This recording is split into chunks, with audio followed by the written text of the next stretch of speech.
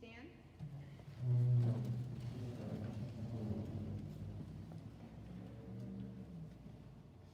I pledge allegiance To the flag of the United States of America and to the republic for which it stands, one nation, under God, indivisible, with liberty and justice for all.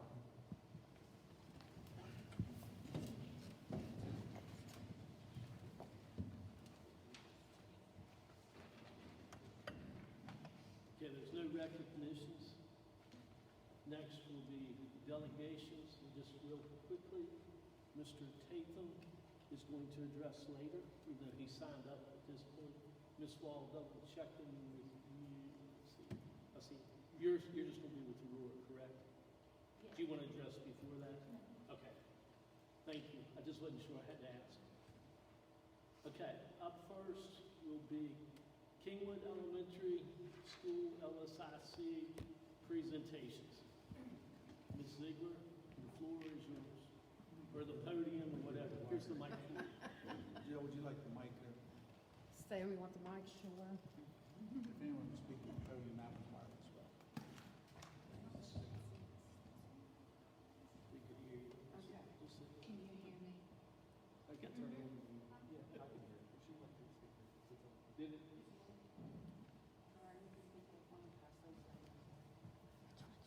you. I'm not sure what she's saying.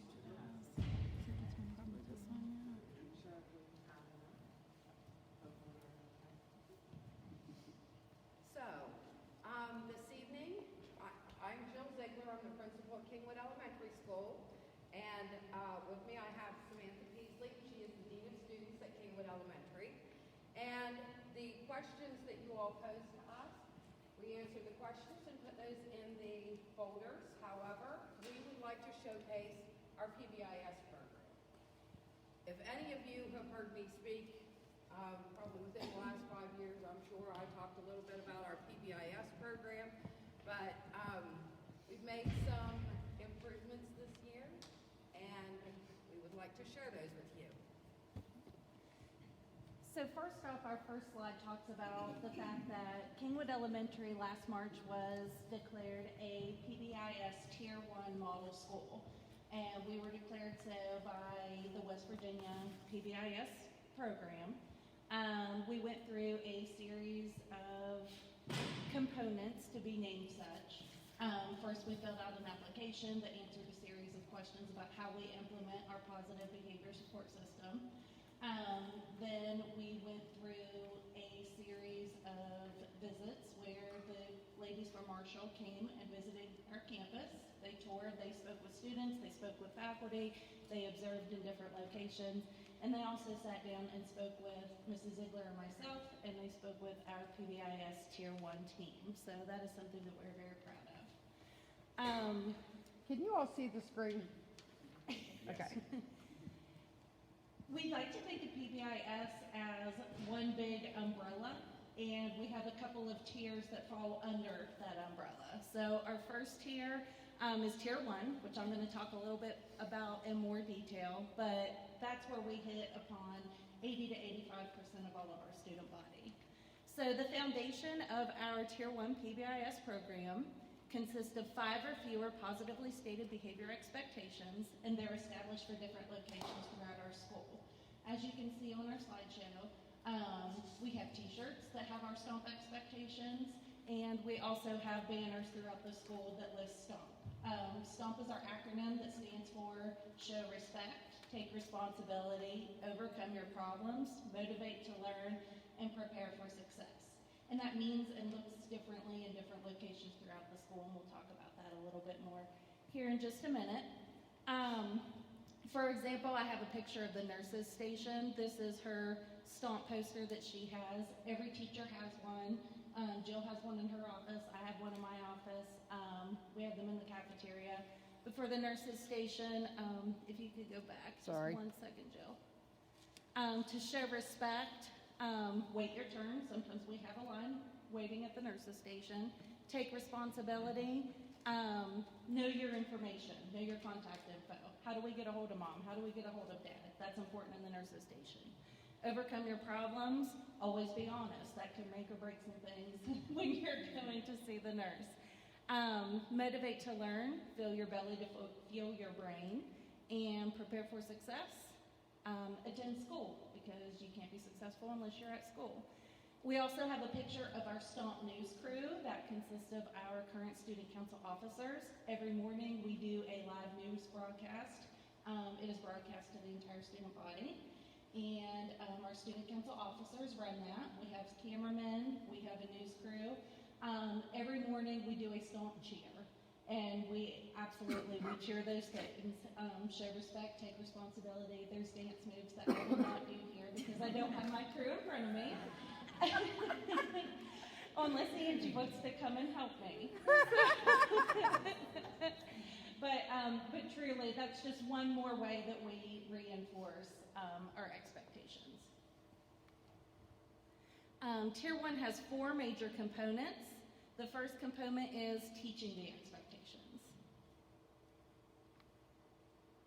And I already kind of talked about one way, it's visible throughout the school. This is another way that we do it. So again, there's expectations in the cafeteria, the hallway, the buses, restroom, playground, and outside on the stairs and on the ramp. At the beginning of the year, we have a Stomp passport that every student is handed, every teacher goes through every part of the building, whether you're in kindergarten or 4th grade at our school.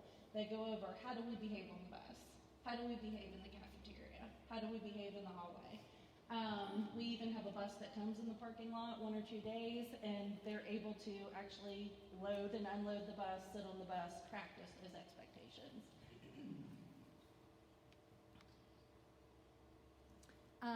The second major component of Tier 1 is acknowledging appropriate behavior. As you can maybe see here on these images, one way that we've kind of found success with in the past year, instead of giving students tangible items or tangible rewards, we like to give them experiences at school. So this is a picture from one of our Easter egg coloring parties that we had last year for our Stomp winners. And the way that you get on track to earn your way to one of these special parties is to earn your orange Stomp tickets, which you'll see up in the corner. You can do this in a number of ways, but following the expectations outlined by us daily is one way. So as you'll see, we have a calendar for November and December of 2022. Every day we're looking for something different. So one day it might be quiet in the hallway. If you see a student who is quiet in the hallway, they earn a Stomp ticket. The students do not see this ahead of time. That kind of nips that perception of people saying, well, you're rewarding behavior that's already expected anyways. Yes, it is expected, but the students don't quite know that that's what we're looking for that day. If you'll We can also, when we have patterns of behaviors like there for a while we had some vandalism in the restrooms. So we started giving out tickets for going to the restroom and coming back without a problem. Yeah. There's a picture up at the top there of one of our Stomp stores. We have passes for different things. We have a hat pass. We have an eat lunch with a friend pass, eat lunch with the principal. Some students have saved up tickets to get their hair done by a staff member or their nails painted by a staff member, as you'll see later. There's a nice picture of our principal getting pied in the face because students have earned those tickets. 27 times, I think. Yeah, one after another, after another. And down at the bottom, we also have a picture of one of our incentives from last year. It was March, so it was around Dr. Seuss Week, and we had a popcorn and movie party for the students. Component number 3 is correcting our errors. So in a perfect world, everybody would be good with steps 1 and 2, but we don't live in a perfect world. So we all need reminded of how to correct our errors from time to time. And we don't just call the police. Actually, this was the first day of school, and we invite several community members to come and join us and hand out pencils, welcome the kids back. let them know we missed them. We're glad they're back. But for correcting errors, it's more along the lines of if someone is talking in class, you could give stomp tickets to the kids around them for not talking or for ignoring that behavior. So we're acknowledging the positives rather than the negatives at that point. So it's like Jill said, recognizing even the smallest positive behavior, recognizing students in proximity who are demonstrating that desired behavior, and also restorative discipline practices. We've kind of moved in that direction. A lot of times, you know, if a student makes a poor decision, maybe they use unkind words to a friend or a teacher. Rather than, you know, yes, we pull them out of class and have a talk with them, but rather than giving them after school detention, they may write an apology letter stating, you know, this is what I did wrong and this is what I would like to do in the future. This is what I could do in the future to make it a better choice. And the last major component of Tier 1 is asking for assistance. And again, we have some images from our Tier 1 rewards.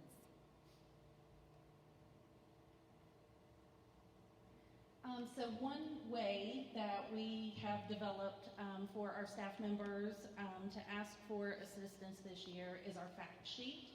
You know, once we are seeing repeat behaviors in the classroom or maybe in the cafeteria or maybe in the bus room, you know, we see patterns, we fill out a fact sheet.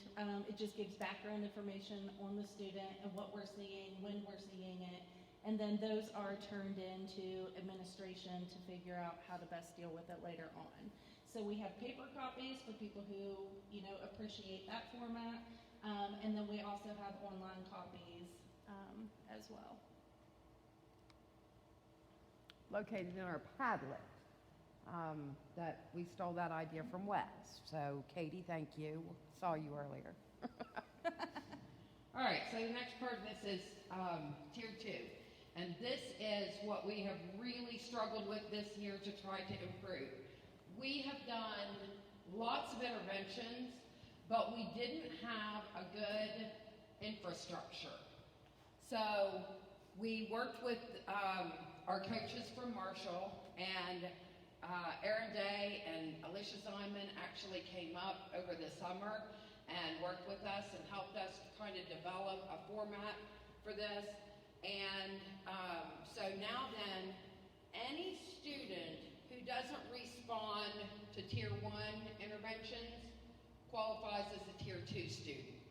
So when a teacher comes to us and says, you know, Johnny's still acting out at lunch, or Johnny never comes to school, just anything that could be a problem. Johnny never does his homework. Anything. They can fill out a fact sheet, and the very first step is we want to find the function of their behavior. So right now, we want to provide the minimum amount of support that's going to help Johnny be successful. So not only can teachers nominate students, but a lot of students would drop through the cracks. A lot of students maybe don't exhibit the outward behaviors, but have some internal behaviors that may go unnoticed. So we also have some decision rules that we follow. For instance, in a 4-week period, if a kid has had an office of discipline referral twice, and this is a kid who generally doesn't see the office, twice could indicate a problem. So we want to look into that. We don't want anyone to fall through the cracks. We also use Universal Student Screener, and we give our teachers until the end of October to actually get to know their students, and then the teachers are the ones who fill out the screener, and then our guidance counselor, Crystal Pell, she puts in all the data and looks at everything to determine any students who may be at high risk for either internal behaviors or external behaviors. And with those students, we will have a different intervention for them. Go ahead, Sam. So the basic process for Tier 2, we want to collect the data first. We want to see what the student behaviors are before we try any interventions. During that period, we will gather information. We will gather information from all the teachers. We may look at attendance. We may look at behavior. We may go back and look at the screener. And then we meet with the student, and they will start out with it. It's a check-in, check-out process. We use a STAGS card, and STAGS stands for Students Tackling Appropriate Goals and Solutions. So that's how we collect our data. We go to the student and talk to them about what the problem is, what we're going to do to collect the data, and who it is that they would like to, which adult in the building. Could be anybody. Could be the cook, custodian, principal, dean, guidance counselor, anyone. So what we're trying to do is build a positive relationship with any student who may need that relationship. So the student gets to choose who their check-in, check-out person is, and we collect data. We reach out to the parents to let them know what's going on. We send home a brochure. If you look in your folder, you'll see we have a Tier 1 brochure in there that has the orange stomp picture, and the Tier 2 brochure has the picture of the deer on it. And that just kind of lets parents know a little bit about what we're trying to do with their student, that this is not a get-in-trouble thing. Their student is not in trouble. We're providing them with support. And then the teacher or the facilitator sends home, they take a picture of the card every day and send it home to the parent. We have found this to be much more effective than sending a piece of paper home. Kid loses it, parent doesn't sign it, what have you, doesn't come back, and then we have no idea if the parent knows anything about it or not. So we take a picture, send it home, usually over Seesaw. I send mine through text because everybody has my number anyway. I do too. And I feel like I get a more immediate response that way as well. So, and again, it helps to build that relationship. And then if the parent has any questions about anything that happened throughout the day, that facilitates that conversation right then. Yes. Go ahead. Do you want me to go back or? Nope, go forward. All right, so while we're collecting this data, we're trying to determine the function of the behavior. Is the student trying to get adult attention or the attention of their peers, or maybe they want something from the prize box, a tangible. Maybe they are trying to avoid the adults or avoid other kids, or imagine trying to avoid schoolwork. Who'd have thunk it? Next one. So once we figure out, we make a hypothesis about what we think the function of the behavior is based on the data that's been collected so far.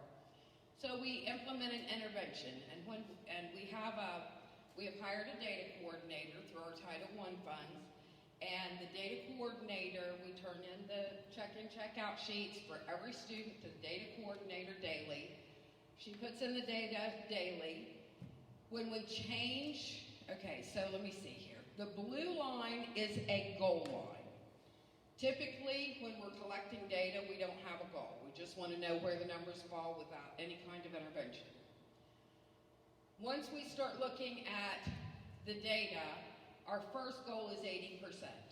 So we want to implement an intervention with 80 and achieve 80%. That would define success. Well, if the kid doesn't get 80%, then we may modify the goal.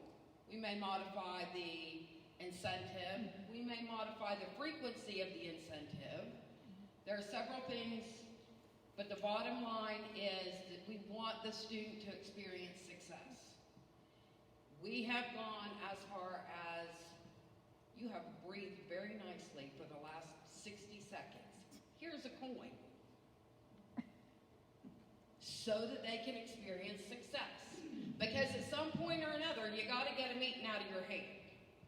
And that part is so very important because, and it's the same thing too. We're very good at coming up with the interventions. We are not as strong in weaning them off of these interventions. So we need to find out what works, and then we also need to find out, like, how can we lessen this to where you can become more independent? So a couple things on this graph. The dotted line is the student success line. The black bold line, the vertical line, is where we change interventions. Now, one of the things that we're working with Marshall on is I want him to change the program on this graph because I want to see the trajectory change every time we drop a black line, every time we change something about the student's plan. I want to know if it's successful from that point. But anyway, this is still a really valuable tool, and it helps us determine who's being successful, who's not being successful, etc. Go ahead. So, our data coordinator puts together this information for us, and it is divided into students who are showing a positive response, but they're not ready yet for fading.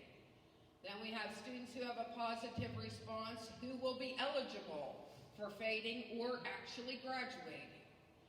Then we have students with a questionable response and students with poor responses.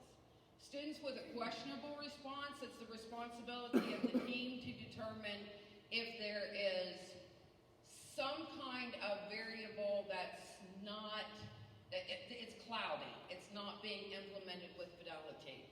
Or is it, do we need to change something about the plan? And students with a poor response, we need to figure out, have we given it long enough, or do we need to change something about the plan, etc. Go ahead. So, does PBIS work? Well, in 2015-16, we had 465 discipline referrals, and mind you, that was during our planning year, and we worked really, really hard to enter every single discipline referral. So, like, teachers were keeping data on tally sheets.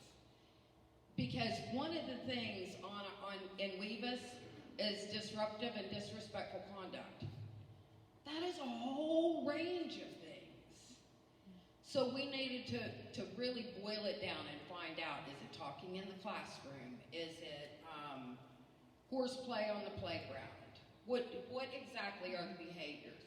So we went back through a pile of discipline referrals and we broke it down into 10 major categories, and our teachers kept track of everything that was going on in the classroom, as well as we entered every one of the office discipline referrals. And now then, we are down to, between just this year, since August, we have a total of 54 discipline referrals.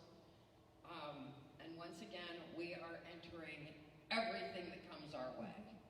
Even if a teacher brings a child to us just to have a chat with them and they don't write up a discipline referral, we're still putting in WEBUS because we want to have as much data as we possibly can. And that concludes our presentation. What questions would you like to ask us?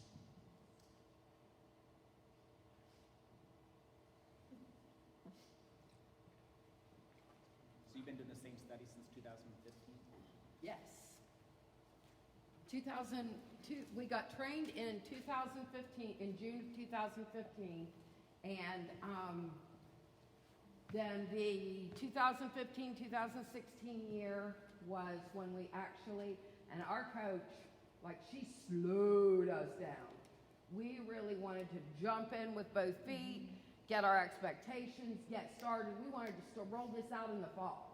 And she slowed us down and she said, you got to put the foundation out. You have to get your teachers ready. There's a whole preparation thing.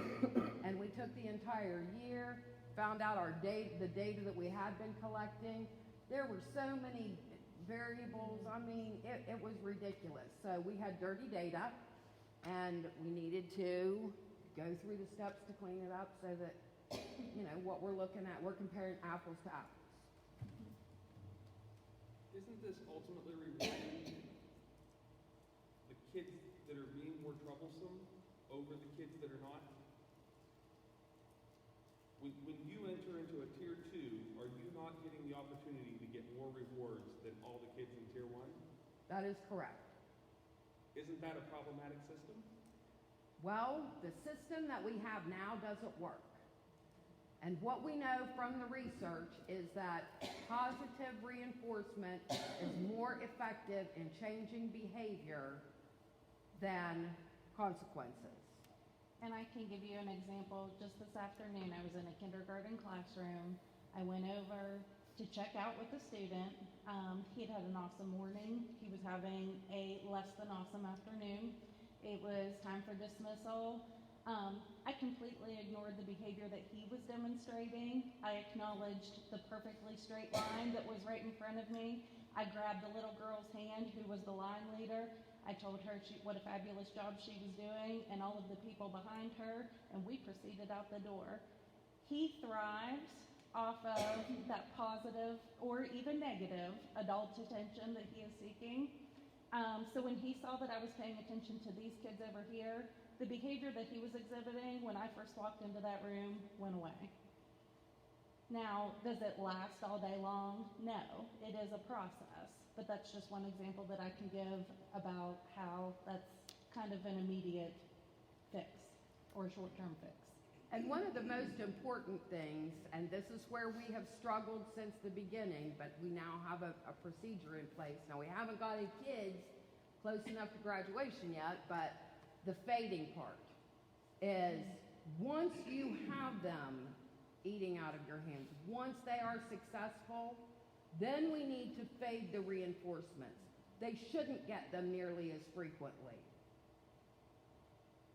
When they demonstrate that they can perform the behavior, we need to stretch out the time between reinforcements.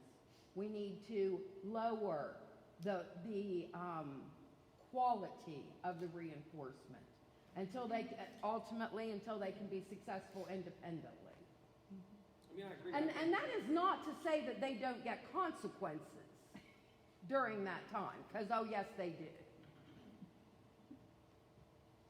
The same student asked me the other day while he was in ISS if he could go do his work in Mrs. Ziegler's office, because that's not where he did not want to be with me that day. And guess what? So it's not So always what? fun. I've never seen research to indicate that positive reinforcement has a more positive effect in the long run. Yeah. In general, there's a reason why our government believes in prison and negative reinforcement for issues. There's a reason our government isn't handing out rewards to people the second time that they report to their parole hearings because they were supposed to, right? Like, in general, I would love to see research that would indicate otherwise. Now, Well, prisons are also the #1 industry in the United States. yeah. And going away from governments and becoming privatized. Yeah. I mean, I think what you're doing looks awesome, but you've already identified when you said your fading is an issue. Yeah, It is. It absolutely Kids are is. smart enough to realize if I continue to get rewarded for this, I don't want out of this, right? Mm-hmm. Like, I'm curious if you've had anybody relapse, like, hey, you took me out of this, or a kid say, well, if I do this, I no longer get that reward. I mean, I think most kids will be smart enough to realize that, I would hope. I mean, they did in the long run. I just was curious. I mean, like, I think most of the problem in our society is people are expecting a reward for what they're supposed to be doing, and my concern is that this is reinforcing that mentality. Are they able to function at a 19-year-old graduated from high school when this is the precedence that's been set? Do what you're supposed to get something just for doing what you're supposed to. Again, it also looks to me like, I mean, you're investing a lot of time. I mean, Less a lot time of than time and before. resources. And you care, and I get that, but I just would think that this is a Yeah. lot of time and resources to get to the same step that a smack used to get, that took a lot less time. The times have changed. Times have And changed. that's Absolutely, and we have to remember too that kids are in tier 2 for different reasons as well. Like, they may be in tier 2 for attendance, and I can speak very highly of that, because I can confidently say that, like, kids, when I first started this position 3 years ago, who I started on check-in, check-out, and various interventions, some of them positive, some of them maybe not as positive, but I do check-in, check-out for attendance as well. They are no longer attendance issues. They're no longer my high flyers. And it's something that I have faded. Like, it's not something, I'm not checking in with them every single day. I had a girl I had to peel away from her mother last year because she was having separation anxiety issues, did not want to come to school. Mom wanted to walk her to the classroom every day. That's not appropriate because that was creating a whole other set of issues, not only for the kid, but for the teachers, for the other students. We started check-in, check-out with her. I spent a little bit of time with her every morning. I would walk her from my office to her classroom every day. Within the first month, her attendance issues, her absences were cut in half. By the second month, I was walking her halfway between my classroom and there. By the end of the year, she could do it on her own, and she was good to go. So The one thing too, remember, it's the elementary level. So if we can stop it at the elementary level before they get to Mr. Martin and all the other middle school principals, and then from there to Mr. Seymour at the high school, then it'll work. But in order to truly see long-term, it's going to have to follow those kids from here. Have we compared the 2015-16 class data with the high school issues? Are we seeing if there is a more positive effect in this approach from those that have moved on to the high school from the 2015 class to the high school compared to students that came from, if we have any schools that are still doing negative reinforcement, all the way through, are we comparing that data? No, but that's a great idea. that is I an love excellent that. idea. Love that. I will sign up for for being part of the analysis group. I mean, by any means, if I can be of assistance, but Yeah. I mean, would be interested in seeing that. That's my Absolutely. jam too. If That'd it be is. awesome. I would really like to see that. But that 15-16, that's not the right year. That's the planning. They didn't actually implement it until what year? No, that was 2015-16. That was the date. That 365 was- the number of discipline referrals in that school year. Right. Yes. Well, it says year of planning. Right. Well, that was when they We first were not started documenting implementing it. at that Which point. we would have to see, because those kids wouldn't be there. It would have to be the year that you actually implemented it. True. Yeah. Because Gotcha. 15-16 Oh. doesn't show. Yeah. Okay. Yeah. You weren't implementing your positive reinforcement. You were taking the data of the number of reports. Right.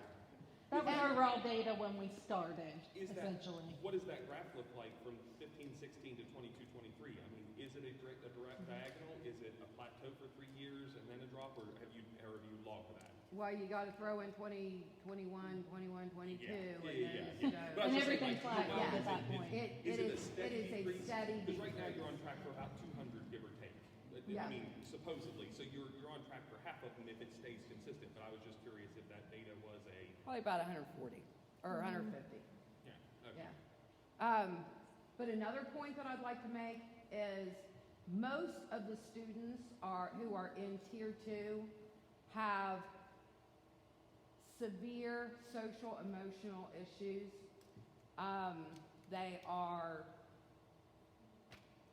There's just a gamut of issues. Issues at home, issues with addiction in the family, all kinds of things. And there are no services for our kids. Like We are their service at this point. Crystal and Andrea Stanley, who is our social worker, have exhausted as many resources as we know of. And, you know, if you're lucky enough to get somebody on the phone, you're going to have a really good conversation, and then you try to reach out to them a week later to follow up, and it's crickets. And one thing, By that, you mean and one social thing that we're workers? really How interested, many, I mean, counselors? social workers, mental health hospitals, Chestnut Ridge, WVU, the wait lists are so long. and one thing that we're really interested in is getting wraparound services for the entire family, because quite frankly, the whole family unit needs these services, but a lot of these places won't provide the wraparound services unless you have a diagnosis of something. Well, you can't get a diagnosis if you're on a wait list for months at a time. So what do we do in the meantime? Okay, thank you. Thank you for the Appreciate it. opportunity.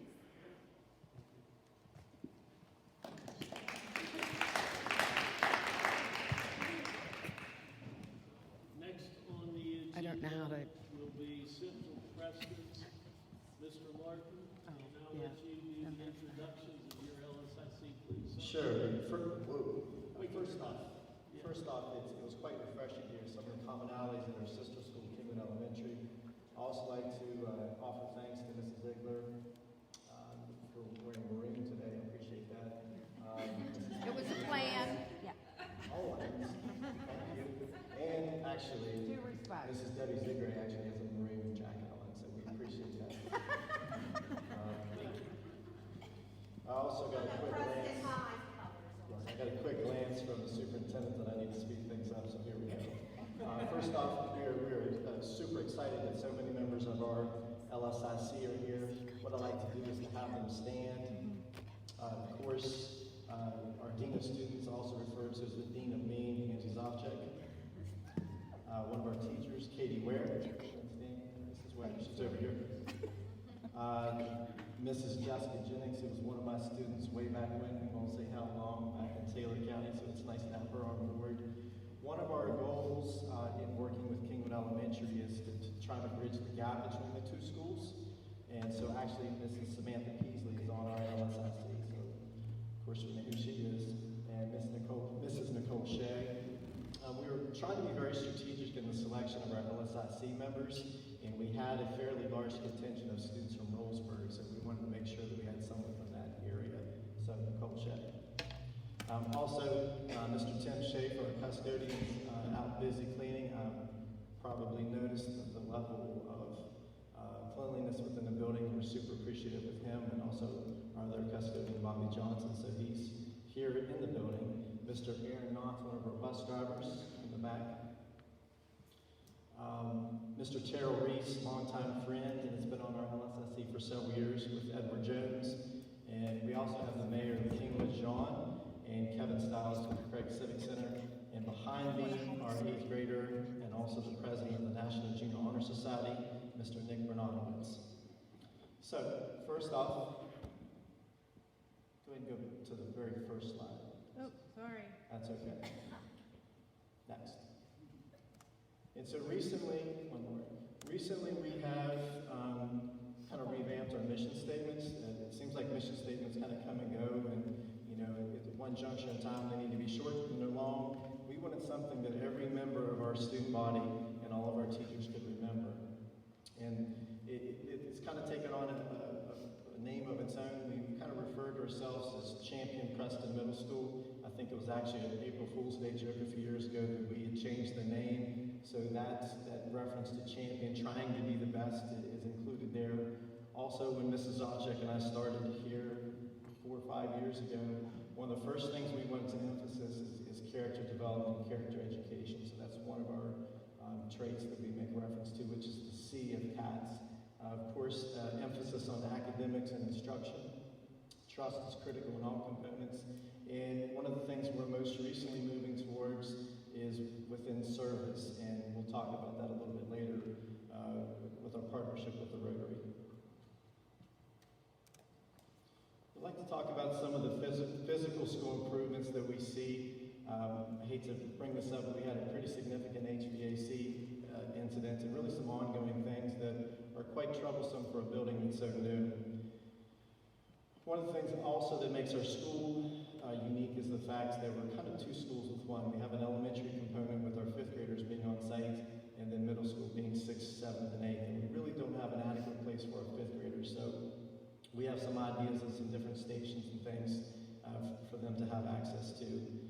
This is kind of a pet peeve of mine, is some type of true school sign, whether that's electronic or more brick and mortar. Our parking lots are set to be sealed, I believe, in the spring. We also have vape detectors that are about to be installed.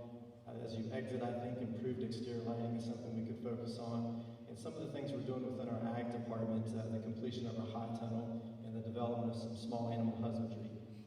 So we're going to move on to some school improvement needs. Okay, for the academics, we know that we've been focusing on this, however, we need to continue with improving parent and community involvement. We would hope and like to have smaller class sizes.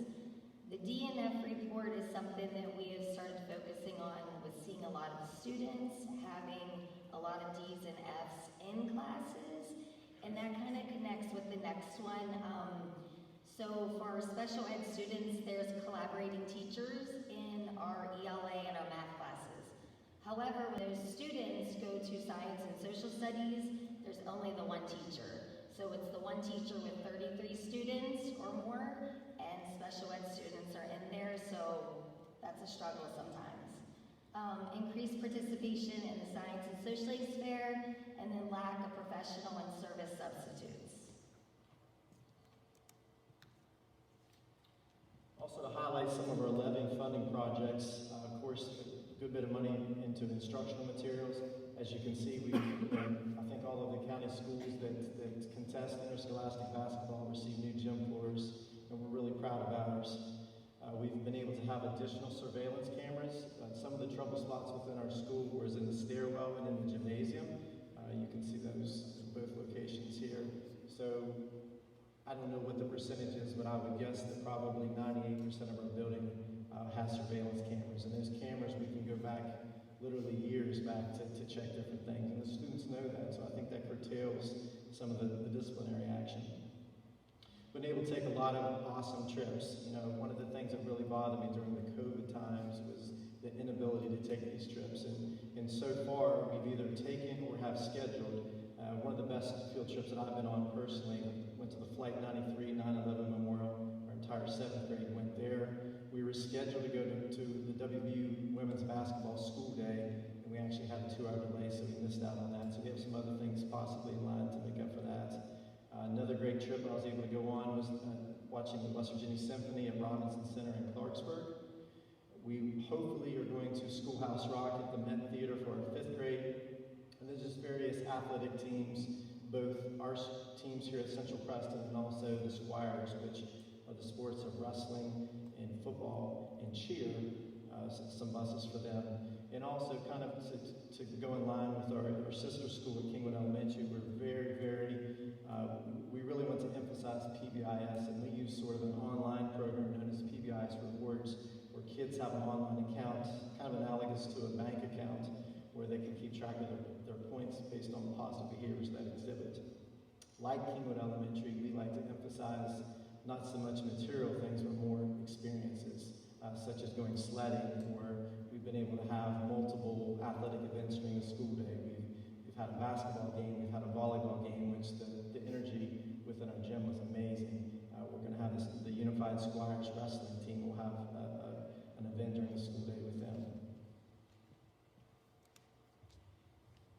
To highlight some positive aspects of our school, we've been focusing collective efficacy, which is with all of the teachers getting on board with the same goal, believing in all of the students that they all can be successful through different interventions and different ways of teaching. The cleanliness of our building that Mr. Martin already said. Our safety, which we have on our school website if you've not seen before, easy access for students to go on their laptops and to request if they need to speak with the guidance counselor, so it's private. They don't have to go up out of class. They can do it during school, or they can do it at home, anywhere on the internet. They can fill out a guidance form, a nurse form, which would obviously be in school more, and then an incident report. So an incident report, it can be about anything that's going on that the student does not feel comfortable. Whether it was a kid being mean to them, bullying them, whether they saw a fight happen, whatever it is. They fill out the incident report and it goes to Mr. Martin, myself, and then our guidance counselor. So then we get it, the email right away and get it taken care of the situation right away. However, we don't know if something is happening, and this is what we try to tell our students and parents. If there's anything happening, it has to be reported for us to help them then. So and I think that's shown a lot of success with the incident report. Mr. Martin is planning an evacuation practice drill, arrival and dismissal plan for buses and parent pickups. That has changed since last year, and I think it's going a lot smoother this year, with teachers on duty beginning day after day and the parents knowing the routine. Stance on vaping, drugs, violence, and bullying. We've had several issues of that this year, and it's out that obviously we're going to take a stance on it. We let the parents know right away. We're in contact with the board office for assistance and wherever we need to go with that. Some student programs and initiatives. We have a house system the PBIS rewards. We just started this year a cooking club after school with Mr. Knotts, who made the cookies that you're gonna have to try if you've not already, they're delicious. And Mrs. Thomas also helps with that. We have a Wildcat Weekly, which is an online newspaper for the week that the students do with Miss Childs, and then Take Your Parent to School Day.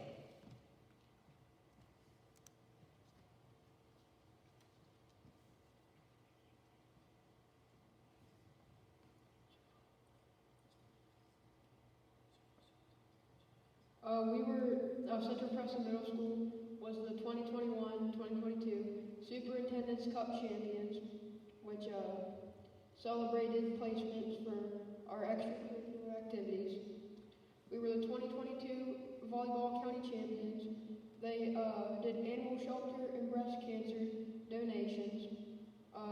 For wrestling, Ava Turner was the West Virginia Girls State Champion for the 115-pound weight class. Our band received a superior rating at Band Fest, and we received first place prize at the Autumn North Festival. For FFA, our tractor driver competition, Lucas Lilly, Jason Plum, and Kevin Thomas all placed at the regional level. For the National Junior Honor Society, we're doing many service projects, such as we did a dance, which 100% of the proceeds went to a breast cancer foundation. It was called Think Pink. We helped set up the pumpkin run, and we have many more planned service projects. At the State Social Studies Fair, I went there. I got first there. At Regional Math Field Day, me, Brody, and Bryson all went. I placed there. And for the Golden Horseshoe, Allison and William Schmidl, who are twins, received 2 of the 4 winners for this, for the county Golden Horseshoe. Round of applause for Mr. Moore. That's one of the things we like to do, is to put young men and women in situations that makes them a little bit uncomfortable, and to be, to learn those very important life skills. Making reference to that Superintendent's Cup, it's something we started last year from an entire county. Basically how it works is the county champion, or whatever the sport happens to be, receives 3 points, the runner-up team 1, and we just tabulate the points to have, in essence, a perpetual trophy that'll be moved from school to school over the years. I want to talk a little bit about actually a lot about academic progress, because it's something we're very proud of. So the first slide that I have here is dealing with the GSA, and it's looking at math proficiency. And so when you're looking at this, at the top, if you look at the column to the left, the overall school proficiency in math was 31.5, and then we've broken it down as far as 5th, 6th, 7th, and 8th. And the first thing in quotes there would be where we're kind of ranked within the county. And then it also looks at what the West Virginia State average percentage is. And so I'm not going to read all those, but there's several occasions that we had the top score, or were tied, or did very, very well. But in all honesty, if I'm not real, it's important to be the best that you can be from a school standpoint, but one of the things we started the year with is do some comparisons at some schools that historically we probably didn't have similar scores with. And I'm not going to mention that because we're live on the internet, but the schools listed below, we had higher scores in both ELA and in math. And again, this public knowledge is on Zoom WV, but so we did a little activity with our teachers. It was called Mystery School, where we would look at the results of a mystery school that they didn't know who it was. They would analyze, and then at the end we revealed what those schools were. So it was very interesting to see where we were amongst these schools, and also we looked at some schools that we strive to be towards. The top 3 districts in the state are Putnam County, Mon County, and Little Dodgers County, which just a few years ago was 41st out of 55. So it was interesting to compare us to some of those schools as well. And as an example, Doddridge Middle School, which is one of 3 schools in that county, we had higher ELA scores, and they were the number 3 school in the state of West Virginia overall, based more GSA information. Next slide. This is more of a historical, looking at ELA proficiency on the left, math proficiency on the right. The state of West Virginia sets goals based upon your scores back in the 2021 school year, and they're looking forward 15 years basically. And so there's a calculation that determines that. Down at the bottom, based upon our scores in ELA, we're expected to improve 1.89% each year through the year 2035, 2036. That's going to be someone else's problem at that point, to be honest with you, but in the end, you know, the goal for us in our school is to be 71.59 proficient. As you look at these numbers, we are well on track or way ahead in both ELA and math. Similar on the math side, because our scores are a little lower, then our percentage, our expected annual improvement's a little bit larger. But as an example, in the 21-22 school year, our ELA proficiency is 49.68. Our state goal for the 2025-2026 school year is 52.63. We're almost there. But again, just because you've attained that score last year has zero relevance for this year. Some schools slip back, and what we're trying to do from an instruction standpoint is to push on. Next, we'll talk a little bit about iReady scores. Okay, so looking at the chart on the left, you see the math proficiency. This is the first, we took the first diagnostic, and then next to it you'll see the second, which was the second diagnostic. So the first diagnostic was when the students came back, and we started at September 6th. So if you're looking at the math on the left, you'll see that 5th grade was at 16%, and then so on. They went up to 18%. I'm not going to read all of those to you, but most of them have made a significant increase already from September to November 9th. So looking at the right then would be the ELA. The first diagnostic, the school was at 28% proficiency, and then the second, the whole school was at 34%. And then it breaks it down then as well from 5th, 6th, 7th, and 8th. So usually we take the diagnostic 3 times a year, the beginning year, middle, and the end of the year. And this is the first time that we're taking it 4 times a year. And so looking at the gains that we have made already from September to November, I think this is a great indication that hopefully the teachers and students see that it's paying off to continue doing their pathway for the teacher intervention when they're doing their pathway, if they're not being successful, and then to continue with our small group interventions in differentiation, which we have implemented here at the middle school. So some plans for the next school year. We want to continue our partnerships with the local businesses and community organizations. As Mr. Martin said, focusing on the new CATS acronym for service. We are going to become, Mr. Martin and myself, Rotary members, and then we are going to be, I don't know if the word is mentors for our students then, that we are going to have the students then, I don't know the whole process because this is brand new to us, but they're going to become members of the Interact Club. I don't know if it's a process they have to sign up to do, we're not really sure. I'm looking at Terrell Reese because we're going to be learning from him. We want to thank and continue working with our landscaping projects from out front with Jennings Nursery, Titan Roofing, and Nicholas Enterprises.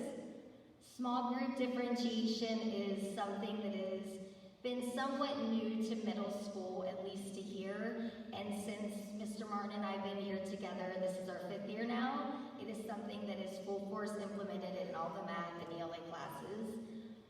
Science and social studies is getting on board. Science is already on board. And then another thing is learning intentions and success criteria, which is a focus of visible learning from John Hattie.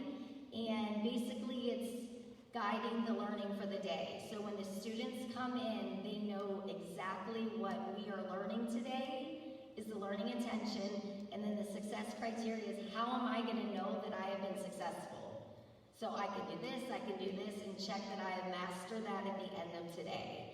And those learning intentions can go on for a few days, but we don't want them the whole unit, the whole standard, because that's too large for students to understand and master. So we want them really specific. And just getting feedback from students and teachers, the teachers said that it has made them reflect and guide their lesson planning and driving more specific and detailed. So if they're planning more and being more specific, it can only increase our student success then. Just one final thing about the success criteria. It's very interesting to, when you're in the classroom for an observation, to talk to the students and for them to know how they're going to measure being successful and what they're going to be able to do and what that looks like, what that sounds like. We're going to wrap things up with a very quick, I asked Mrs. Darby Rousey, one of our teachers, I said, listen, I want a snapshot, or actually multiple snapshots, of what the 2022 school year has looked like. So, again, Mr. Martin is looking at me to be quick. Here's 90 seconds of what our school looks like. I'll get out of the way too. I'll try to.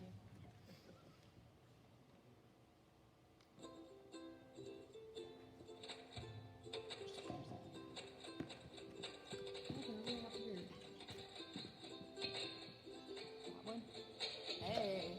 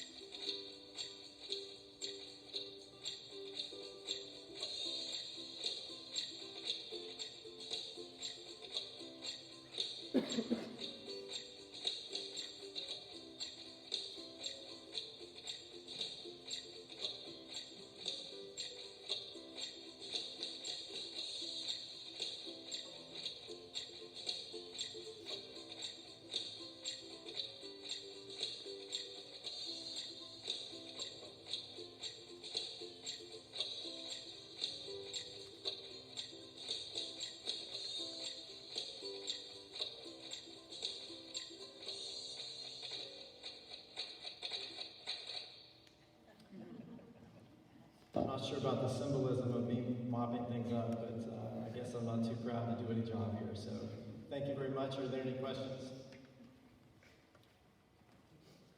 All right, thank you. Thank you.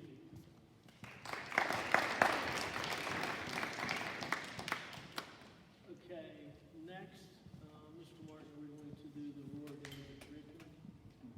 And begin with Ms. McDonald.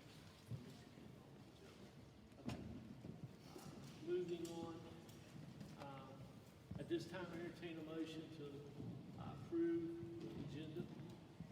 I don't think I can hear you. I move to approve the agenda. Second. Okay, moved by Mr. Tatham, seconded by Mr. Zigray to approve the agenda. Is that better? Call for the vote.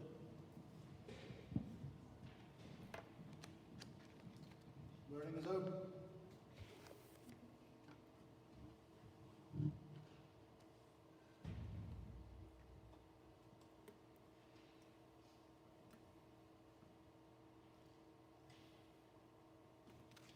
Motion passes 5-0. Next on the agenda would be I'll entertain a motion for the board to approve the meeting minutes from 11/14/22. I'll make that motion. Second. Moved by Ms. Feathers, seconded by Mr. Tatham. Any corrections? Hearing none, call for the vote. Voting is open.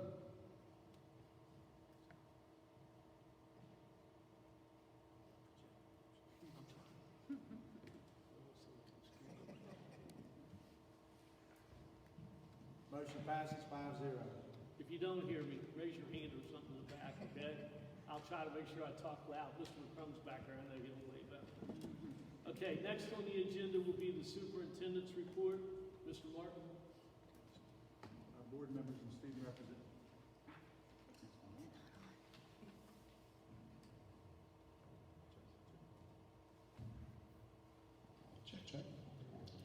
Board members and student representatives, you had a small separate packet.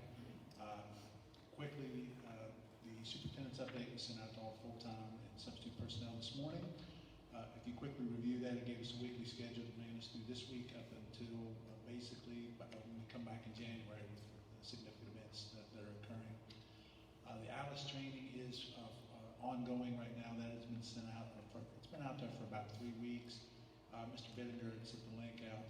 That is where we're getting our staff fully trained. It's about I think about an hour and a half module that's required by all staff. That will eventually be followed by in-person trainings for students in regards to ALICE procedures as well later this year. Mr. Bittinger is working on obtaining certification and will work in conjunction with the Sheriff's Department representatives who are also trained. In terms of the Section 125 provider, we are moving away from the proactive, and I believe we are picking it up with American Fidelity. American Fidelity. yeah, it's American Fidelity. So that is a change. We are required to carry a Section 125 provider, and at this juncture, we'll be moving forward with American Fidelity. A couple other things in the curriculum section. We are doing the second diagnostic test, and there's some announced dates in terms of when we do our ticket drawings and student recognitions that are associated with that. That's going to be coming up in the next 2 weeks as well. One thing that I wanted to let users know as well is eventually by January, we are intent to actually share the superintendent's update via Teams, using the channel feature in Teams. What that will allow for is a more automated process. It's still going to require Mr. Sines to do an upload in order to update any new staff that have been added, but we think that'll be a better process. By going this route as well, this will also allow us to retain the content. For example, if personnel were to move on, go elsewhere, and many times when you're sending it in a manner via a personal email account, that content leaves with them, whereas if we use this apparatus, that'll allow for a superintendent update to be or other content that we'll be pushing out there. But we're just trying to let users know that there's going to be a change in shifting to that by January. So with future updates, we'll provide some step-by-step on how to best access that via Teams. Now, to actually go into quickly, Mr. Murray, I spoke with him this afternoon. Following the Thanksgiving break, we did have several issues. Of course, Mr. Martin mentioned we definitely had a significant heating issue here at Central Preston, the upstairs floor. I can attest. Took my jacket off immediately walking in last night. It was very, very, very hot upstairs. We are actively working with our maintenance staff and with an outside vendor to try to resolve the issue. But certainly, I know that there was some hardship created for the staff on that standpoint, so we're hoping we get that resolved very quickly for the staff and the students. We had a couple other minor issues around the county. At Brewston, we had a commode valve that was leaking that was reported. Fortunately, Mr. Humberson, who's up there as our custodian, actually lives adjacent to the property, was able to get that quickly resolved. Our maintenance staff got down there this morning to get that taken care of before students reported in. They were also reporting they've had an ongoing off and on roof leak in the gymnasium at Brewston. It seems that is appearing when we have storms coming in. It's almost like when we get that sideways rain, we're seeing that occur at times. Sutter Roofing is scheduled to begin on the roof project at West Preston. The start date has been announced as December 5th, so that's pertinent to Mrs. McDonald. That'll be in the section of the building. I think there are third grade classrooms over in that section of the building. In addition, Matthew has been speaking with there have been 2 additional vendors that are seeking quoting for the guttering that's needed to tear out of East Preston. One vendor has actually been on site, and he's working to get the other vendor up to provide formal bids that can be added to the original bid to that project. So we're hoping we can get that resolved quickly as well. Bid submissions for the Safe Entryway at Preston High School will still be scheduled for mid-February, with the idea that the project will ensue at the conclusion of school this year. One thing that was mentioned during Kingwood's presentation is, with our major improvement project, that is highly likely for us to be a project as in Kingwood Elementary, a safe, secure entryway at Kingwood Elementary as well. I would say similar to what we're doing at the high school. I don't think it'll be nearly as involved, and I think it'll be a much more cost-efficient project at Kingwood because the amount of work necessary is not going to be there. There's probably less to do than what's going to be necessary at the high school, but I'm sure Mr. Seymour is excited about getting that resolved in the near future as well. Demolition at the bleachers at West Preston is ready to commence, according to Mr. Murray, just working with the vendor to confirm the actual start date. Mr. Murray will be reporting out for anticipated levy-based projects in line with our CEFP at the January 9th meeting. I don't believe that was originally on the schedule, but he will be appearing on the agenda for that meeting as well. And the maintenance database appears a little later in your agenda. I'm scheduled to attend the state superintendent's meeting on Friday, December 2nd. Just indicated some of the agenda items, received the agenda today. Second month attendance data, when we, on the meeting on the 14th, we were not privy to that information at that time. I went ahead, I was able to compile that data this afternoon and include it in your packets. If you flip in, basically guys, what you've got is the top figure is our 2022-2023 enrollment in terms of FTE. Now, the chart you're seeing there was actually just the raw number of students. If you look at I've listed each of our 10 schools and they're overall below that chart. That's the actual FTE valuation. So that is the number of students that we're actually receiving state level compensation for. So you can see, for example, Aurora has a total of 168 students, but we're only actually being credited for 167.125. And I'm saying, well, there can't be a kid that's 0.125. But depending upon their circumstances, some students come in, for example, partial day students, or in many instances, pre-K is actually very frequently where we only get partial credit for them. We don't get a full accreditation for the student. Happens at the high school at times as well, where students might come in to take a particular course. We can't credit them as a full level student because they're not taking all of their classes through us. But that's where you see some of the values that differ from the chart versus the numbers below.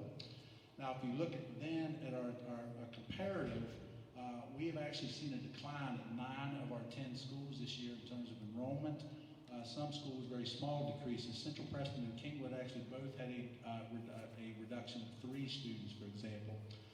We've seen much more significant decreases in students at some of our other schools, our largest being at Rollsburg, where we're down 34 students compared to last year. So those numbers are listed in terms of comparatives to last year. Overall, as Mrs. Schaefer, I believe, alluded to in her presentation, we are down 150.285 students as it regards to FTE. That will have a significant impact on our personnel levels. Mrs. Warner, I think you received a notification as to the anticipated cuts. As I recall, it was approximately 8 professional positions and probably... We're going to have 7 professionals and 9 service. 7 and 9. The service personnel numbers are typically higher because the salary slots are lower, so that it typically requires more cuts in order to hit the specified numbers. Now, fortunately, we will have an excess levy that will allow us to avail some positions through the levy up to 10 professional positions, as long as right now we're currently also funding 4 service-based positions as well. So it's very important, obviously, moving forward that we promote and push for our levy because it's really going to help us to be able to absorb some of these cuts that we're unfortunately going to have to make as a result. So board, I guess if you have any questions about that, but I did want to get that out as soon as possible. That data was available, and rather than wait for Mrs. Schaefer to present in December, I thought it was better to get that info out to you. And Mrs. Plum, if you need this information, I'll make sure to get that taken care of for you. I think last time that you as a board did indicate I will reach out to our local legislatures. Right now, I'm going to try to look at January 4th as a possible date. That's 1 week in advance of the regular legislative session. So I'll reach out to our elected representatives to see if they might be able to come in for a work session, a public work session where, again, you as the board and other interested parties can come in and have discussions with the legislature prior to the session. Did want to update our next board meeting. We only have one board meeting. We only have one regularly scheduled board meeting during the month of December. It will be December 18th at the Rollsburg School. LSIC presentations will be both by Rollsburg and Fellersville schools. Board, I would ask that we are likely going to need to look at a special meeting schedule. Mrs. Warner, if I'm correct, we're looking at next Monday. That is to work through a potential expulsion hearings that will be necessary. On the agenda, we may also include a very limited number of personnel items as well. That will be specified in the special meeting notification. If that's Monday, we will have that notification out by this coming Wednesday. So at this point, board, that is all I have at this time. Do you all have any questions for me? What time is the meeting? Mr. Huggins, the special session in regards to Amendment 2 and 4 was at 5 o'clock. I would prefer a 5 o'clock slot just because we will have likely 2 meetings that night. So I think we would be better served to do it at 5 if that's a workable time for the remainder of the board. Is it okay for everybody? Monday, December 5th. Fifth? Fifth. Yeah. Yes. Okay. Hearing nothing else, it will be a 5, Mr. Mayor. Okay. All right, we'll get, obviously, I just need to confirm with Mr. Schaefer that we've got all the necessary meetings in advance of that meeting, but we will have the proper notification out of Wednesday that we're to hold that. But again, there'll be a very limited agenda specific to potential expulsion hearings and/or limited personnel items, and that will be the extent of the agenda. Any other questions?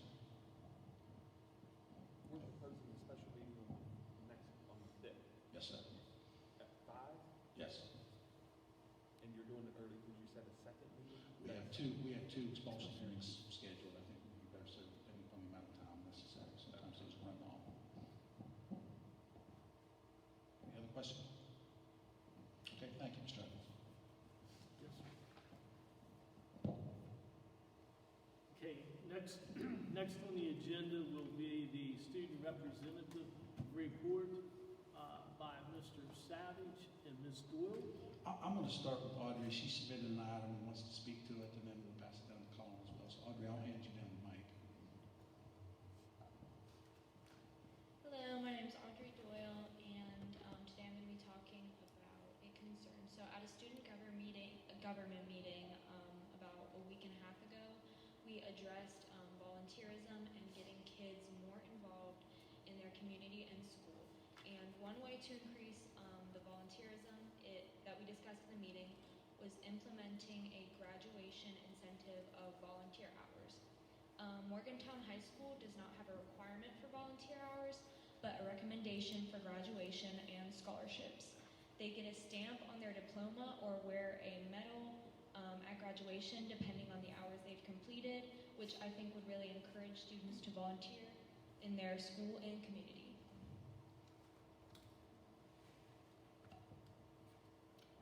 Audrey, I think that's a wonderful idea. What I would ask is, Mr. Seymour, if you be present, is that something that Audrey and Colin could work with you in terms of other interested students to see what we can come up with in terms of a proposal? Yeah. Okay, thank you, sir. Appreciate it. Audrey, is there anything else at this time? I think that's a wonderful idea. Thank you. And I'm going to pass it down to Colin. Now, at the 11th, 14th Board of Education meeting, I voiced concerns about the attendance rate for the 2021-2022 school year, being in the red, which, by the way, if I remember correctly, that was 28%, which to me is kind of terrible, but it is what it is, but we're working to get that better. At the end of the meeting, I told the board I would work with the Student Services Agency that was present at the meeting, and that I would poll students about why students are having chronic absences. Since that meeting, I haven't been able to accurately poll students. The reason why is because if I poll students that go to school, those kids do not have chronic absences, and they go to school. So we would not have accurate data. So for that reason, I did not poll students, because we would not have accurate data. Now, one specific concern from a student that I would like to address is the concern that students are not being encouraged enough to be physically active. They would like for me to encourage, for the Preston County schools to encourage physical activity and fitness across the schools in the county. Now, this does matter, and the reason is because according to stateofchildhoodobesity.org, West Virginia ranks #1 on the national scale of childhood obesity with a rate of 26%. There's cities in California and New York with more people than we do in our state, so I don't believe we should have more obese children than they do. But we do, and that's a really big problem to me. Another concern a student came to me about is that they feel they're being given too many assignments at once.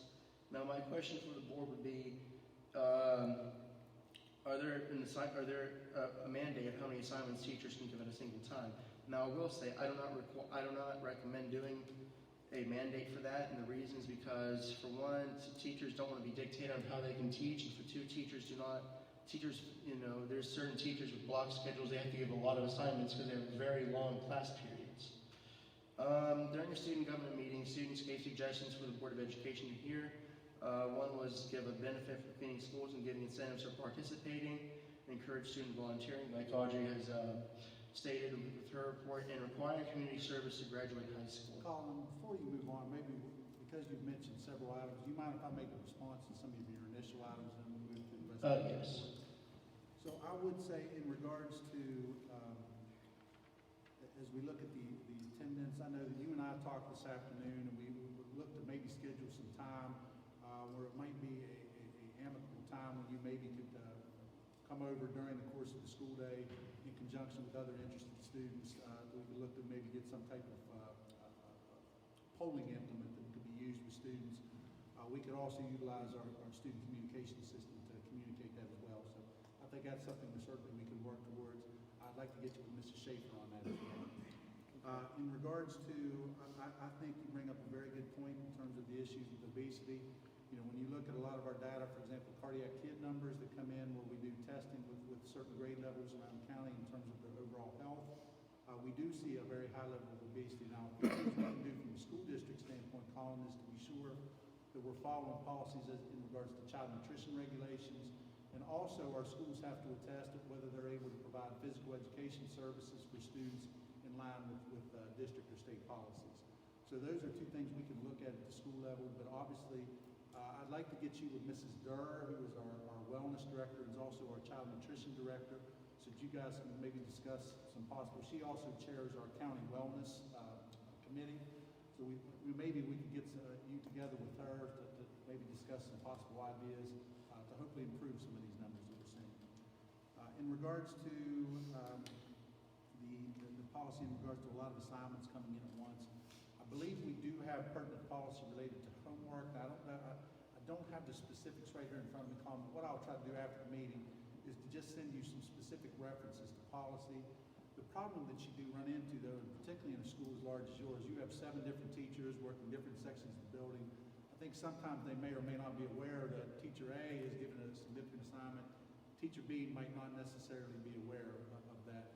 But we can certainly look at any related policies that we have there that might be of some level of assistance. But larger schools, it is kind of difficult. I think in some of our smaller schools, there's maybe a little more opportunity for regular communication with staff members.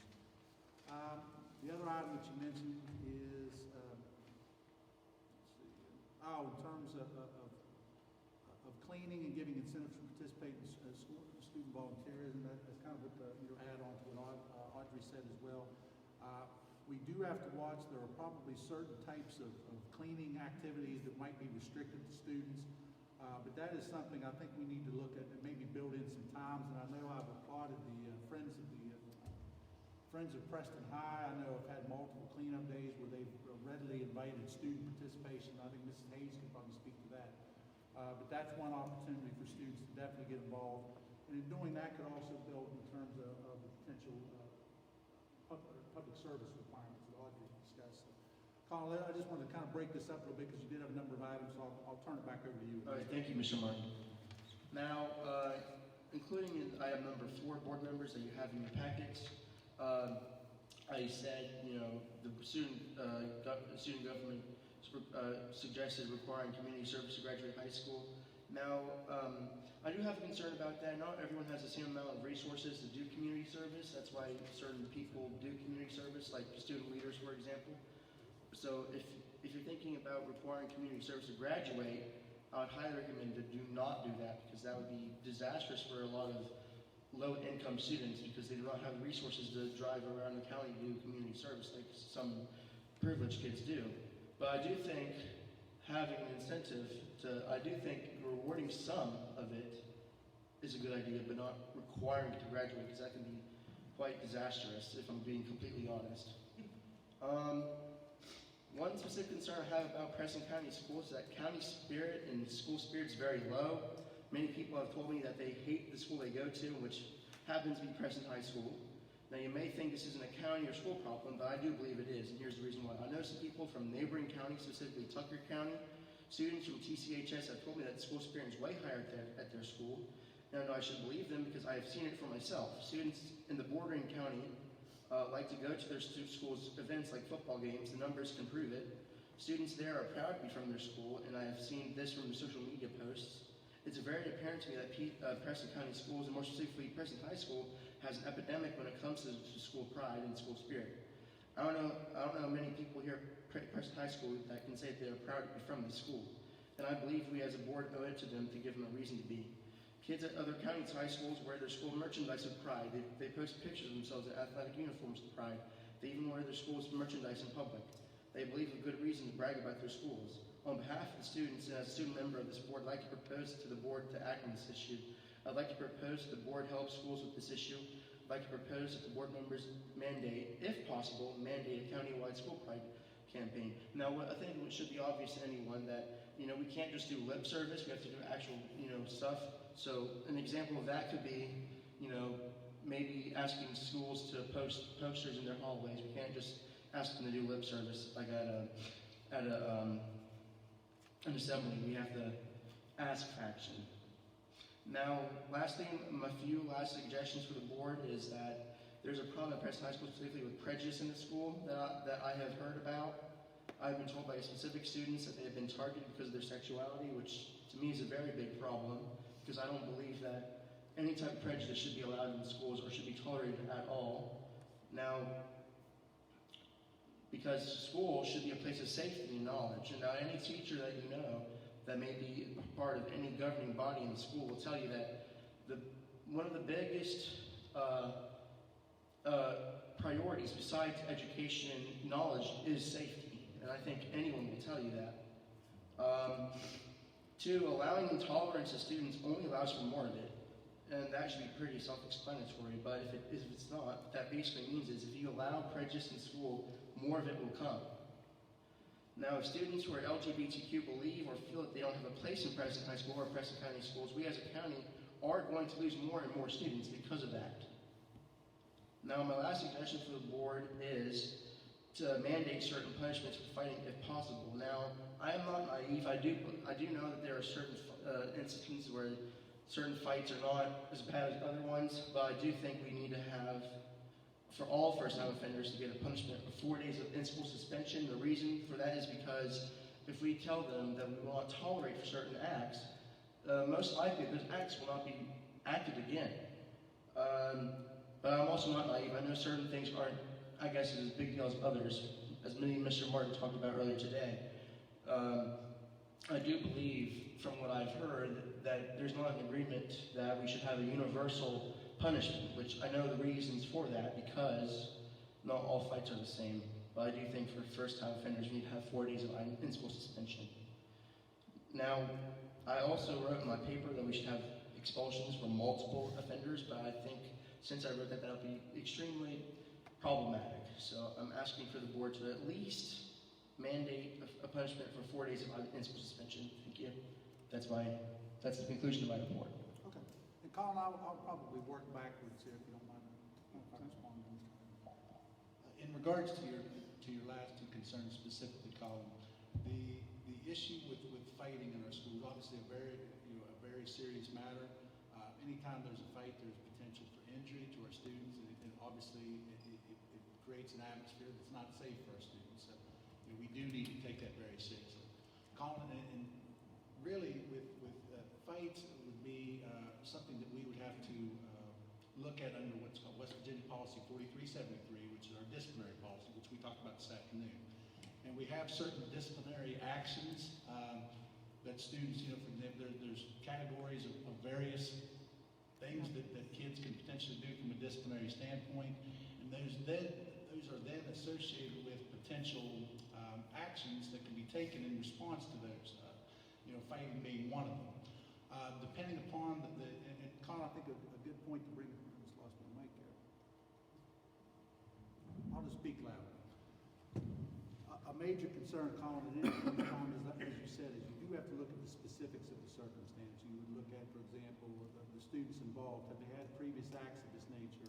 You have to look at the history. You have to look at the circumstances as to what went on. So my only concern with saying that we would have an absolute uniform policy there is because of the fact that not every situation is exactly the same. I'm sure if we would speak to several of the administrators in attendance today, unfortunately, one size doesn't always fit all there, but I applaud you in looking at and understanding that it's a very serious issue in our schools, and it absolutely does need to be taken seriously, and significant discipline does need to be taken into effect when these things occur.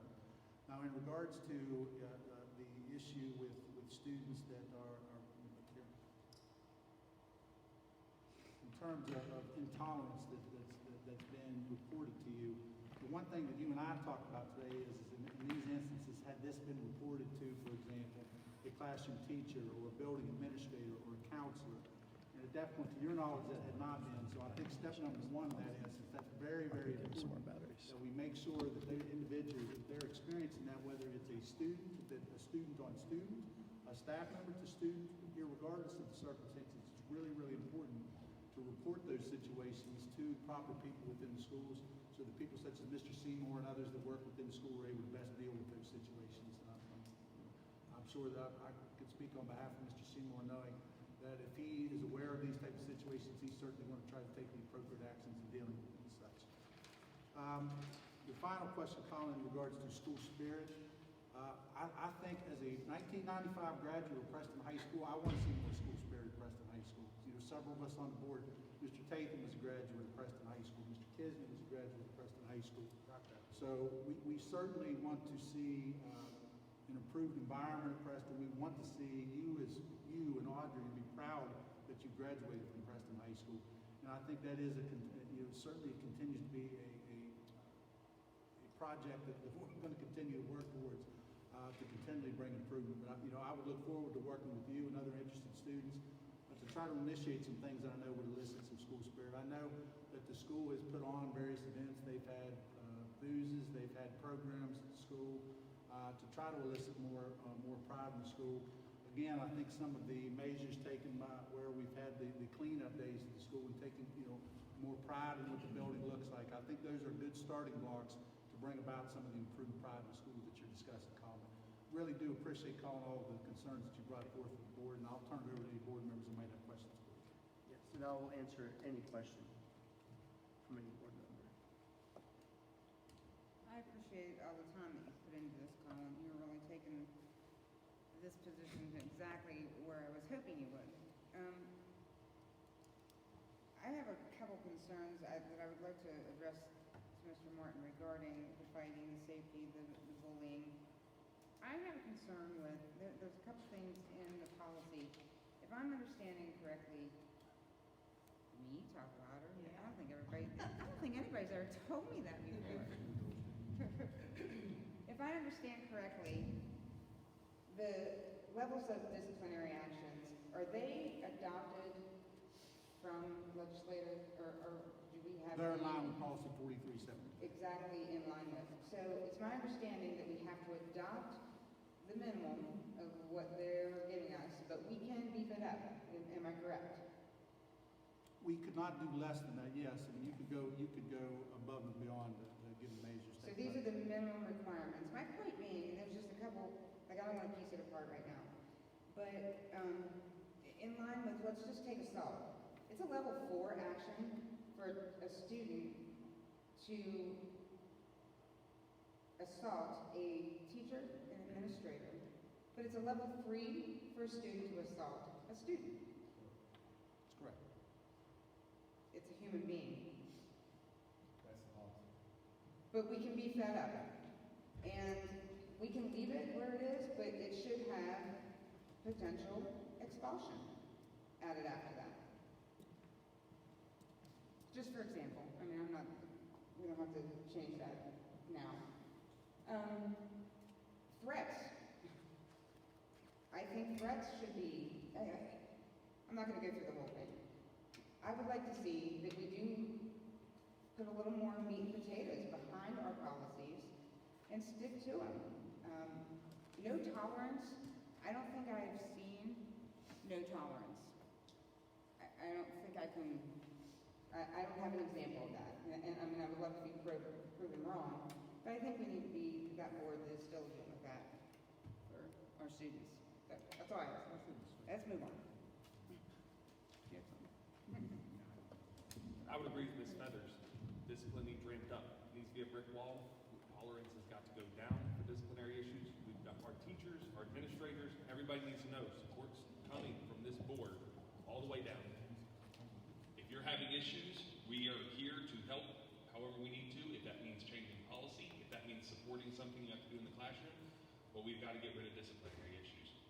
If you want pride back, it's going to start there. My comment to to you students is, Brewston said it correctly, pride is contagious.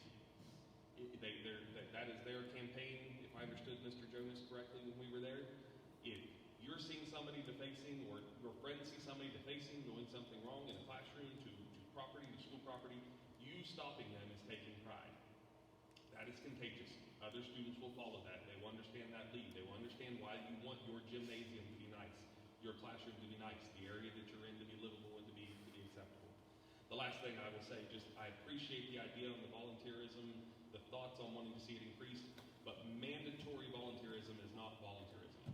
And anytime you mandate that, you take away the pride that the people who are doing it on their own have been doing it on their own, because now they're just one of everybody in the school that has that 20, 40 hours that's required. It removes their ability to do what they were trying to do to an extent, because now everybody's doing it because it's mandatory, and it takes away from that. So I personally am opposed to any concept of mandatory, and I also don't believe in putting anything with graduation that isn't academic as far as things go personally, just for consideration when you're looking into that. But again, volunteerism should be that. Volunteer, not voluntold. Anybody else? Okay. Again, thank you for bringing the report. I think from both of you, I think working with Mr. Seymour and the administration at the county office, both can come up with ideas. Mr. Kisner, I understand your point totally, because the volunteerism is important. Telling them they have to does change the flavor of it. And the pride, I didn't graduate from Preston High, but I spent a lot of years there. And my biggest complaint through the years was the lack of pride. I wish I had a magic answer, but it's going to take everybody working together. Ms. Hayes and that group working with Mr. Seymour, I think that's a start. I really do, because it's given that back in. And a lot of times, it's funny with consolidated schools, which we are, it takes, and it's been 30-some years, whatever it is now, and it seems like if you talk to schools that have become county consolidated, they have the same issue. It does reach a point where it takes off, and hopefully with everything we can go, and I don't want to talk anymore. Moving on, service personnel, I apologize, but thank you. Service personnel, at this time, entertain a motion to recommend the board approve the service personnel agenda. I'll make that motion. Second.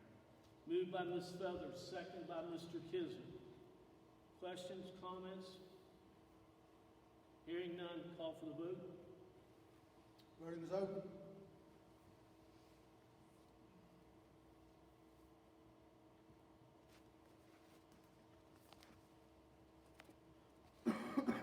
Motion passes 5-0. Moving on. At this time, entertain a motion for the board to approve the highlighted adjustment of the 22-23 supplemental salary scale.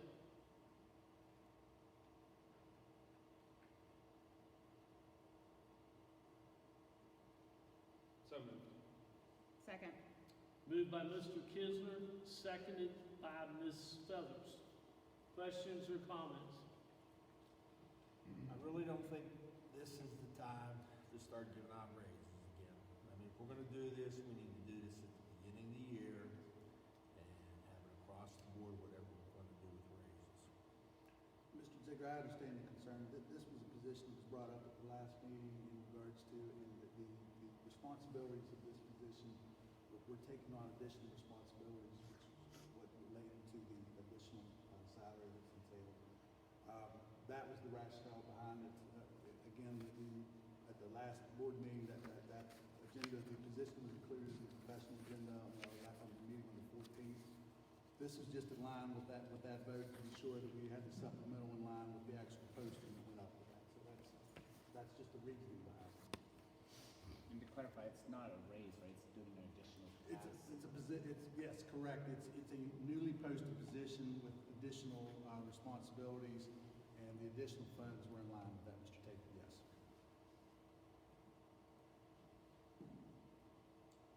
Any other questions? Hearing none, call for the vote.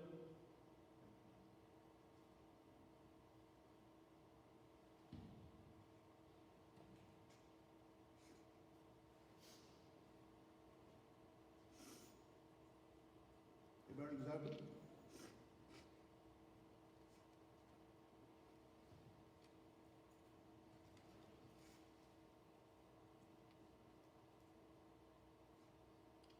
Motion passes 4-1.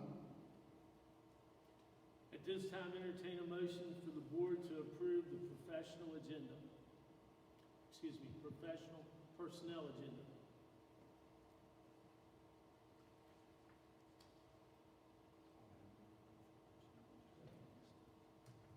I'll make that motion. Second. Moved by Ms. Feathers, seconded by myself. Questions? It's just that one position, right? Is that right? Just the one highlighted position? Mrs. Varner, any positions were added on Friday were highlighted in yellow, correct? Okay. How many, can I ask, like, how many people were interviewed for that position? Do we have multiple applicants for it? No. But it was posted with people having the opportunity, and it wasn't limited to people that are already in just a specific position. No, it was open to anyone. It could be in To county, any out of teacher county. Any teacher could have applied for it. Okay, thank you. Now, any teacher could apply for that, would have been able to start that job right at this time? That would have required us to grant the individual permission to move it at this point in the year, Mr. Bigwig. So that would be something, if we felt that it was in the best interest of students, that move could be made. I can tell you the typical process, though, is to keep the teacher in the consistent position and then move them the next academic year. So, are we going to change that policy, or are we going to stand by leaving the teacher in the position where they were at to start with and move them to next year? This was something that was discussed, unfortunately, I would say, at our last meeting in regards to the immediate need for the position and the fact that we've been unable to fulfill with a certified teacher in a given school, which is what we're looking to incorporate this teacher. We went the entirety of last year with a non-certified teacher. We briefly had a certified teacher this year, and then we saw one of our resignations. So we've had significant issues with a particular English language arts position. Although this position gives us flexibility, we have needs beyond that existing position that can be incorporated elsewhere as well. And how is that posted up there? Maybe how it's posted. Like, slash, half-half? It was full-time? The position that you're referencing was posted as a instructional coach / master teacher. Was that the posting title this morning?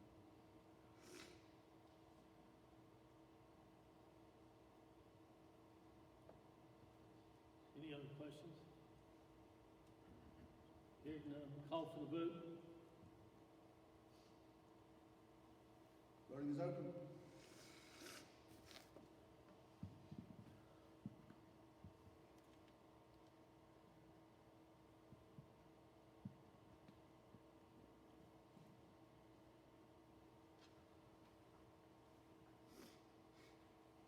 Motion passes 4-1. At this time, I entertain a motion for the board to approve the submitted out-of-state field trip request, which includes Preston High School basketball to Frostburg and PHS band to Pigeon Forge. So moved. Second. Moved by Mr. Tatham, seconded by Ms. Feathers. Any questions or comments? Hearing none, call for the vote. Okay, voting is open.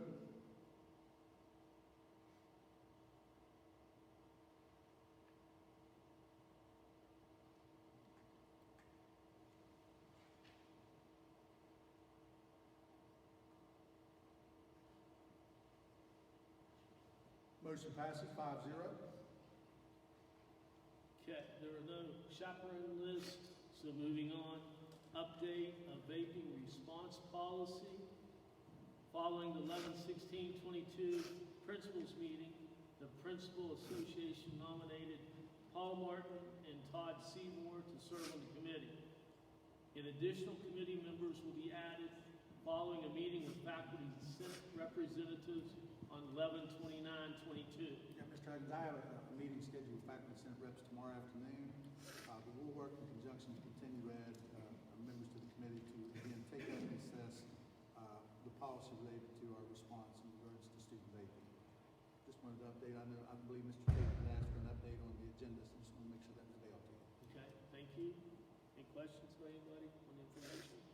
Mr. Moore, you said you were putting these in the restroom areas, the central? All the restrooms here at Central Preston, with the exception of our gym lockers, because we really don't utilize them from a school standpoint. For extracurriculars, we do. There's times coaches are in there, so hopefully they can turn it on. Now, what monies did you use to get them? We didn't use any money. This is part of the technology grant account. Yeah, Mr. Ziegler, in terms of initially the cabling work was done, tools for schools, I allocated money from last fiscal year. So we were able to run internet drops to, here at Central Preston, there are a total of 6 locations. There are 2 restrooms in the lobby, one in the lower student hallway, one in the upper student hallway. At West Preston, it is going to be in the middle school section, lower hall, upstairs hall. At Preston High School, it's in all restrooms and locker rooms in Preston High. Okay, so we're doing it all across the board. We're starting with those schools. We've actually looked at multiple products. We would like to get that, once we get the product in there, we'd like to get those installed at those locations, and then potentially look at doing cabling work at some of the other middle schools that haven't been incorporated this first wave. Anything else? Mr. Palmer? Mr. Moore, you might want to mention the additional things that can be besides. Oh, that's true. Yeah. Vaping, that can be. Check, check. The vape detectors actually have the functionality, they can check a number of things. They can actually look at air quality, for example, like carbon monoxide. They can actually be programmed, for example, for students. Let's say we have a bullying situation in the restroom, like Colin alluded to earlier. You can actually look at keywords that when they're stated at a certain decibel level, will automatically send messaging. The way these basically work, though, is when it hits an alert status, it will send a text-based message to specific users in the building so that there can be a response. And speaking with Mr. Sines, for example, our camera systems at most locations would also be able to tie in so that if it triggers that, it can actually trigger the camera, for example, outside of the given restroom in which there's an occurrence. We don't have, obviously, cameras in our restrooms, but the ones directly outside, then you can ascertain who was in that restroom at that point in time. So that's kind of the premise behind it. But there's a number of features that Paul alluded to earlier that I think overall, it's not just for vaping, but I mean, there's many other things that, in terms of potential, not just vaping, but also it could be bullying issues, many number of things that can be used with this product. Yeah. One thing too, a lot of kids, what they're doing is the have vape detectors, they can mask it using hairspray. So if you spray the hairspray and vape, it can be detected. This particular model, even the masking agents, it'll trigger that. So Yeah, that's a good point, Paul. That was one that was also mentioned because that's kids, unfortunately, are looking for ways to kind of get around. I think the representative came up here and said they're getting to the point where they're just blowing it straight into the toilet and they flush it. I don't know. I shouldn't laugh about it because it is a very serious problem for us in particular. But I think districts around the state are also struggling with this. But certainly, I think it would be a very good step in the right direction to get those installations done at those initial buildings, and then certainly build out to our other large. We would probably then look at some of our other large middle schools. For example, at Brewston, at Terrell East Preston, at South Preston. We would also assess at Aurora as well, and potentially Roseburg. Although again, those are not where I think we would work with building administration to determine if they feel that that's a strong need in those buildings before we proceed. Since we have 2 of the members of that group, I think it would be great if, when we're revamping that policy, looking at it, if we had specifics for any tampering or, again, if you're carrying hairspray as a man in order to masturbate, I think that's an escalation. Again, as you're doing that, I think that would be excellent to build into it. These devices also, and I think as you look at state code, it actually can detect THC specific as well. So that it was an excellent demonstration of the functionality of this particular device. One thing we were looking to is obviously we have to get multiple bids and looking at the price, but also even the fact that these are very much a flush mount, so they're, we have problems with things that are hanging up off the ceiling on the wall. Mr. Seymour, you can probably attest to that. Kids want to strike them and not. Well, there's also a tamper device on these as well, so if someone's trying to mess with it, it also lists a message as well. So there's a lot of good safeguards that are built in. But one thing the representative said is that you have to kind of learn to live with, at least initially, is you will get a lot of false positives initially while you're working through to try to get the system acclimated to the level that you want. Although we would likely be able to work with other districts that have recently incorporated this technology to kind of look at some of their system parameters and how they have them set up as well. Are we legally not permitted to put cameras in the bathroom that would turn on when an alarm goes off? I don't think legally we can put cameras in the restroom. I mean, like, I know in our handbook, we have the authority to search a child clear down to anything if we have probable cause. I just don't know, I mean, again, I just didn't know if we've even consulted or looked into the ability to only have ones that would kick on at an alarm. They can work in conjunction with your existing surveillance system as far as when they would leave. Like, Yeah. You would have the alert, and you would see, okay, camera 7 is where they're coming out of because the alarm went off in that restroom nearest. So that it does have that functionality. Right. Another thing is, it'll alert all the admin in my building, but we also designate certain teachers close to those bathrooms that could immediately get there. You know what I'm saying? Yeah. So it wouldn't just be administrators that would be alerted, it would be teachers that are close to those bathrooms that could help in a situation where there's a fight, bullying, whatever's going on. So. And that's a good point, Mr. Seymour, particularly a building the size of the high school. It's going to be really important to have multiple users that can potentially react to those situations. And I'm under the impression from previous discussions, just talking about these, the one that we were going with, or at least looking at the time, had an audible alarm. At this point in time, it doesn't sound like we are choosing to use that. Is that, am I correct on that? You can do a lot. You can do a lot of features. You could actually, you can incorporate Mr. Seymour's voice in there, saying, "Hey, quit vaping." Yeah. Right. So, no, I'm saying, is there? I know right now you said we're implementing the text. I just was curious if there was something, if there was a reason why we were not using the audible alarm. Is it just to? Well, that would be involved when we do the programming of them. I mean, I don't know that that's anything that's been decided. They would certainly have that. They have that capability. That's something the committee will talk about. Sure. And we'll probably ask for your input. Again, I just was curious if there You was know what I'm saying? Yeah. Again, especially while we're calibrating at the beginning, you don't want it going off and disrupting education time with lots of false alarms. So I get that. I just was curious if there was a mentality that they've given us with it, like here's a strategy. Thank you.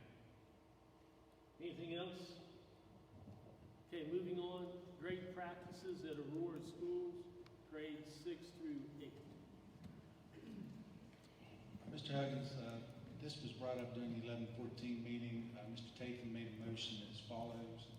Aurora schools shall conform to policy 3-22-8. Grading scale for grades 5 through 8 in accordance with West Virginia State Code 18-5-A-6. computer? Can In this instance, the Aurora School curriculum team, myself? Is that a possibility? the Aurora School curriculum team may present the school It's requested in one pilot drive, process one for drive, board yeah. consideration. So, okay. This motion failed on a Log 2-2 in vote. underneath this one. However, Mr. Tatham requested this matter be placed on tonight's So I can agenda. log out of him. We do have the curriculum team here from Just- Aurora. We have Mrs. Mandy White, the school's principal. We have Rachel Miller. We have Claire Jones. We have Sarah Law. And I believe we have Maureen Durst Log as him well. out and sign in. This would be, in terms of the properly constituted curriculum team that's requested in code. Mr. Huggins, you had asked for the team to be here regardless of the vote that was taken. There was not a passed motion requiring this tonight. But as per your request, we asked for Mrs. White to bring the team there this evening. So I'll turn it over to Mrs. White and her team. If you need a wireless mic,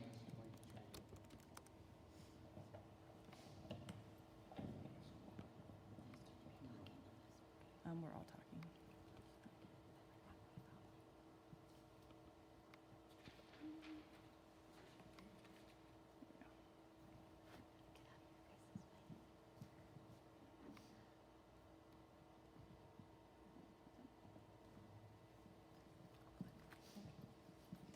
All right, yes, so I am Mrs. Durston. I am the school counselor at Aurora as well as at Tirada. So I'm at Aurora 2 days a week, but I am on the curriculum team on both schools. So we wanted to come discuss the opportunity to have a proposal that we continue to use the standard-based grading in middle school. So if it didn't click, there we go. So yeah, so we are just officially wanting to pilot that program. So standard-based grading is already used in our elementary up to 5th grade at Aurora. We have continued that into 8th grade. We did that all last year with our 6th, 7th, and 8th graders, and that went over well, as we are going to explain in our presentation.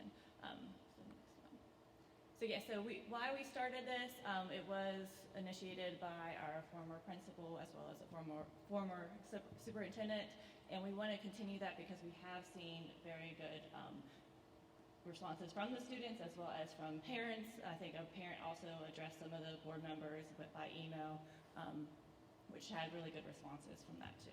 So our initiative is we want to continue this current practice. So I'm going to allow the elementary teacher as well as the middle school teacher, and we have a specialist teacher with our art teacher to explain the standard-based grading from all different perspectives. Okay, so for the backstory of RCD, so RCD is rigorous curriculum design. It began a few years ago, and we're very fortunate at Aurora because we have a very active teacher population. We have our math middle school team began when the high school team began in 2021, and then our elementary reading began looking at our standards in 2021 as well, and then reading continued to be taught with standards-based grading countywide, and we dived into the elementary math in 2022 with our pilot bit. The team that's building the plane. We are building and doing the standards-based math right now with the design team. Standards were sorted and aligned into units. Priority and supporting standards were determined, and all standards that are taught are reported on. Units are taught and assessed, and instruction is formed and changed to meet the needs of each learner. Students know expectations because they have been given scoring guides ahead of the units. So that is a really powerful tool as a teacher. I know exactly what I'm teaching, when I'm teaching it, and I've never really had that before. I have the power to look at the pre-test and post-test and see where my students are at the beginning of each unit. And the reading has been phenomenal. In first grade, we do 5 units, and they build upon each other, and I see a ton of growth. And so as being on part of the pilot team with math, I'm also seeing really great things with math, and I'm just excited to push that forward to any other. And first grade's phenomenal. I mean, you don't even realize how amazing your first grade teachers are in our county. They are the very best teachers you could ask for. It's myself, who's on my team? It is myself, it was Shelley Miller and Jennifer Zinn. And we have talked about this together, and we talked to the first grade team, and we said, and does anybody want to join us? Thinking no one wants to do one more thing. Every single first grade teacher said, okay, can you get it to us quickly because we want to look at it. So great applause to first grade teachers because they're right in there with us and helping us make this as powerful as it can be. So the standards-based grading is what we're talking about, and making these strong units that the children can grow with. And so will you click me to the next slide? All right, so again, Aurora is unique. We are a very teeny-weeny school. We have pre-K through 8th grade. And if you look at the left side of the column, that's Aurora teachers with buy-in who were part of the design team. Mrs. Mayfield teaches kindergarten. I am in first grade. The 3rd grade teacher is Mrs. Sine. She was on both math and reading as well. The 6th to 8th grade math, obviously Mrs. Wall was part of. And our principal, Miss White, was involved when she was still in the classroom in 5th grade. On the right side of the little slide here, we see teachers that are using standards-based grading and or RCD units. So our 2nd grade, or 3rd grade, obviously, 4th grade, 5th grade. Even as a sub, Mrs. Dixon is jumping in and doing all of the wonderful things that RCD is allowing us to do. 6th to 8th, praise God, you did that. Thank you so much. We have a teacher for our students in ELA. Thank you. So big thanks to ELA, and I know she will be on board. 6 to 8, science and social studies, Mrs. Klein, and art with Mrs. Jones. I'll let you do your little piece in a minute. But those teachers that are not listed but are very supportive, our PE teacher, Mr. Wall, music teacher, Mr. Kinsey, special ed teacher, Mrs. Hebb and Mrs. Blamble, pre-K, Mrs. Miller, the other Mrs. Miller, and counselor, Mrs. Durst, obviously. So big shout out to every staff member at Aurora School because they are all on board with supporting this program. Okay, so our school would not be our school without Aurora community. We have the very best. We have parents who will jump on when we say, hey, we have concerns about standard-based grading. Can you answer some questions from some board members? How many of you spoke to a parent this week via email? So big thanks to the parents who reached out and were supportive of our school as well. We hold open houses and parent-teacher conferences, and standards-based grading is what is outlined in our student handbook. We have had 0 parents coming to us as classroom teachers with concerns. They come with concerns, but they have hopefully had their questions answered because we don't have feedback from any parents saying that they don't understand what's going on in their classrooms with their children. I think that's the end of me. Mm-hmm. Okay, so standards-based grading is a means of assessing a student's work based on specific standards, not just a cumulative grade at the end. It uses process. In art, we say process over product because not everyone's good at art, so you need a way to assess skills and standards. This is applying that same thought process. Not that art sets standard-based grading, but it's the same idea, that you're measuring standards, specific measurable things instead of a cumulative grade at the end. This develops meaning formative assessments.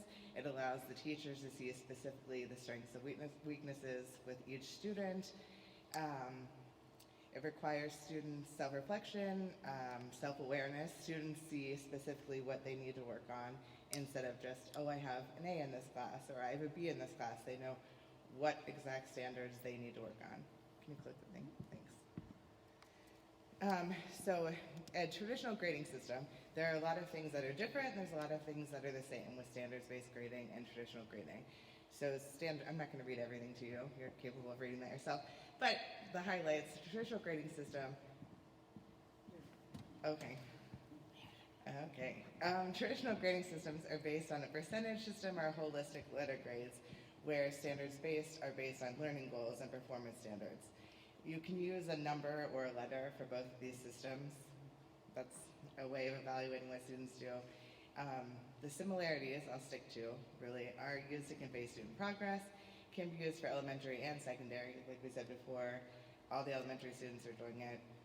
We wanted to just carry it through, so it's in our entire school.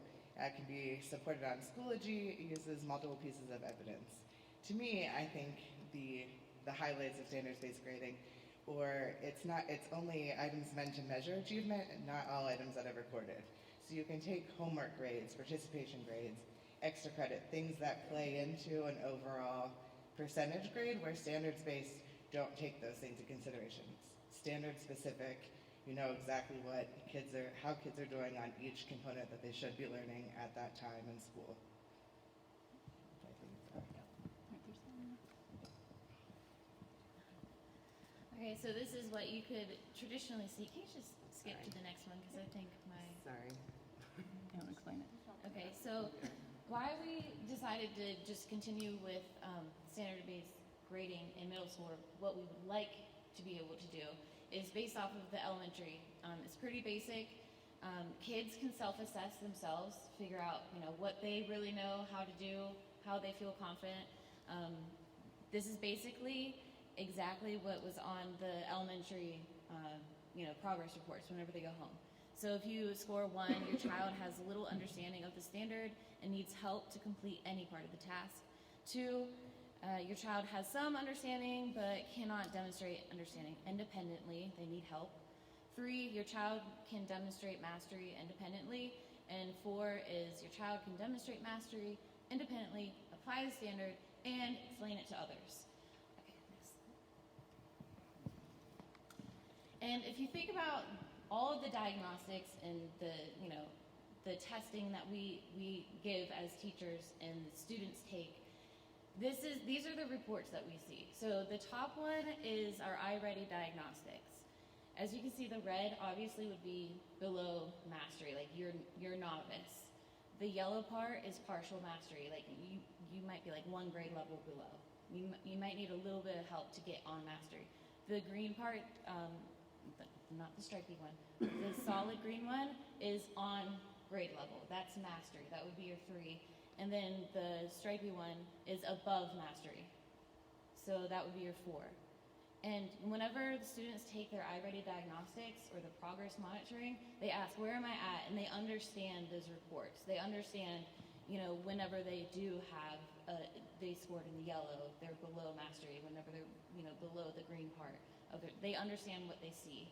They're, the general summative assessments or the interims, math, science, and English teachers give the interims, and obviously the GSA at the end of the year. But whenever we give the interims, they want to know, how did we do? How did we do on this?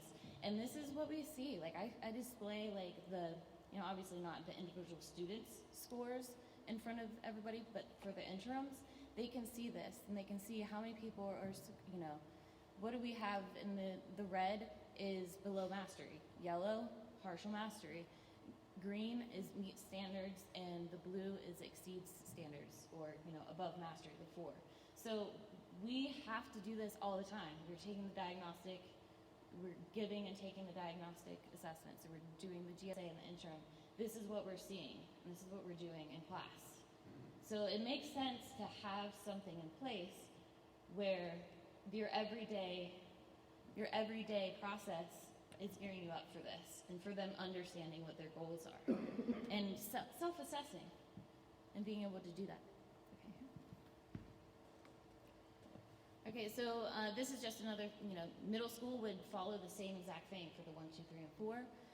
Then the proposed grade scale, I think the one that we're using before, there was some back and forth about.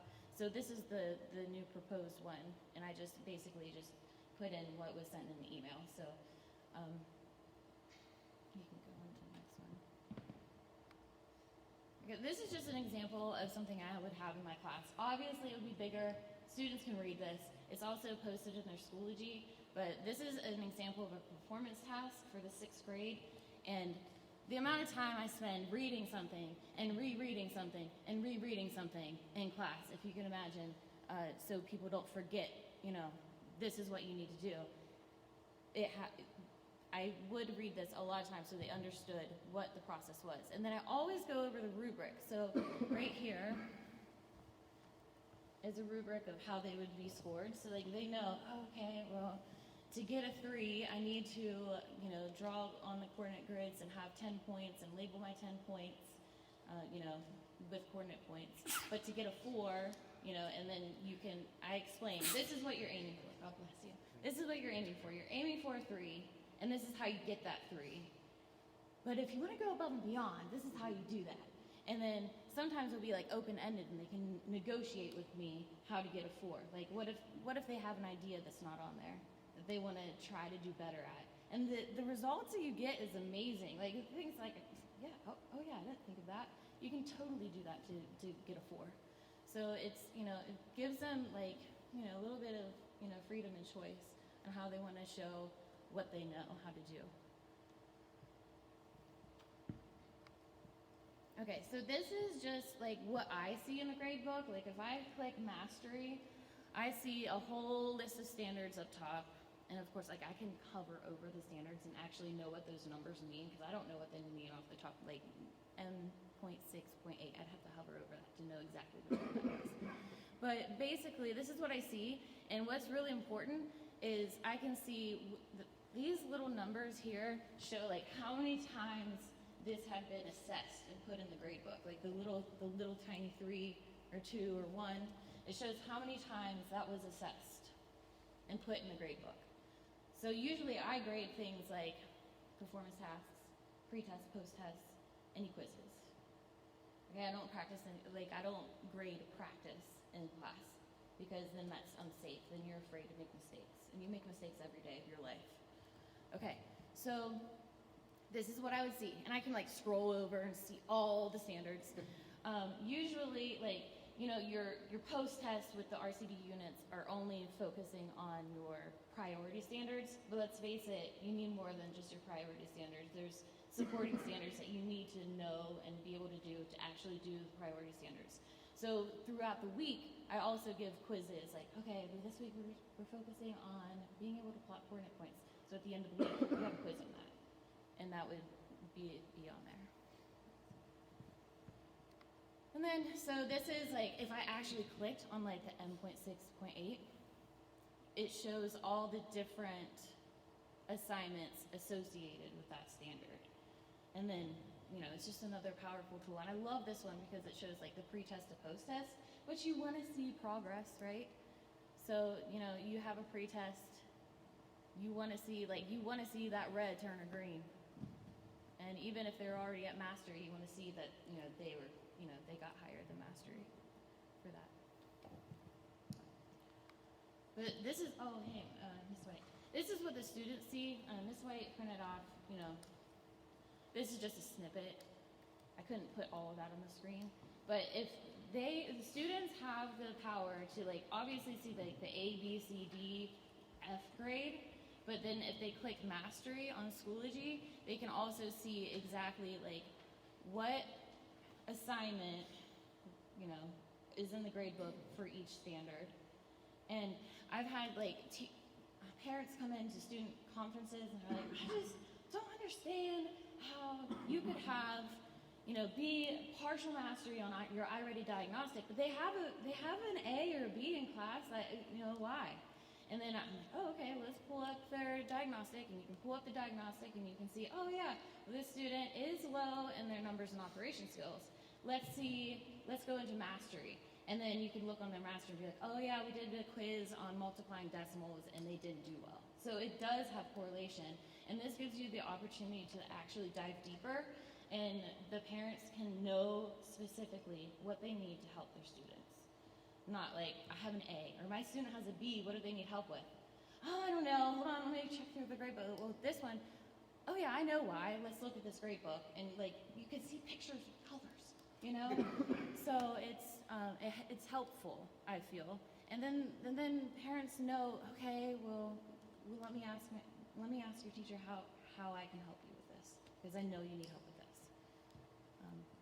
Speaking from a parent, may I borrow that for a minute? Speaking as a parent, we just came off Thanksgiving break, and I'm a very determined child. But I went into her room yesterday, Sunday, and I said, what are you doing? And she said, well, I don't have a very good score. Was it integers?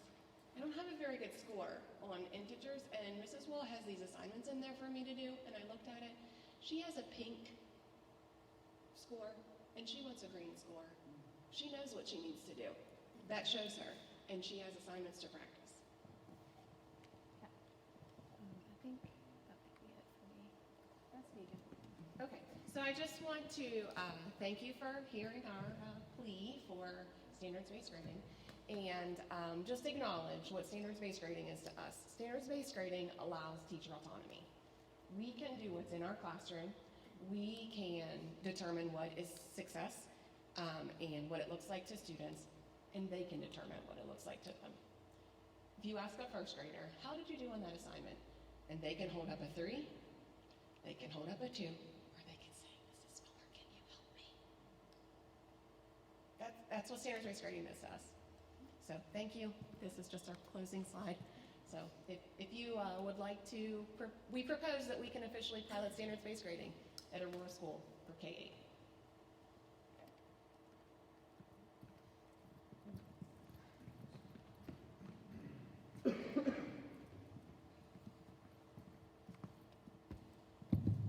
I just want to thank each of the members of the curriculum team from Aurora tonight. Thank you all for being here, and I think you did a great job of articulating how this is working in Aurora schools. So thank you, guys.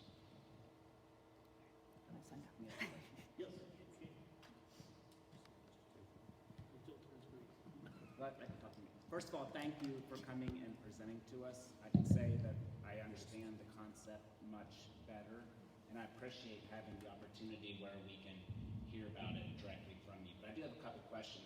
When you guys say a pilot project, what's your definition of pilot project? What does that mean? Okay, so this, RCD is rigorous curriculum design team is meeting together. That was myself. Well, they're all grade levels, but like there are members of 2 or 3 members from each grade level, and we are piloting the RCD, which is, or am I saying the right thing? We are piloting RCD, the rigorous curriculum design units in math this year. Okay. But I'm saying for doing standards-based grading for 6th, 7th, and 8th, because currently the policy doesn't allow, it requires a 100-point scale converting to ABCs. So that's and you guys are wanting to do so standards-based grading on a 1 through 4. Yeah, I was answering a different question. I apologize. So what's the definition of the pilot project for standards-based grading? I mean, to me, whenever you say pilot something, that means something that like not everybody else is doing, but you can try and see if it works. Okay, so when you say to see if it works, how are you able to determine if it's working? Student success and the students know the expectations and they can rise to the challenges of, showing, good work for those. But specifically, how would you, first of all, I want to say, like, I'm in agreement of teachers deciding what works best for their students and coming up with a process and then presenting it to the board so that we're all on the same page and it's publicly done and everyone knows. But when you say that you're running a pilot project to see if standards-based grading works better, that creates a comparison situation. Here we have standards-based grading, and if all of your students from kindergarten through 4th grade were already doing, or I guess it's actually 5th grade, kindergarten through 5th grade were already doing standards-based grading, and then you continue them on to 6th, 7th, and 8th doing the same thing, where's your control group? How do you know that this is doing any better? Would the control group be Aurora and then every other middle school? Couldn't you compare the assessments that they take throughout the year through iReady or through the end of the year general summative assessment? But I'm saying they've always done standards-based. All elementaries are using standards-based grading countywide. We are the only ones asking to do 6, 8. So you're saying that the board, we can take Aurora 6th, 7th, and 8th grade achievement and then compare that to say West Preston where they're doing traditional. Or you're even like polling parents and like, having surveys, like how, like if they understand what their students know or don't know, polling the students, what do you understand what you know and don't know? Can you easily access that? You know what I mean? So give the same poll to a student who's using traditional grading and say, where's your area of weakness? Yeah. Or ask the parent this, and then compare it to a student who's been using standards-based grading to see if they can pinpoint and know their areas of weakness and strengths, and how you can tailor curriculum easier by knowing your standards. And it gives autonomy to the parents and the students, not just the teachers, because students can look at. I mean, it was a while ago, but when I was a kid, if it was just a number, I have no idea where my weakness was, and I was not very good at math. Had I known specifically and been able to tell my tutor, these are the areas specific that I need more help with, instead of, here's what we're learning. I don't know what parts of this chapter I don't understand. But like if I understand the knew concept. standards, I mean, I feel like some students, like for myself, like I knew what I wasn't getting because if I didn't do well on that quiz, and that quiz was about this topic, common sense said, hey, I don't really understand this because I didn't do well on it. I mean, yours breaks it down a little bit more, but I'm still coming back to, from what I'm seeing, and I think even someone kind of slipped up and said, is you continue the process that you were already doing. So you're just continuing it. And that's determined, can you do this? Well, yeah, you can do it, and you may like doing it, because you're doing it, but the question that I have as a board member is, should we be doing this? Should we be continuing standards-based grading? Because to me it seems like, and it probably works well at Aurora, and that's probably one of the best places to test it because you have smaller classes, 10, 15, 17 kids in the class, where at Central Preston we have 33 students in the classroom, they said. It seems like to me it's very labor-intensive. If a student has the ability to take and retake and take and retake an assessment, you can do that, but at what point do you cut them off and say, hey, you know what? You should have worked on this at home, and I don't have the time to give you a test again for the 10th time. Does that make sense of what I'm saying? Especially if you're on a high school level, if you just continue the same process. Mastery is where you cut them off. We can't cut them off. We can't stop giving them chances until they have had a chance to master. So you would allow a child to do 2 plus 2 all year long and never move them on to 2 plus 3 If they are until having they've 2 plus mastered 2, 2 plus then 2. they're going to be receiving SAT process services. But I'm saying, if you're saying you never cut them off, you would allow a child to go 2 plus 2 all school year long and never push them into other curriculum until they got 2 plus 2? Well, then they wouldn't know the next curriculum. You have to build on. That's not how I agree tiered. with that, but the question was, would instruction. you cut them off? And she said never. So I'm asking, is my statement correct? That's not tiered instruction, which is what we do. We do whole group instruction, tiered instruction for a child who might not be getting it, and an additional tiered instruction. Right. They have to receive all of those things if they're never moving on. And if they're never moving on, that's a bigger problem than what we're thinking about. Absolutely agree. Absolutely agree. But we really can't let that student continue to work on 2 plus 2 all year long, right? Well, they're We're continuing to constrained have on- whole group tier instruction. It's not that they're staying at 2 plus 2. They're advancing, because in their groups, they're working on Well, the skills instruction's they still- advancing. Doesn't necessarily mean they are, right? The whole group instruction is advancing. I understand that, but it doesn't mean they are. If the child doesn't grow, then you put them into the SAT process. If it's been that long, the teacher acknowledges that child has a learning disability, and they would go into the SAT process. So we do have a cutoff. Yes. Okay, well, that was what he was asking, and I was just trying to get to that But clarification. that receives, It's different than a cutoff, like working with a kid to get, there's a difference between you have a learning disability and there needs to be a cutoff because this work versus building on skills while giving individualized attention. And standards-based allows us to see what that individual specific thing is that the kid needs more help on to work towards other things. You'll actually probably speed up the SAT process because from the teacher aspect, Mr. Ziegler and I had a lot of experience with SATs. And I say that laughing because we were chairs on it. But what happens in the SAT process, you have to show modifications. And until you show those modifications, it slows down. So a kid getting in special ed services, I've been out of it long enough, I may not be right on this, but you're looking at better half a year to get them in. The advantage of this, they can show the modifications that's been done, which should speed up the special ed process. So that child should be able to get help quicker this way, listening to you, if I understand you right. I agree with that. The answer to him was you never cut him off. I was trying to get to the point of understanding that we do agree there is a cutoff point. That was all I was trying to articulate. Whenever I look from the grade book and like I assess a certain standard and I can see the scores of everybody, that allows me to group people for small groups, for the next week and know, okay, these groups of people definitely didn't understand this, these did, I can enrich them, but they need more support, and I can pull them more for, and it helps the teacher also with that process. So, we are blessed to have smaller class sizes. We are able to do that more, but it doesn't mean that just because another school has bigger class sizes, that we shouldn't be able to continue what we're doing. The only thing, I don't want to get too much because I want to let Mr. Tatum continue, but to Mr. Tatum's point, I've developed, been in the software industry, a beta or a pilot as you're doing it. Generally, most of you probably have a Gmail account.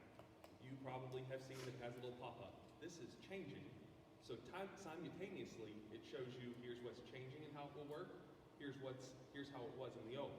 A proper pilot or beta or whatever you would like to call what you're trying to do should be run simultaneously with the original so that it can be compared, which I believe is what Mr. Tatum was trying to get to. You're not proposing a pilot.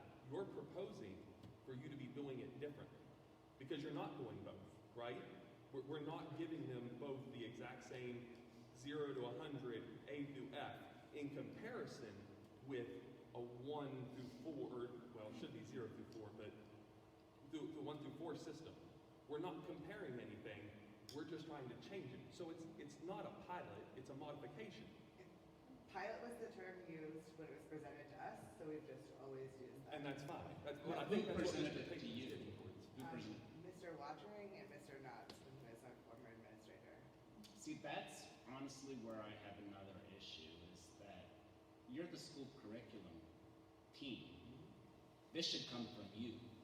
But you just told me it didn't come from you. The idea for somewhat of a change was presented to us, like, hey, do you want to look this over? Teachers look it over and are like, yes, we think that would be successful. Let's adopt this, or let's try it. So it Do is not coming- just pilot. So the idea was thrown out to you, but this is your guys' idea? Oh, yeah. Like, we were never pushing, like, you No. have to do this. We're like, oh, that makes total sense to be able to help people know specifically what they're lacking, what they're doing well at. No, I understand the concept. I mean, my issue is more that the process wasn't followed. Yeah. And then therefore, we don't know what's going on because, I guess to jump back to Mr. Kisner, why can't a kid get a 0? Like if I was a student in your class and I came in and I did nothing, You can get a 0. That's not what we heard before. So that is my next So that contradicts your So, scale. well, so if I assign something, like a performance task, and they didn't do it, it would not be put in the grade book. It would be a 0, and I would make contact home. Like this happened a But couple those weeks two ago. things contradict. Well, right? I'm sorry. This is a teacher who. Well, I'm asking though. Yeah. Don't those contradict? They'll get a 0, but it's not put in the grade book. Is that not contradictory? Because if it's not in the grade book, Okay, you get it's the 0. put in the grade book as a 0 with a comment that says your student did not submit this assignment and a call home, and then. It's like a placeholder 0, Yeah. not a like, this was your one chance, you didn't turn it in. Because we Exactly. want our students to succeed, we want to see what they can do. Putting a 0 and keeping it there is just saying, like, you didn't do it, that's fine, I don't care. Which is not how any of us feel. So we put a 0, make contact to say, we're missing this assignment, here's why, and then the student then does it, because But they what don't if have the zeros. student comes in for the quiz or the final, whatever the final assessment is, and the student literally just says they have a bad attitude, I'm not doing anything, and they do nothing. I've never experienced That that. does not The question is You're at what a if? different Then they school. would. Exactly. You I are mean, at a wonderful school. I mean, The expectation. Aurora is fantastic. When you go to Aurora, the parents meet you, they greet you, they go way beyond. But the rest of our schools are not. But would the system allow that if someone does, I've never had that happen in high school. Thank you, At Kate. West. So. And we've You don't taught have other any places. problems at West? I didn't say I didn't have any problems. I said I don't have any kids that are coming in refusing to do any work. We have kids who struggle to get things completed, mostly kids who are absent, but we don't have any kids who say, I'm not doing anything for school. We don't have them. Have you ever had a kid not do an assignment Yeah, and literally say, I'm not doing the assignment? yes. Okay, Our that's all he's process- saying is an assignment. That's what the proposed scenario is Right, an and we assignment. have a system for that as well. We call it ICU, and they have to go to a work until it's done. They don't get to, they miss out on privileges until that assignment's done. Yeah. we have a So way it's a to- placeholder 0. You do not have a kids not doing runner. that, you send them to a room to do their assignments. Yeah. And just like people that give grades, I let a kid take a quiz over and over. If they get a 0, they're allowed to take it over. Thank you. They come in and ask me. So that's the same thing you're saying on this side. I have a couple other questions though about how many standards are there? Let's say in 8th grade math and science. I can't tell you that number off the top of my head. It's pretty close, like 30. of each, Jeff. You should be able to do like, I have 30 standards. Ah, sorry. There's a lot. There's like Okay, substantive. so, which leads to my next question. Are you guys doing power standards?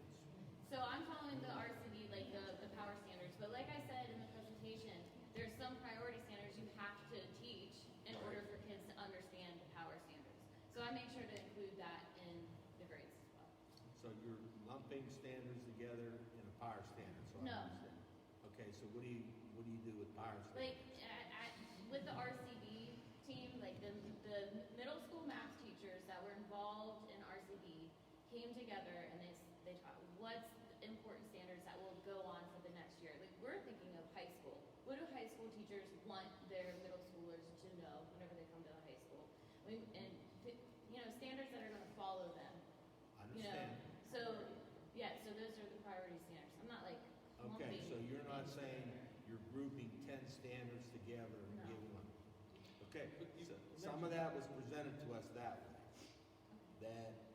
bunch of standards are grouped together and one Each number is assessment given.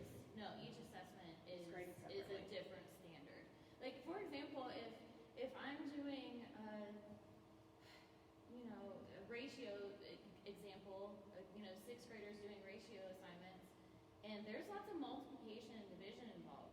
If I'm assessing if they can know ratio knowledge, the ratio standard, I'm probably going to give them a calculator because my assessment is not on if they know how to multiply or divide decimals. Understand. I'm assessing the ratios. So I make sure to even incorporate that thinking whenever I'm, giving assignments and grading.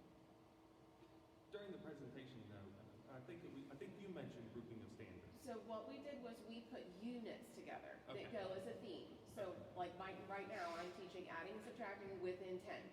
That is multiple standards in adding, subtracting with intent, but the unit is adding and subtracting with intent.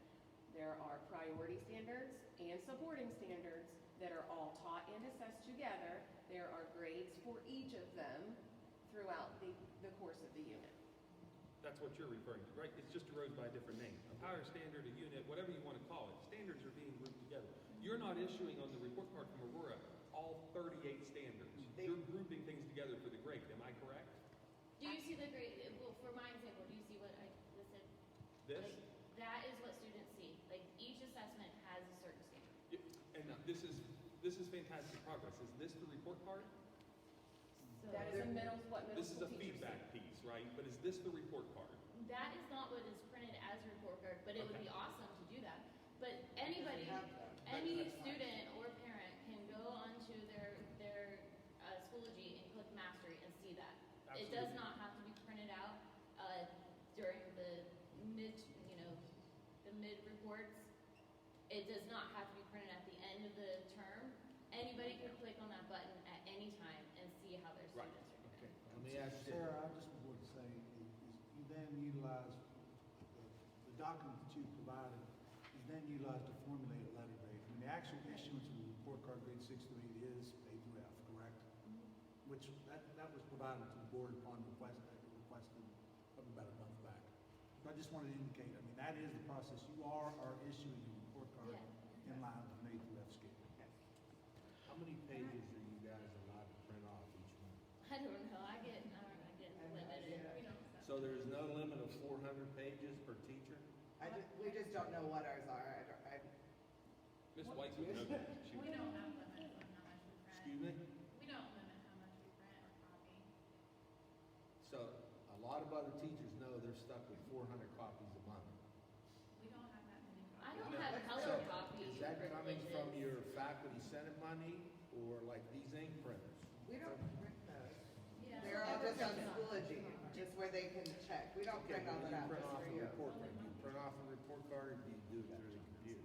No, we do a report card, that's just the standard report card. Curious like question, you how said. many pages is that report?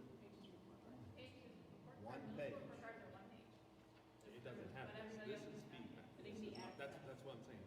You're asking a question about a report card. They're answering about a feedback process that has nothing to do with it.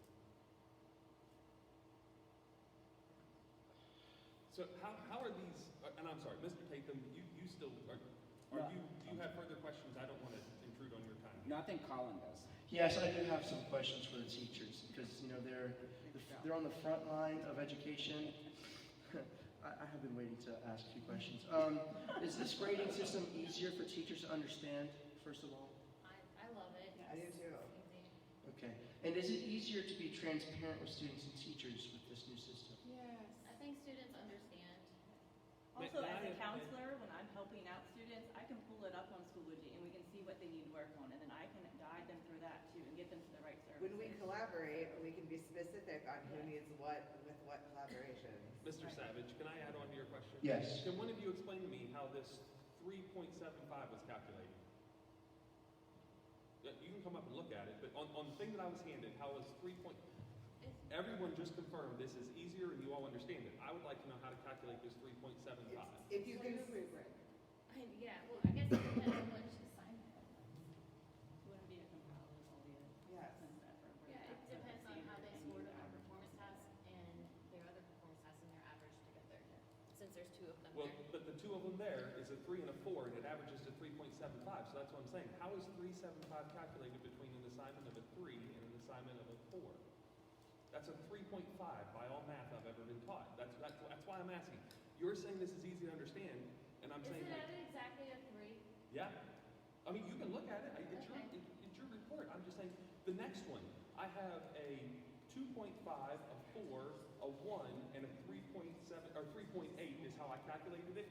They're coming out to a 3.61, but by any math that I do, I've got 2.8.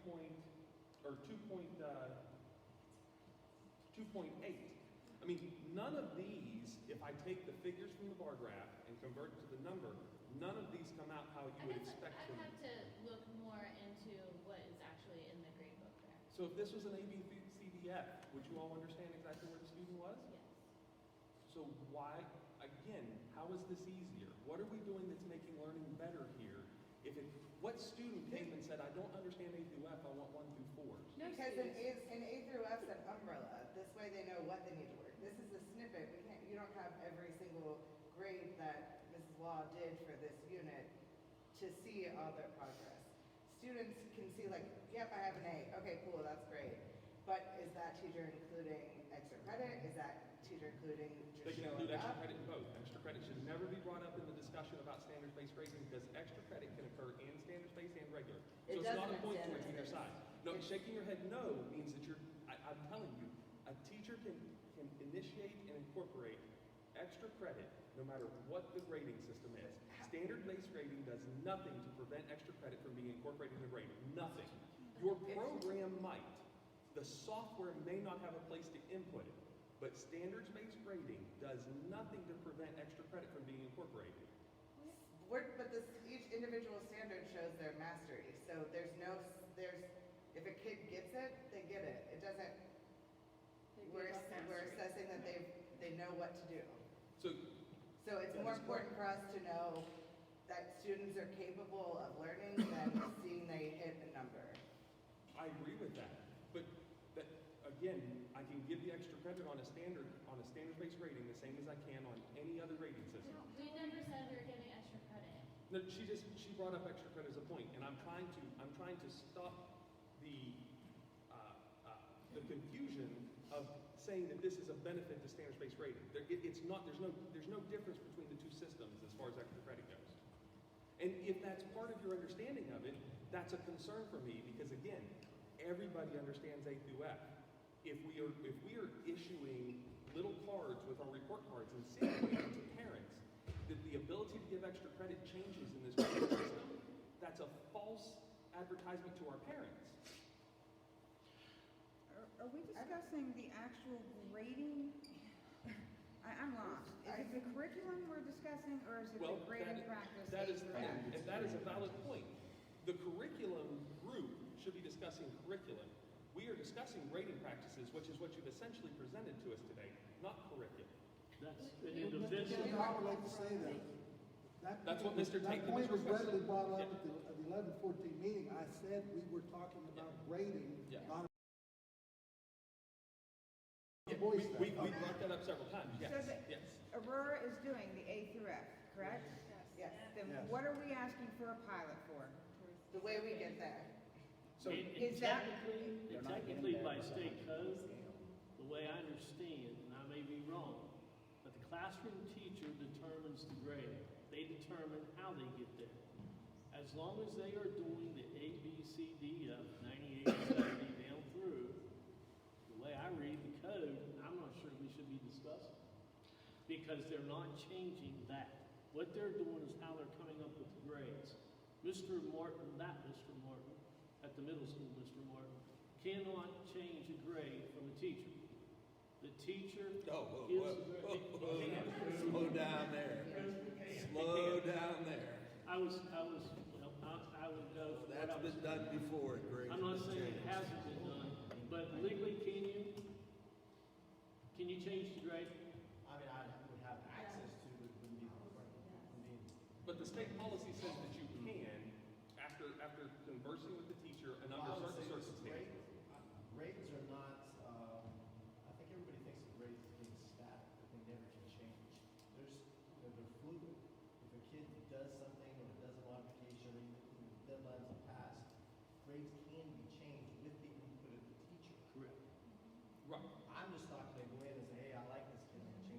what I'm saying. So if the teacher produces something to you that she input that incorrectly, or there was something misplaced, you have the authority. It's not just, oh, I want this to be an A. I mean, think of it this way, if a kid fails a course for the and then goes to summer school and gets the required credits and takes Right. that's ultimately what you're going to be doing, is going to change the grade based upon what they've done. Can I just jump in one last second? I think we need to be clear of why we're having this discussion. Policy says that kindergarten through 4th grade is standards-based grading with a 1 through 4 scale. Policy says 5 through 12 is an ABC scale off of a 100-point scale. We all agree with that, right? That's the policy. I don't know. It is. It's the policy. That's the policy. You guys wanted to take it and do standards-based through 6, 7, and 8. It wasn't even allowed in 5th grade, but you wanted to continue it, and you've done that. But policy doesn't allow it, because based on what previous boards have decided and entered into their official records, standards-based grading ends at 4th grade. So while this discussion may seem irrelevant to some people, it isn't. Because you've continued standards-based grading, which is a continuation of mastery learning, where students get ability to reteach, and etc. And those are all valid points, but policy doesn't allow it. And there's a way to change policy, and it's through these discussions. And they didn't happen last year when you started doing it. And they didn't happen for 5th grade when they did it. So that is why this is on the agenda. Mr. Tatham, I would like to address that because I am a member that was on the past board. And I feel like it is a personal strike at the decisions that this board has made. Nothing was done underhanded. Nothing was done in the coat closet. It is policy. And not everything needs aired right here. We are discussing, let me ask you this. You have an honors class. Everybody takes the test and fails it. What's the teacher do? Grades it on a scale. Is that in policy? These are professionals sitting here. Guilty as charged. We did not have you on 100% A through F. Did we not adjust that? That's what was proposed, Mrs. Feathers, that we made an adjustment to the rule. I am not by any means Wallace's saying presentation. that policy should not be followed. But I do not believe that we can justify the time and effort that we have spent on this issue. In my opinion, this has been a waste of time. I appreciate your efforts. I'm sorry that you've had to come to this meeting so many times. I don't have anything else to say.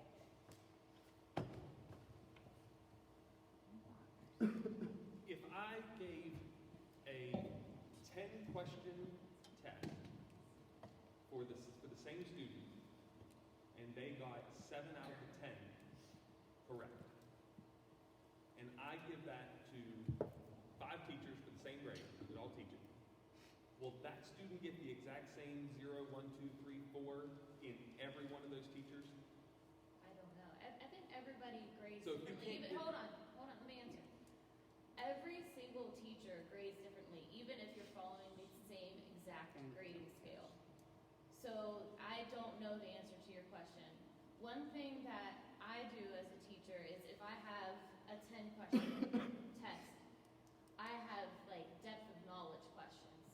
If you can answer like a basic recall, that might be a 3. If you can go above and beyond and get that question right, that's a 4. So my way of grading is different than just another person like having a 10-question test. I'm looking at specifically, what kinds of questions can you answer? And that's what's going on with me and my grading. What grade is it that you teach? 6th through 8th grade. 6th through 8th. And before initiating the standards-based concept, which the way that you're currently doing, before you did that, a sixth grader took a 10-question test. You took the time as a teacher that every question on that 10-question test was weighted. No, Is that what I I'm feel like understanding? my practice is better following this. I am looking more in depth on what types of questions I'm sorry. to ask.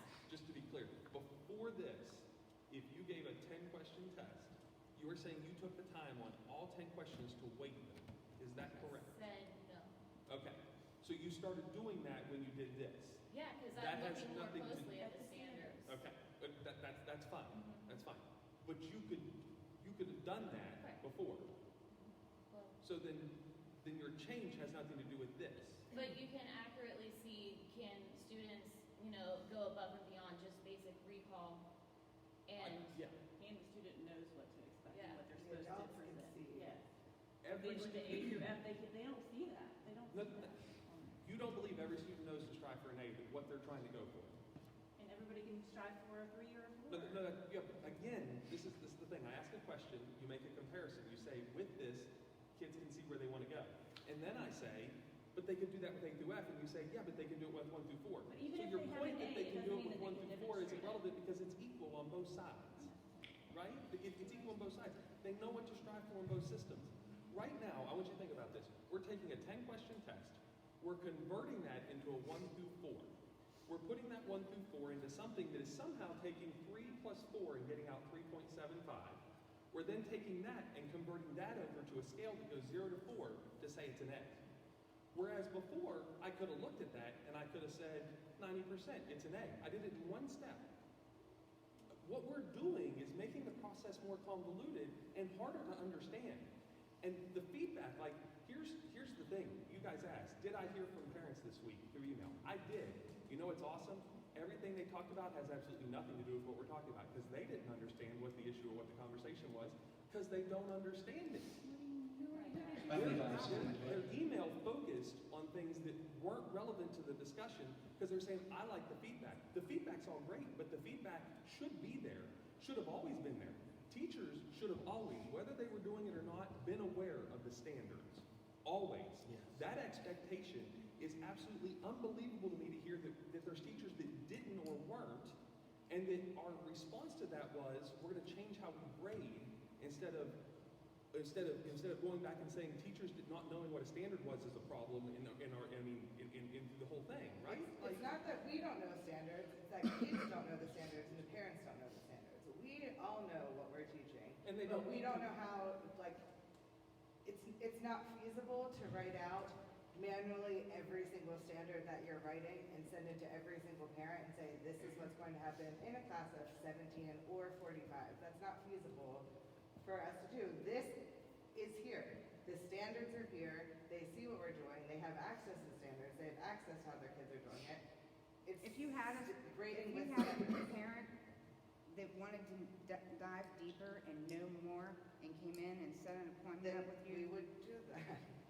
But that's a You do feature of the that software. anyway. You do that That's anyway. not the standards-based grading. You like the software you're using. No, Okay. we don't.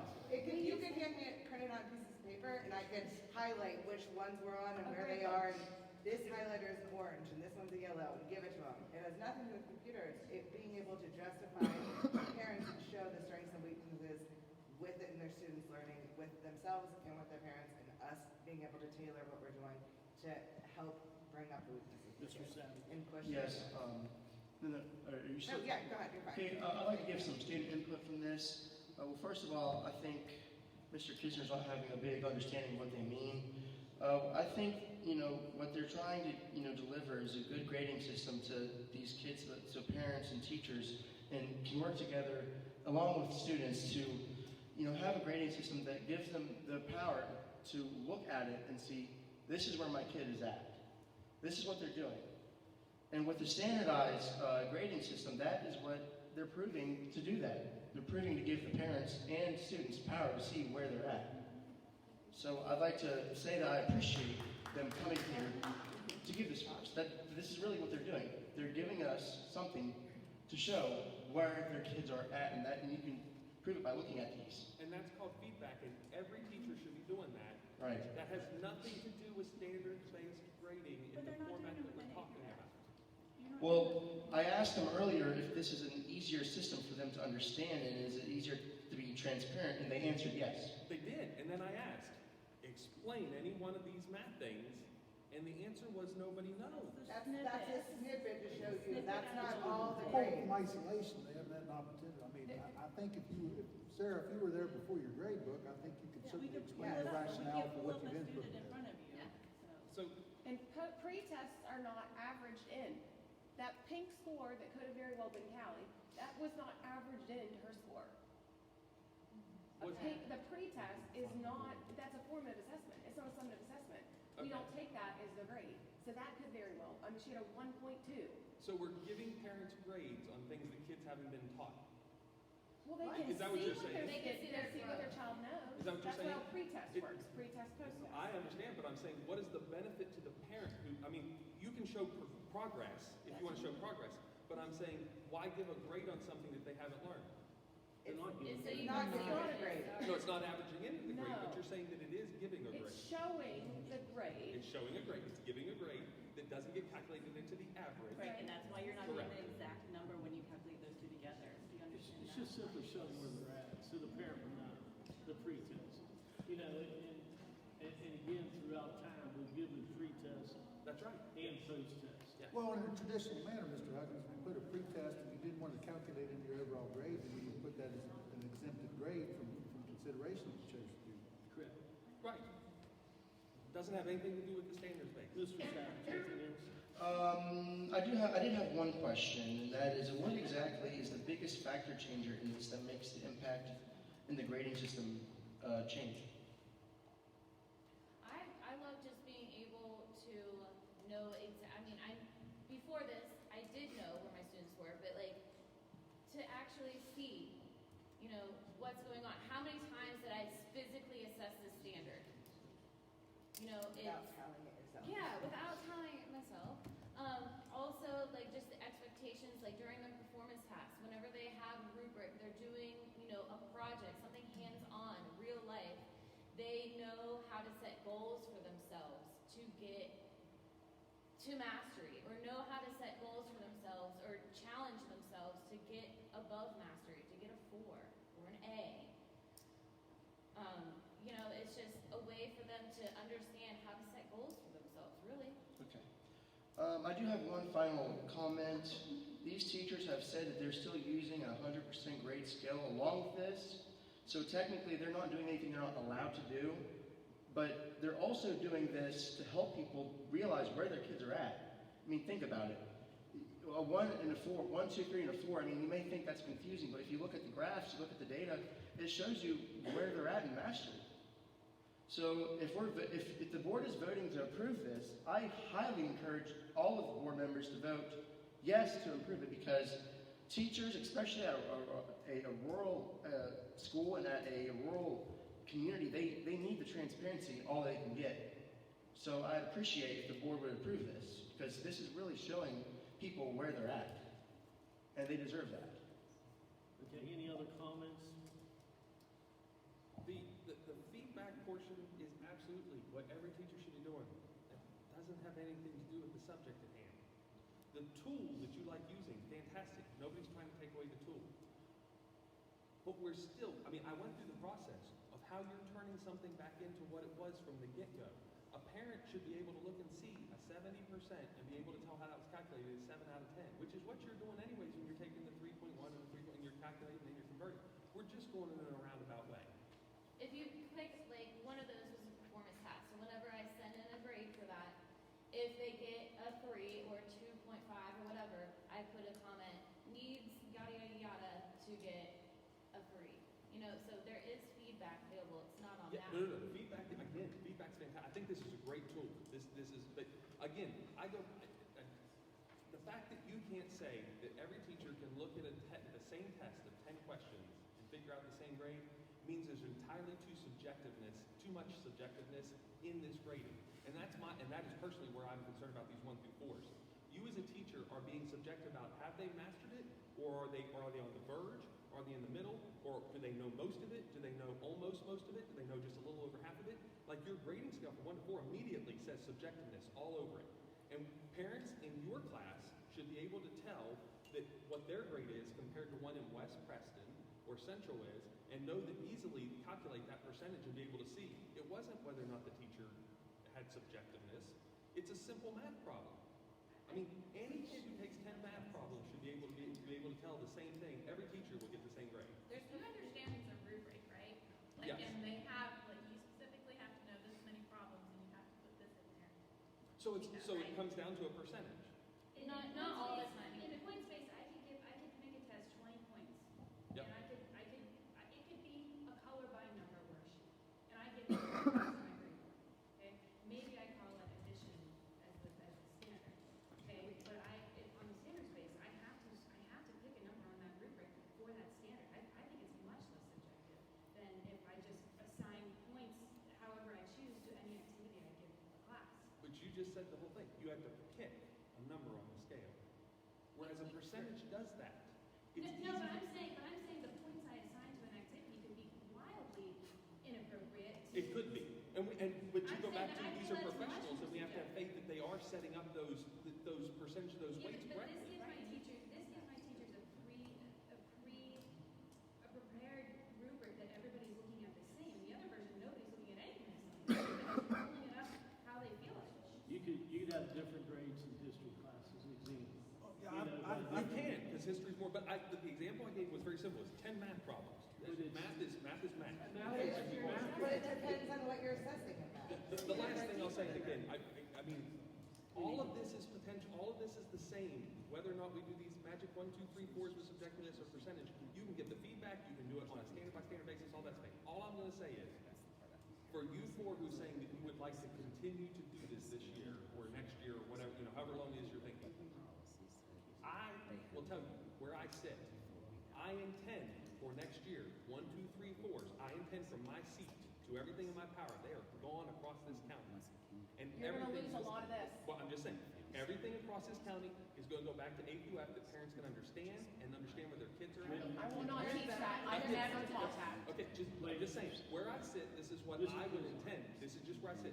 With knowing that, do you still want to try to implement this? Do you still think it's best to implement this for another year? If knowing that there's potential, you're going back to the other. Because we'll defend our choices then. One of the things, we gotta be careful. You're doing a pre-judged scenario. We're in a public forum. Our discussions have to be here. You can't, we can't, I can't. Yeah. I'm not proposing anything. I'm saying with Therefore, yeah. therefore, what we're doing, we've gone far enough. I can't end the question. I would like to make a motion that we end discussion on this matter. Second. All those, it's been properly moved and second. Okay, it's on the agenda. Mr. Tathams, yes? Aye. Yes, yes. Ending discussion, Ending discussion. not voting on. Correct. There's nothing to vote. There's nothing to vote. Okay. Okay, so the discussion's ended.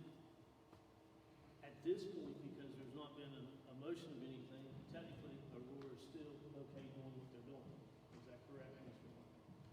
Yes, because, well, I'll answer, because through this process, we found out that their scale originally did not match up with the 100-point scale that's in the policy for how to determine A, B, C, D, Fs. We figured we got that adjusted once I put it on the agenda for last meeting to do it. Since it hadn't come from a curriculum meeting as per the law requires, I put it back on the agenda for today, that if they did not appear, I could repeat the motion that tells them to stop. I got you. So they are good to go.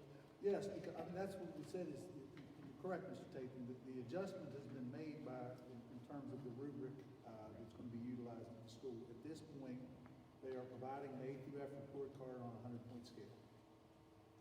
And the last thing so the middle school understands too, coming from the athletic director standpoint, at A, B, C, D, F, that's what determines eligibility.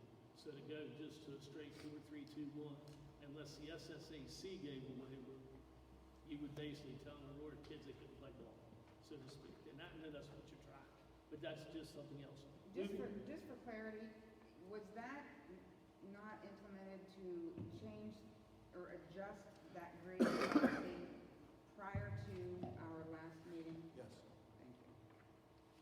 Okay, moving on. Curriculum resources. Thank you. Thank you, Thank you. Laura. Thank you for coming. The curriculum resource availability and utilization for grades 6 through 8. Mr. Moore. At this juncture, I'd like for Mrs. McDonald would like to briefly address the board. Very, very briefly. Yes. I have like 3 sentences to say.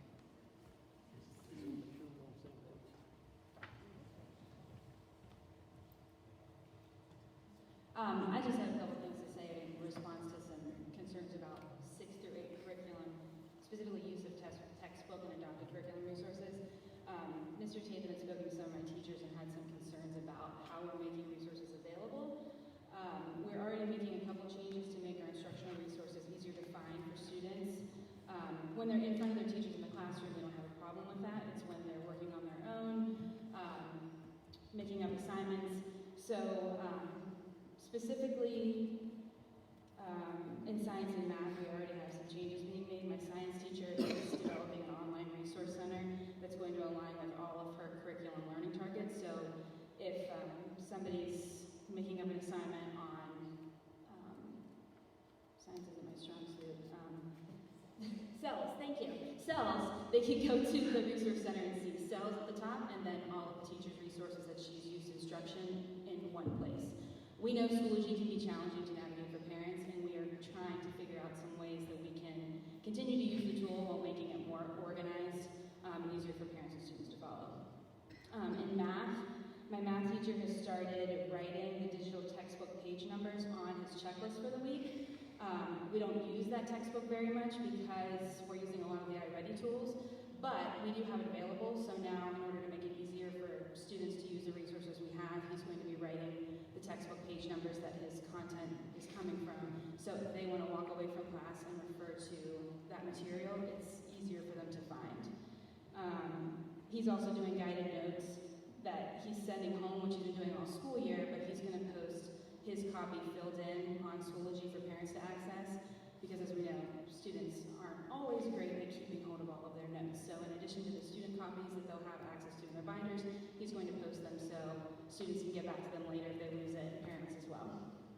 In addition to these changes, we as in the principals have started polling our teachers all across 6 through 8 core content to see how they're using the available resources, what things they'd still like to see available to them in the classroom. Right now we're still working on disaggregating that data. We have a lot of data, but it really needs to be looked at subject by subject, because the resources we have for math are completely different from the resources we have from science. I know Mr. Martin already shared information about our science available textbook materials with you guys, and it's going to plan as the adoption happened last school year. Other than that, I'm here as a resource this evening. I split my building kind of curricularly with my assistant, and I do most of our middle school work, so I know a lot about what, at least at West, we're doing in our core classes in 6 through 8, so if in your discussion you have any questions for me, I will be here for you. And Ms. McDonald, I just want to say thank you for the time and initiative you've taken to not only work with your existing staff, but again to reach out to other schools as well. In taking that data into consideration, there's going to be other, obviously, factors we'll have to take into consideration in terms of where we are in the adoption process, when adoption is going to be coming up. Even when we're adopting materials, you also have to then assess when are the standards also going to be assessed, and that's why those are aligned in the manner that they are.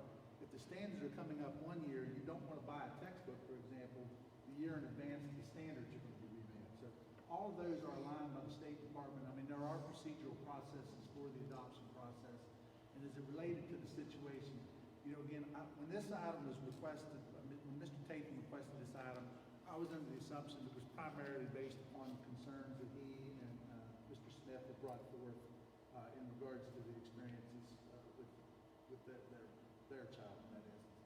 Mr. Tatum brought that more so from a parental standpoint. Yeah, and we are going to continue to make changes because, Schoology can be confusing.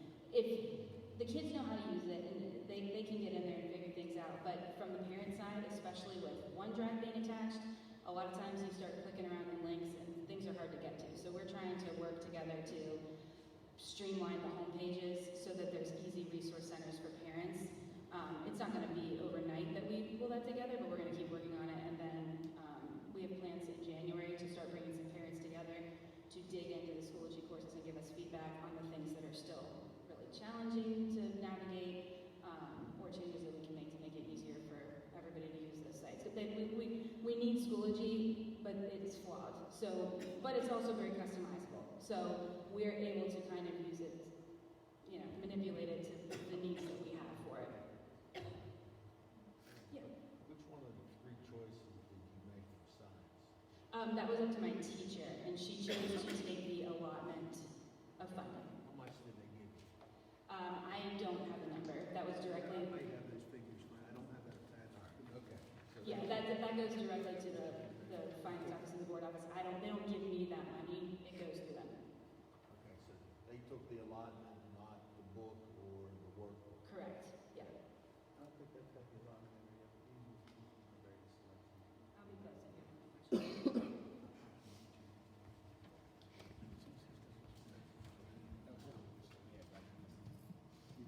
So they were getting the same amount of money this was in Texas. I'll have to get you the idea behind that. It's to maintain equity. Right. Right. As close to equity as you can, based on what you would have spent on those materials. If the teacher themselves did not envision that they would be utilizing those textbook materials, it made sense that in this instance, the teacher would then receive funding commensurate with what they would have received had they gone for the technical option. Is the discussion you're pertaining to a past science textbook or to the current round that's being considered? They decided last year for science. So this year, they're going to be adopting this year. I believe the coming adoption is math. Math. So last year, under the previous school board, a science curriculum was selected, and you're in the process of purchasing. Mr. What was Kisner, selected?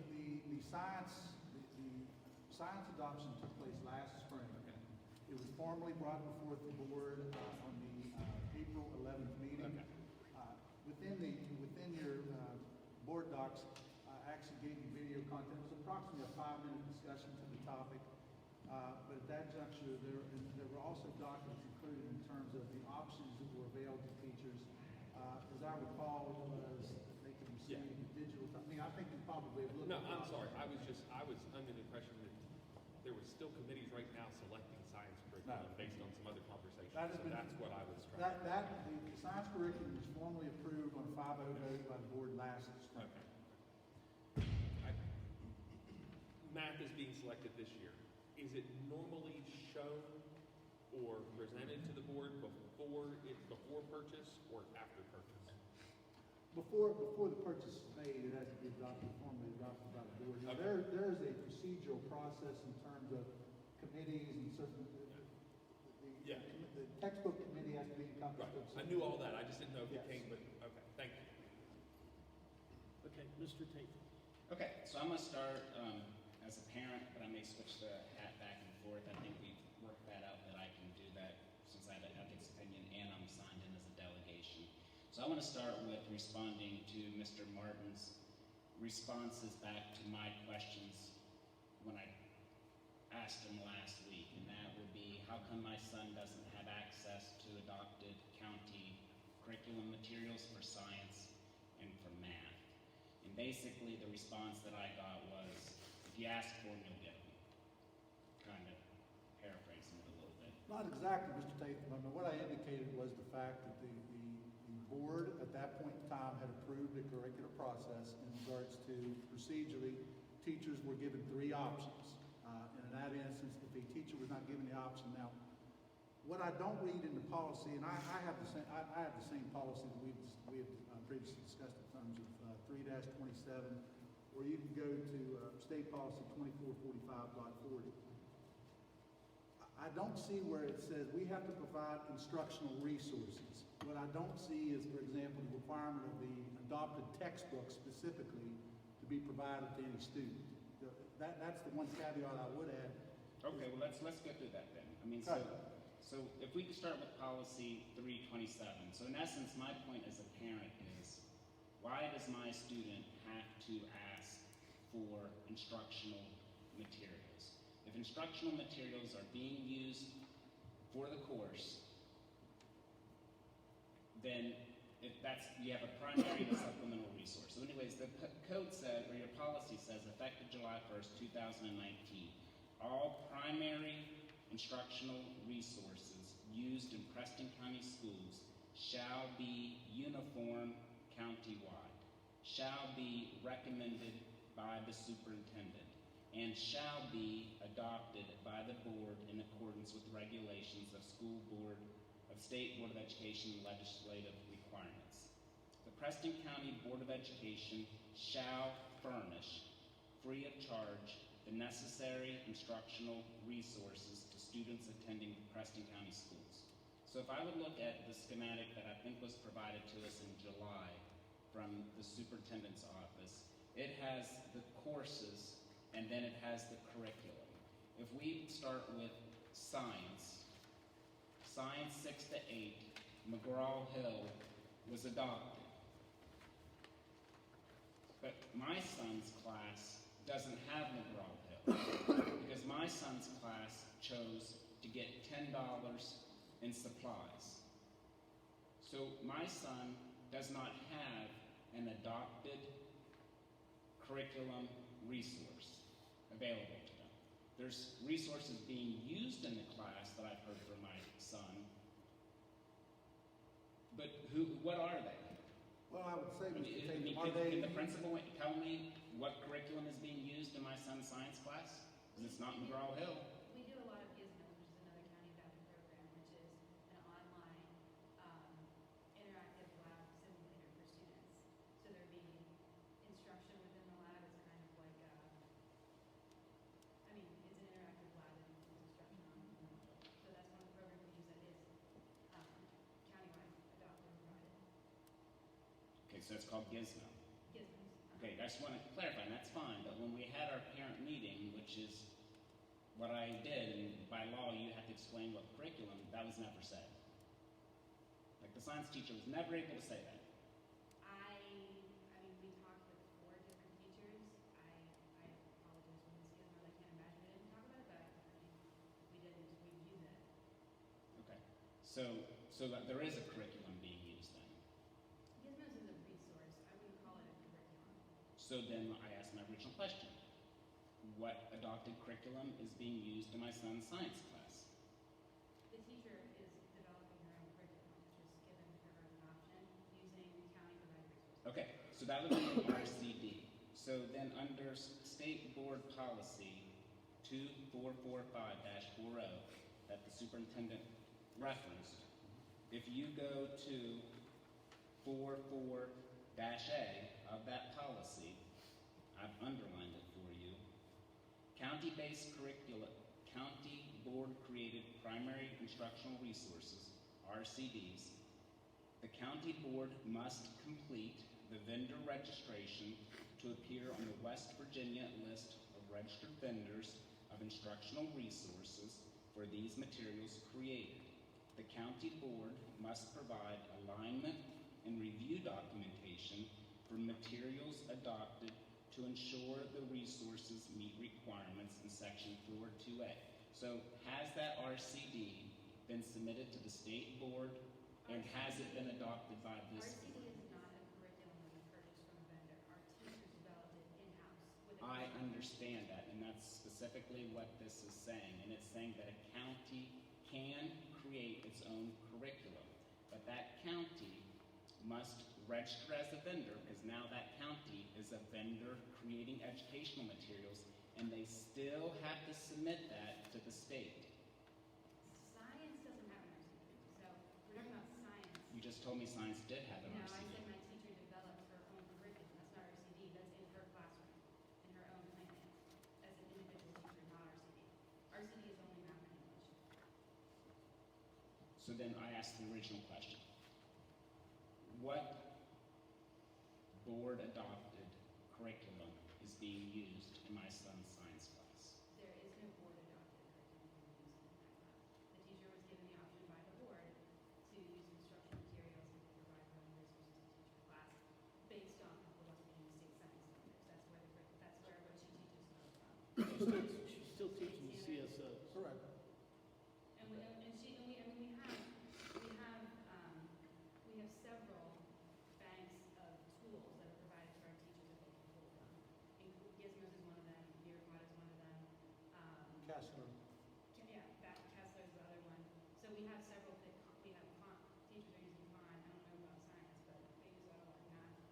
so we have lots of resources being used, but the board approves that this teacher had the right to choose instructional supply money and do her own instruction. So that's what's currently happening. Whether that's good or bad, that's what's happening right now. Okay. And then, what about math? So math, we have the Go Math tools. The teachers use. Sorry, can you speak a little bit? In math, we've adopted, currently our adopted curriculum is Go Math. A lot of our teachers are not using Go Math because of all the work we've done with iReady, and they would like to look at adopting that curriculum going forward. So they have the digital textbook that they have access to. They use it to varying degrees. Some teachers use it more than others. Yeah. So we'll jump in. So, because you were in that meeting. Yeah. My son's class does not use that curriculum. And I think we established that between the student and the teacher that they've never used it before.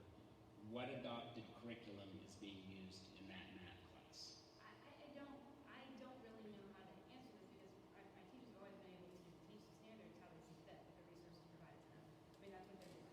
But what, okay, so what? This is like, I feel like a very difficult question to get an answer to. They're using RCD, which is not, I mean, it doesn't, I have nothing to do with bringing curriculum to the board. But is that RCD approved by this board or approved by the state? Not to my knowledge. I've Mr. never Tate, heard that. All I know is what is put in front of me as resources for my teachers and what they're able to do. Right now in math, I actually didn't say this, and for sure, because it's 9/12. But I'll tell you, at the first benchmark, that math class, 54% of their students have met 80% of their typical growth. That's for a year. They're expected to meet this growth in a year, and that teacher has over half of his kids already there. So they're using what they have to do the best instruction that we can give them. I don't know. I mean, if you want us to go back to doing page 1 through 100 in the textbook, count me out. I don't think that's what I'm saying. I think you understand where I'm coming from because you sat there with the trellis and the student. Yes, and I don't know how. I mean, you have 10 days to provide us the ability to review the curriculum, and in an hour and a half, we weren't able to do it. And Well, I showed you where the RCD units were posted. And Now, I know. That might not be board approved. I don't know about that process. I don't have that knowledge right now, but that is available to you right now. It's been posted since August in our school page under core syllabi, which we aren't required to provide. You know, I guess originally we thought that we were required to have a live updated document with all the resources we were using, and then it was told to us that we could provide that upon request. Well, ours are still available every single day. They're live documents. Every resource a teacher uses goes into that document that you can access from our website. So that's where we are right now. We need to make changes. That's fine, but that's where we are now. And Mrs. McDonald, I would kind of add, when we're talking about RCD, RCD is more so a framework. I don't know that I would say RCD in and to itself is a curriculum. It references curriculum. You know, it's the development of this, as we talked earlier. You have teachers, you have administrators, you have academic coaches who are involved in the development of that. But these are more so curricular units that are going to align to standards. You know, that's what they're designed for. They are tied directly to the standards. And if you were to review a typical RCE unit, which I've got some copies available, they're going to ultimately tie to the state standards. And I'm not discounting that. I think from what I read the policy, the state's just saying that you need to present all of those RCDs, just like a book manufacturer would, to the state and say, hey, we're doing 7th grade math, and these are the standards. Here's all of our RCDs. Here's how they align to the standards. See, we did it right, just like McGraw-Hill did. Is it approved? I think that's what the state standard's saying, and has that been done? Mr. Tatum, I'll need to ascertain if there's been a submission through that process, because that's what it ultimately gets to. Yeah, that's pretty much what it gets to, because the other things in your packet is that, well, the first thing is what I just mentioned. RCDs have to be approved by the state. We have to submit them. And then your state code, which is the other thing in your packet, says no instructional resource, print or electronic, may be used in any public elementary or secondary school in West Virginia as the primary source to deliver the instructional goals and objectives for state required courses. So if it's not approved, it can't be a primary resource. So for my eyes, currently, in my case as a parent, the student isn't provided the adopted curriculum, and I have no way of obtaining if the resources that you are using have been adopted. So therefore, I've printed out a motion that I'd like to make. So I can do that now, or if someone else wants to talk before that. Do you want me to move on with my motion? You all have it. It's at the back of your packet. And it's the same as I emailed you on Friday, Mr. Martin, Mr. Owens. Yeah. No, this packet. Do you want me to read it?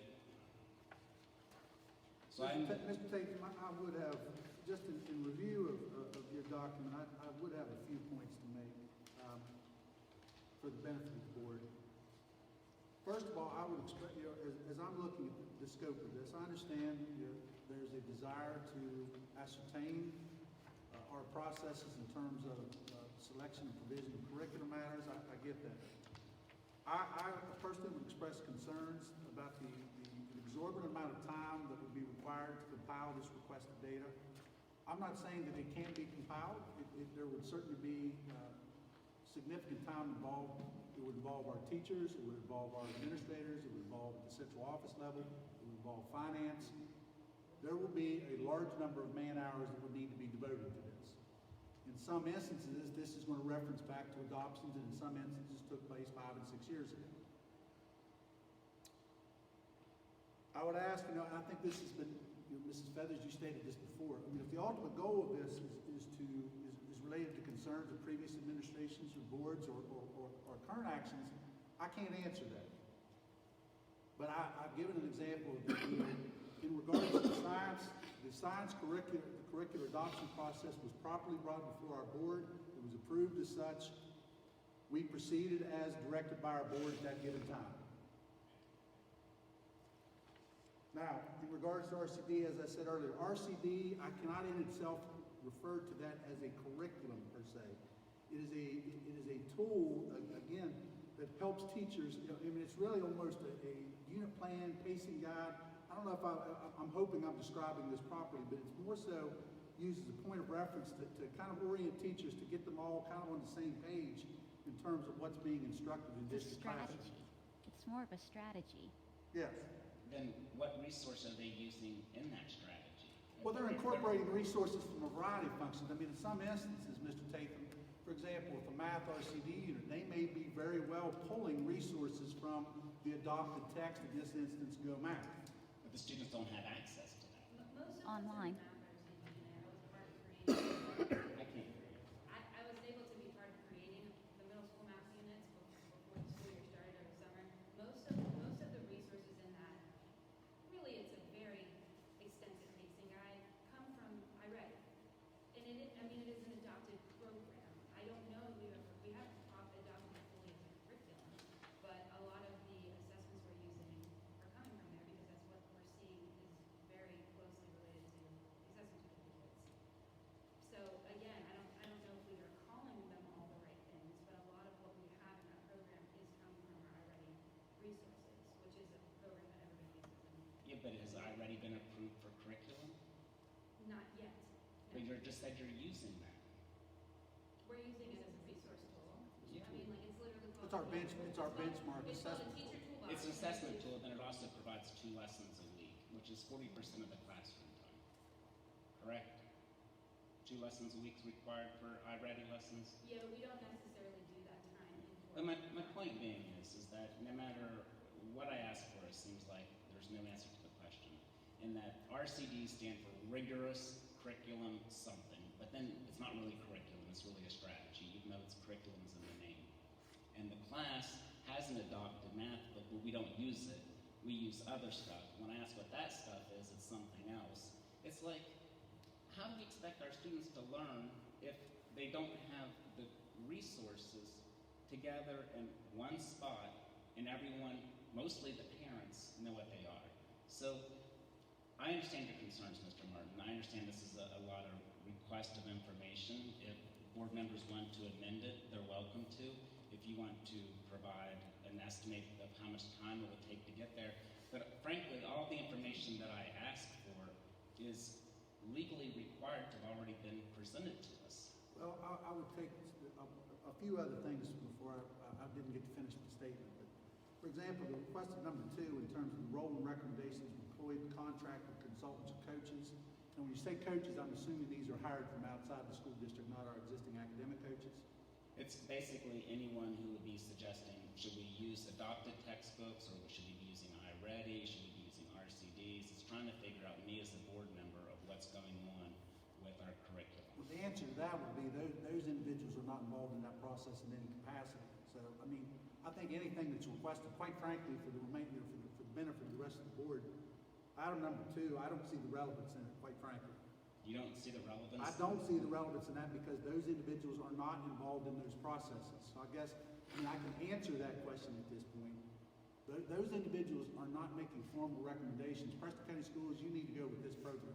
They don't make those recommendations.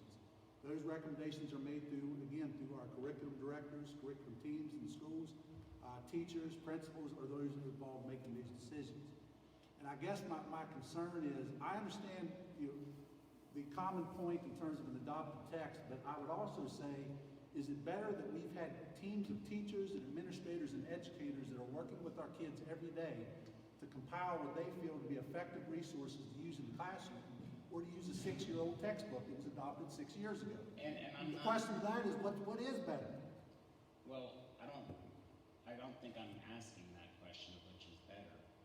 I'm simply asking, has it been submitted to the state for approval? And I'll get that information for you, but I think as an educator, I think it is important to determine what is best for our students. And again, is it using an outdated or antiquated system that we adopted 6 years ago, or again, resources that we are working with teams of teachers around this county to develop? I do think that is a relevant question for the board in its entirety. And I agree with 100%, and that's why the first question is, what is the role and recommended use of adopted curriculum materials and supplements? Likewise with question number 3, what is the role of county board created curriculum, and how are they used? That's an opportunity for to answer those questions that you just said. Yeah, I honestly, Mr. Tatum, I think realistically, I think item 4, that data could be very easily pulled from iReady data. I think could be very efficiently pulled. I think item 5 is a question that can be answered without much difficulty in terms of, I conferred with our curriculum directors on this topic. I do think on number 3, my one concern with number 3 is item C, in terms of provide classroom utilization data by school, grade, and subject. We're not really collecting, that's not something that's being readily collected. The thought process wasn't there to readily collect that. I think that item in particular, item C, on that item would take a significant amount of time. Really? Would it take that much time to ask the teachers at West Preston, hey, which ones of you all are using RCDs or not? I think Mrs. McDonald has already taken some initiatives, and we have some. This information doesn't obviously align exactly.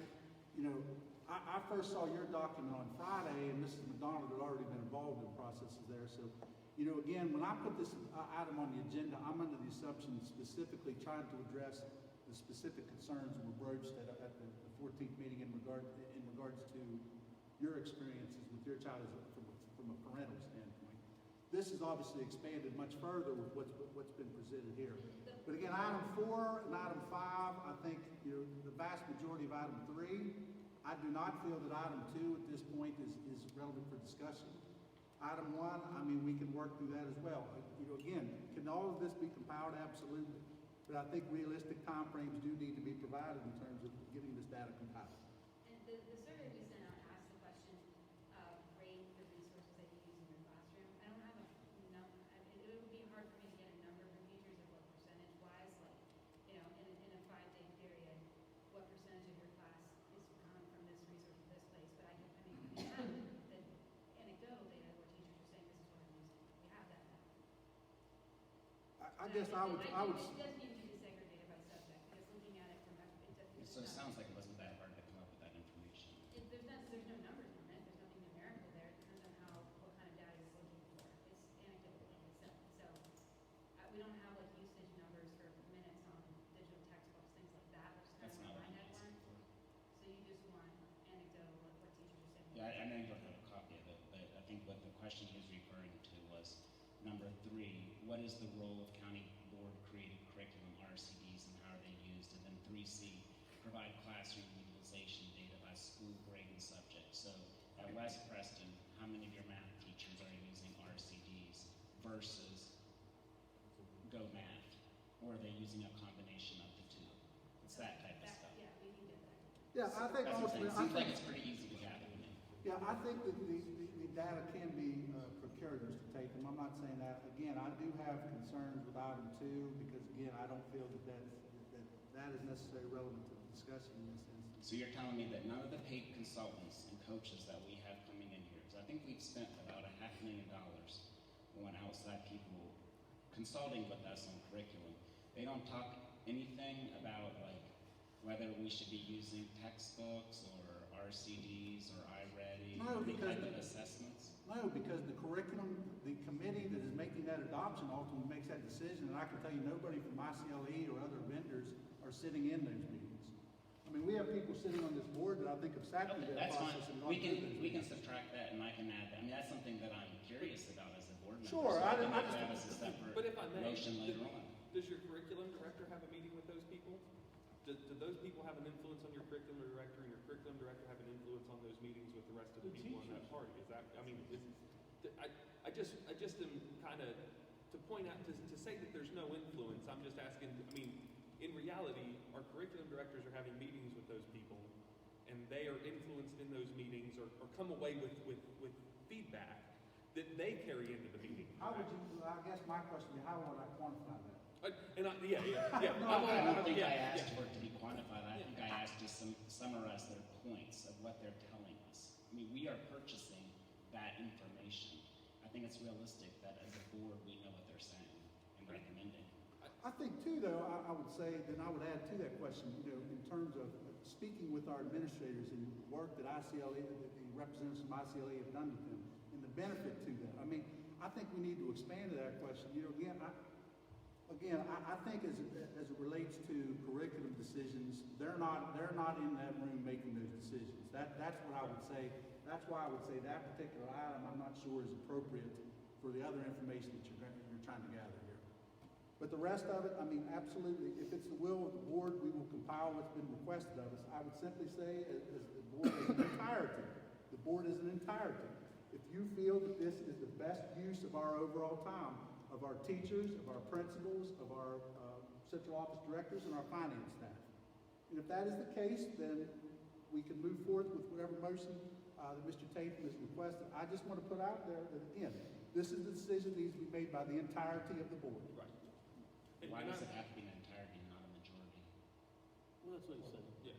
That's what he said. Semantics, Mr. Tatum, you're correct. majority. A 3-2 majority, that's correct. 10 years ago, Mr. Martin, do you think that the superintendent could have said, here's what the science curriculum is for 7th grade across the county? Yes, I think that absolutely. Okay. So I just say that to Mr. Tatum's point of what I believe is a frustration. Are we in a better position today? And I hear your point about teachers that have the ability to be more agile in making some of their own curriculum. But Mr. Zigray, what science curriculum is being used in Mon County where you're teaching? Same one we adopted here. Okay, so he's in a system where that's defined, or at least he's under the impression that's defined across the thing. I'm not saying it is right or wrong, but I am saying the question should be asked. Are we in a better position when we can't answer that question across? Now, to your point about a 6-year-old curriculum, math is the same 6 years ago as it is today. 2 + 2 will be 4 until I die and forevermore. So math, English, probably even, the idea that a curriculum is old at 7 years, the book is going to be old and going to be worn, but the data is going to be the same. Now, science has some evolution to it, although I would suspect that most of us agree that the scientific advancements made in the past 2 years are probably not scientific. They don't look like scientific facts. So anyways, I just think to Mr. Tatum's point, the question really that I think he's ultimately getting to, and I don't want to speak for him, and tell me if I'm wrong, Mr. Tatum, but are we in a better position with where we're at, and should we reconsider being in something that's more consistent, that enforcing something that had some more consistency for our students across the county? I understand your point, Mr. Kidd. I truly do. I get where you're coming from. I guess it gets down to, though, is again, I've heard tonight discussions about teacher autonomy. And in this, if we're saying that teachers must use the adopted textbook, and that's what they're using. That's what your policy says. Right, well, I mean, if we feel that that is the best, if you all as the board feel that that's the best recourse, then that's the direction we're ultimately have to move in. Do I feel that that's a positive direction? I truly don't. Okay. Then I think through this process, we probably can revise and update our policies so that they reflect what we think we should do. But one of the things you also have to remember with our policies, and I'm not taking up for Mr. Martin, but Mr. Martin started July 1. Right. He inherited in the past. I'm not going in the past, okay? We made decisions as a board in the past to the best of our ability. So did the leadership. One of the things we have to understand and remember, he's been on duty since July 1, or whatever they use. No, but Mr., and I appreciate that. And what I'm saying with that is, those policies, absolutely, that's how you change them. But we can't fix everything that was done in the past at once. Well, We do it like you're doing, one at a time. But Mr. Huggins, one thing I will say, I don't want to say that we fix it. I do not want to speak, I do not want to speak poorly about previous boards, previous administrations. I have absolutely zero interest in doing anything of that nature. If we need to improve upon processes, then that's what we'll work to do. But I'm not in the, and I appreciate that. I am not in the business of pointing fingers at anyone in the past. Like the one thing I want to say, I do not want to do that. Would we all agree that to move forward, we have to know where we're at?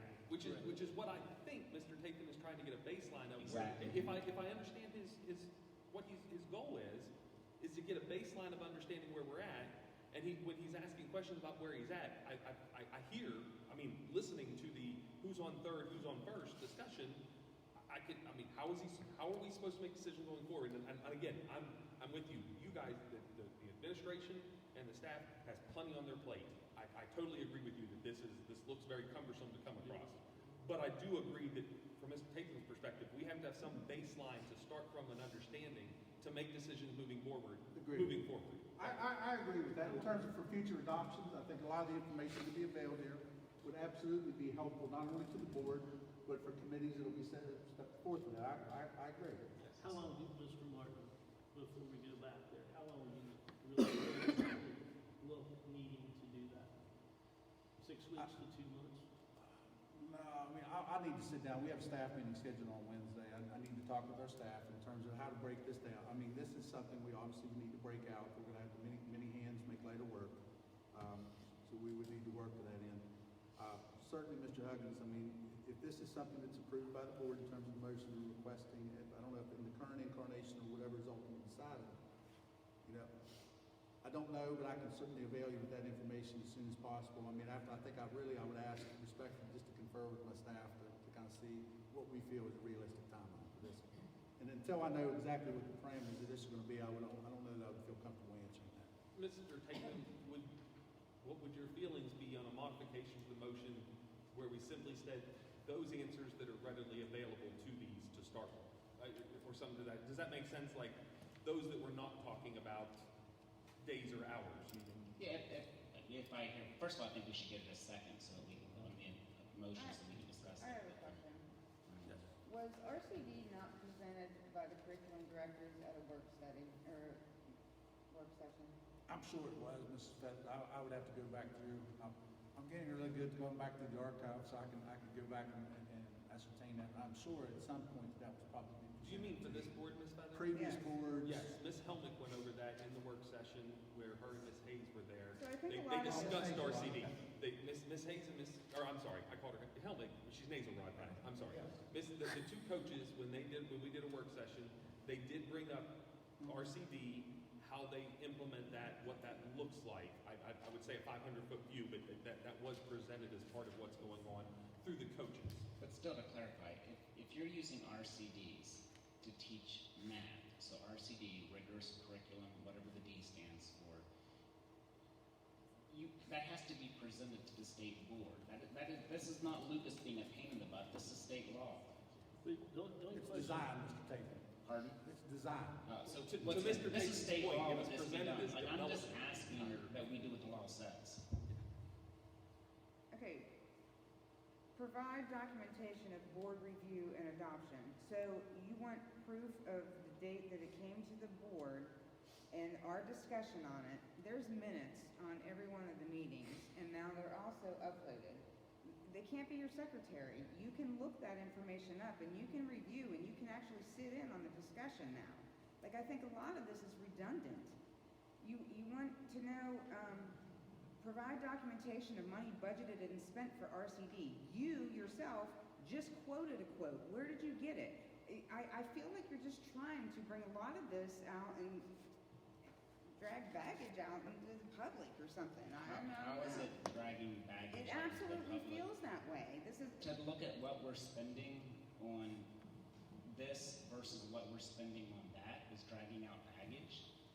I would simply say the Sunshine Law says this board, anything that it needs to be discussing or considered is to be done in public. That's the Sunshine Law. But It we is are to also be aired able in to public. individually, Yes. we are able to, because he obviously got that information somewhere, but we can go to the central office one-on-one and Yes. discuss this. Yes. Yeah. I'm just saying. So as if a it's for board, I'm discussion, not gonna vote consideration. to provide documentation of board review and adoption. I'm not gonna vote in favor of spending money for something that I already went through. He can research that. No, I don't have a on his problem with own. that. I was just saying, as far as airing out in public, that's the requirement of the state. Okay. All right. Okay, Mr. Tathan, I guess you to a motion. So I make a motion that we conduct a review of the curriculum resources and utilization for grades 6 through 8 by examining the following areas. There's 5 questions, and I've given each of you a printed version of it. Would you please state those for those of us who Yeah. have copies? Do you read the whole thing, or I can bring you a copy? Please. Okay.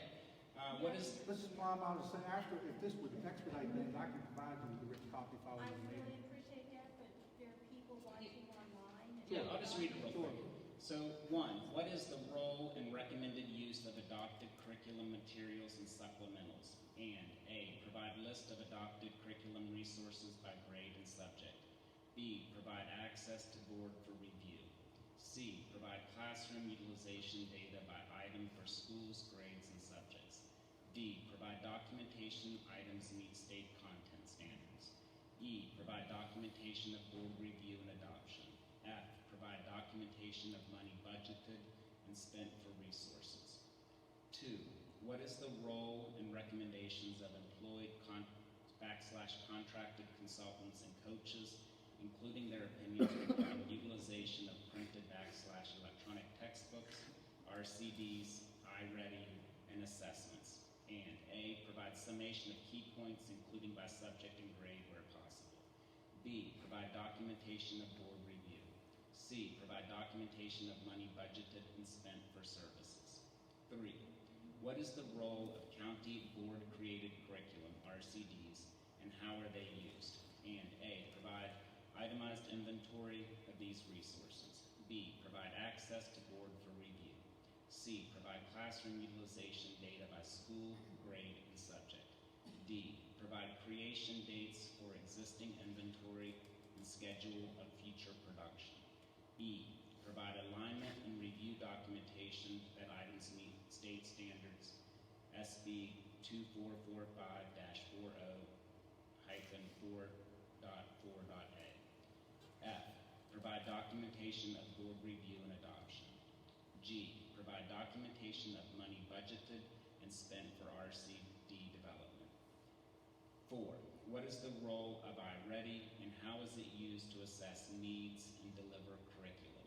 And A, provide explanation of diagnostics /benchmarking, including frequency of use and time commitment needed from student and teacher. B, provide validation of the time used to assess students then leads to higher student achievement.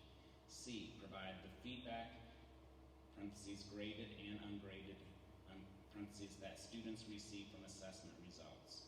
D, provide explanation and demonstration of how iReady lessons deliver curriculum. E, provide classroom utilization data by school, grade, and subject. F, provide documentation items meet state content standards. G, provide documentation of board review and adoption. H, provide documentation of money budgeted and spent for iReady resources. 5, demonstrate how current curriculum resource utilization maximizes parental involvement. I'll break it down this.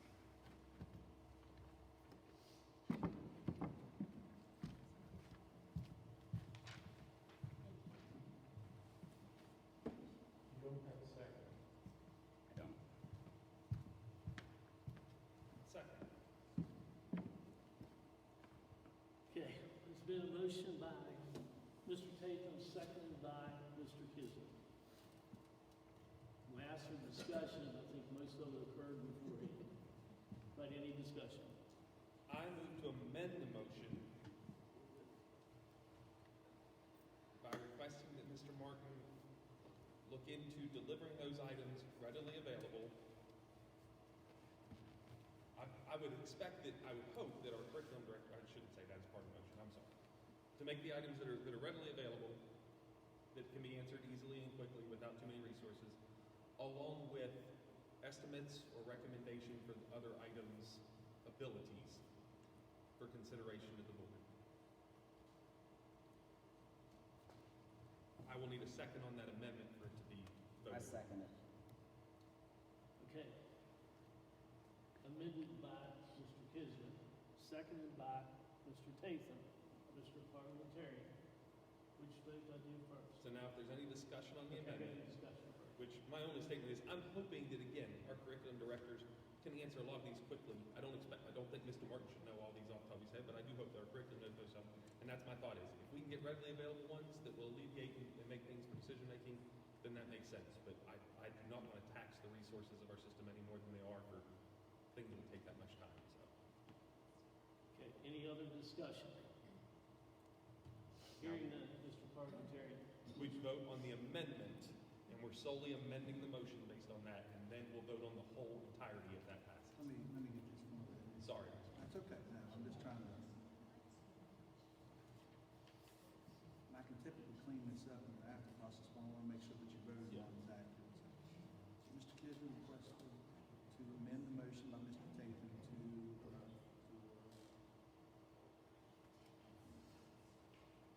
Do you need me to rephrase your, okay, sorry. Mr. Kisner requested to amend the motion by Mr. Tatham from Mr. Martin. Staff ascertain the information is readily available and then provide a timeline for other requested items. Along with feedback on, whether or not you think something. Along learn with something. Again, recommendations. we may learn everything we need to from what's easily attainable.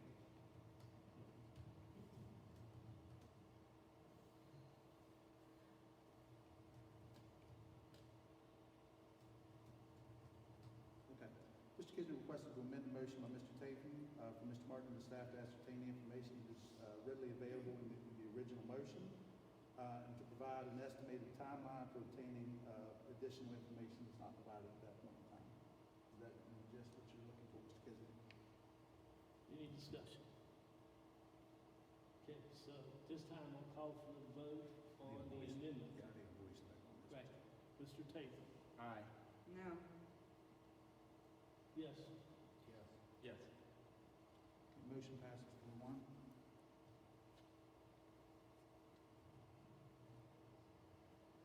And now, Ms. Elder, we would simply vote on the motion in its amended state unless there's further discussion. Any other discussion on that? Mr. Tatham? Aye. No. None? Yes. Yes. The motion passes 3-2.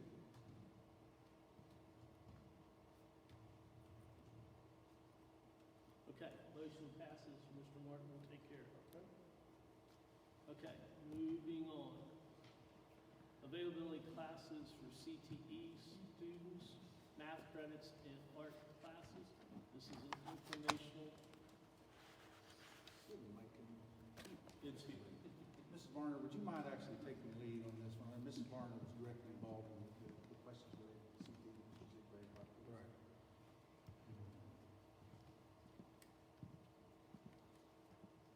I think it's done now. Okay, I just put in your packets there some information from the CT advisory meeting for those that you guys were present. What is in there, if you can see, it starts with the arts, and I highlighted the courses that the students were able to also get credit for if they would take this class. So like for your first class there was, if they, instead of taking a fine arts credit, if they took ornamental metalwork or a floriculture CTE class, they would then be able to get a fine arts credit.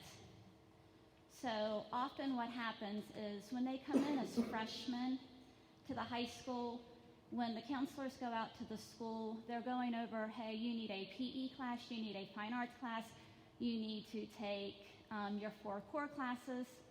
That is 6 of their 7 classes that they have to have the freshman year. So that leaves, hey, you have 1 elective. If you're planning on going to college, we would urge you to take a foreign language, which is no longer required, but they often push, hey, you need to take a foreign language. With only having 7 periods at the high school, there's been some concern, hey, you're not going to be able to become multi-completers, or you're not going to be able to take CTE courses if you're going to be college-bound. So that's raised some questions. And often the kids do not know that certain CTE courses can also count for other classes. So that was brought up at the advisory. So I went through and I highlighted all the classes that can count as doubles. So you can see there was classes that can count for your arts, the therapeutic service classes, courses 1, 2, and 3, which you would take to be like a CNA, a phlebotomist, things along that line, can count for a science class. However, if you're going into nursing, you're going to want to take your 3rd science class. You're going to want to take chem. You're going to want to do that. So to take those and not take that 3rd science is probably a not smart thing to do, but it is an option.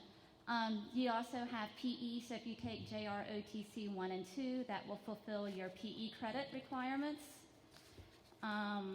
For social studies, if you take JROTC courses 1 through 4, that would take care of your 4th social studies credits. So those were some of the courses that you are able to double up on for coursework through CTE classes. So some of the things that I just think we need to work with, and Mr. Seymour has already left, I'm going to go over and work with our CTE teachers and Ms. Wilt, and to make sure that they understand these are the classes that they can get double credits in. But this ultimately starts with our guidance counselors. So when they go out and start working with our 8th graders, that they know this. Now, the catch to some of this is, guys, is floriculture or ornamental metalworking. You also have to take welding 1 and 2, or ag 1 and 2, before you get to be able to take these classes. So if a kid, often they'll want you to take PE or your fine art credit your freshman year. Now that is not required. A lot of our guidance counselors push for that, but it's not something that has to be done. A lot of our parents don't understand that. So when they come out and do pre-registration, those lovely pre-registration sheets have, you're going to take these classes your freshman year. Kids don't know they don't have to take them in that order. So they just check them off, and that's what you get put into with your freshman year. So they end up with that fine arts credit already their freshman year.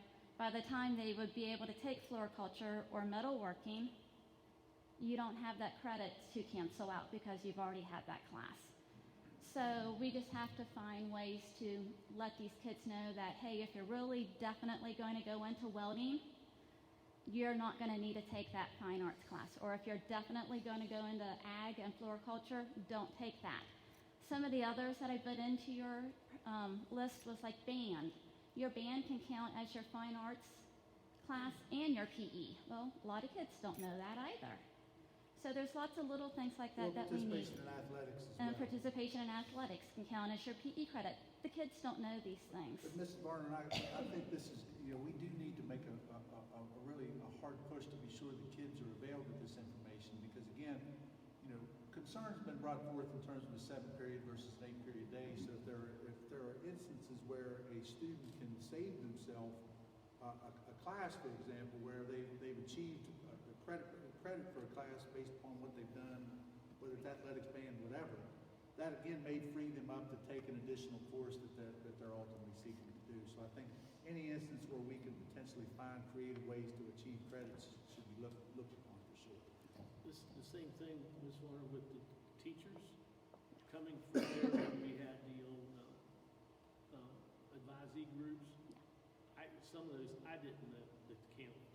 So our teachers also, because you're helping those kids fill those schedules out, not only the guidance teachers, but we need, or guidance counselors, we need to make sure the teachers also know those are there, because I didn't. And so therefore, that's a case where, we may have shortchanged the kids, say, no, you can't do that, you need to do this. If we knew, we wouldn't. I think a lot of it, we need to start with those sheets, because they solidly believe in those sheets and those sheets only. The instructors just wanted the guidance counselors to, mention that to the students that they had other options. Yeah. And that was that point on that. So. Well, I think all the guidance counselors should have a laminated sheet that sits in front of that student while they're doing it, so if the student can see it. We should have it published to the website so that they have a resource. I mean, like, it's going to take some upkeep, but I'm just saying. But Mr. Zigray is the official CTE, but I will tell everybody on this board, you want to get excited about education, go to that CTE thing and look at the opportunities our kids get. That is, that's exciting. To see the support from the community in there that wants to see these kids having vocational opportunities is exciting. It's fantastic. And then the next part in there I wanted to go over was like the embedded credits. So I put in there the embedded credit policy sheet that we would need to fill out if we as a county board would want to choose to try to do an embedded credit for our English and our math.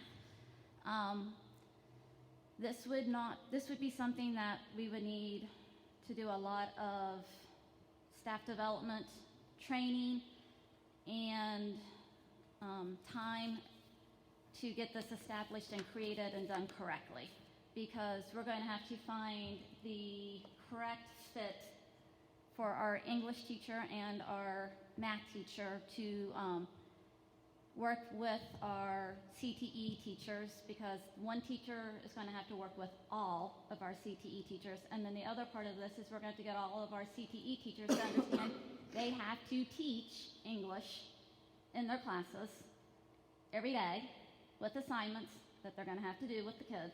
And they're also going to have to teach math in there every day with assignments with their kids. And a lot of them, the math part comes easy because it's constant. The English part's going to be a little more work to get them to do it.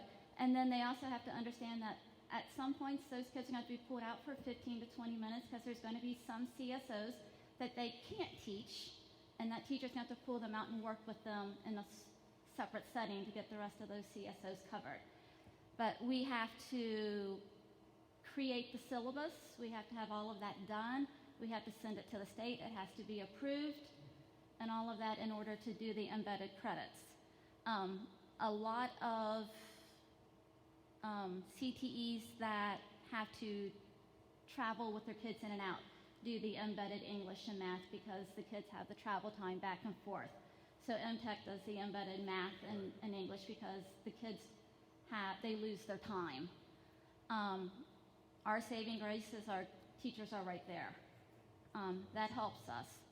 But if we have concerns with the 7 periods and we're looking for a way to help the kids, this could be a way of helping them their senior year only, of getting an embedded for transition English language arts and transition math for the seniors. We could look at doing something for senior math and senior English. So, but how soon does that have to be into the state? we would have to get this in over the summer. So we would need, if we're looking at something, we would need to start planning now and finding. Do we have to approve that to send to the state? Yes. So we would have to create the syllabus. We'd have to put it in front of our board for our board to approve it. It would then have to go to the state for the state to approve it. I assume that's something the coaches will just work on? That would need to be something that, because really, we don't really have like a CTE coach. We have an English. I think the English coach doing participating in the English portion with the CTE. Teachers, the yes, math, and a math. The math, I mean, Yes. I'm just asking, like, I just assume that Yes. our math and English coaches will kind of drive this with the CTE people. Like, I know Kelly Murray currently works a lot with our CTE teachers. She is probably the one coach that works the most with our CTE teachers. And we need to find the right gen ed, English, and math teacher to work with. Because that one gen ed and one English and math teacher is going to have to work with each auto teacher, each ag teacher, each business teacher. They're going to have to learn every component of every CTE and be able to tie every CSO to meet every single one of those different programs. And that's going to be the hard part, to be able to tie that syllabus to meet each one of their demands. But a lot of it crosses over. So the equation part for math will cross all multiples, but they're going to have to be able to tie it to that real world piece of each of those. So that is what we would need to do in order to do the embedded credit parts. So do you guys have any questions on any of this? Do you need us to do anything to get these moving? No, I want to. Are they already moving? Are cogs already flowing? Is there? No, I wanted to present this to you guys first. They will be having PLC meetings next week within the high school, so I will go over and meet with the CTE teachers when they have their PLC meeting. What's And PLC? Professional Learning Committee. Okay, thank you. Yeah, committees. That's why I was just making So I will go over and I'll let them know that I met with you guys and present this over with them. And could you also, from doing that, also report back to the president of the CTE? Mr. Williams. Yeah, Mr. Williams. So that, because I think that's one of the problems that's happened.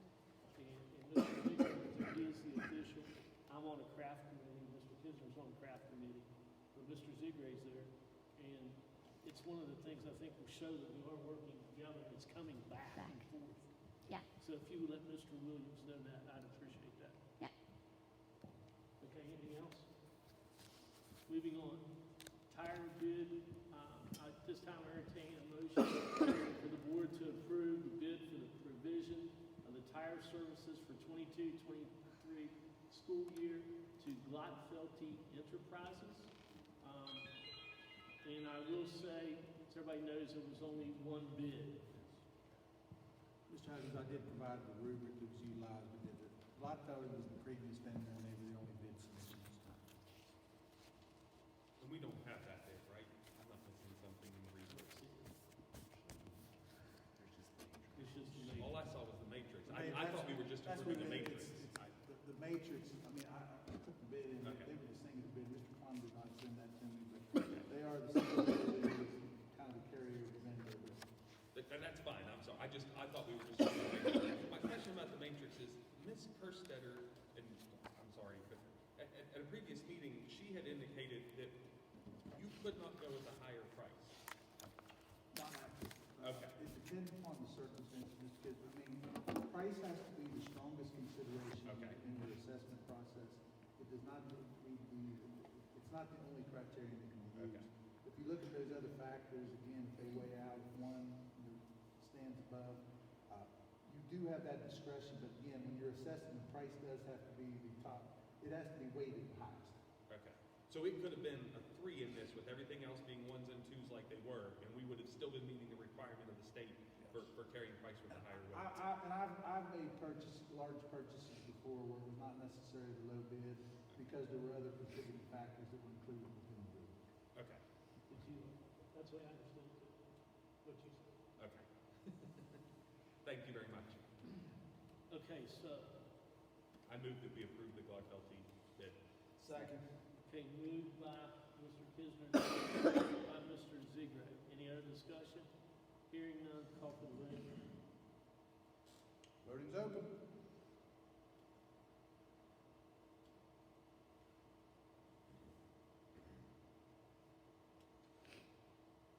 Motion passes 5-0. Entertain a motion to approve the schedule of checks. I'll make that motion.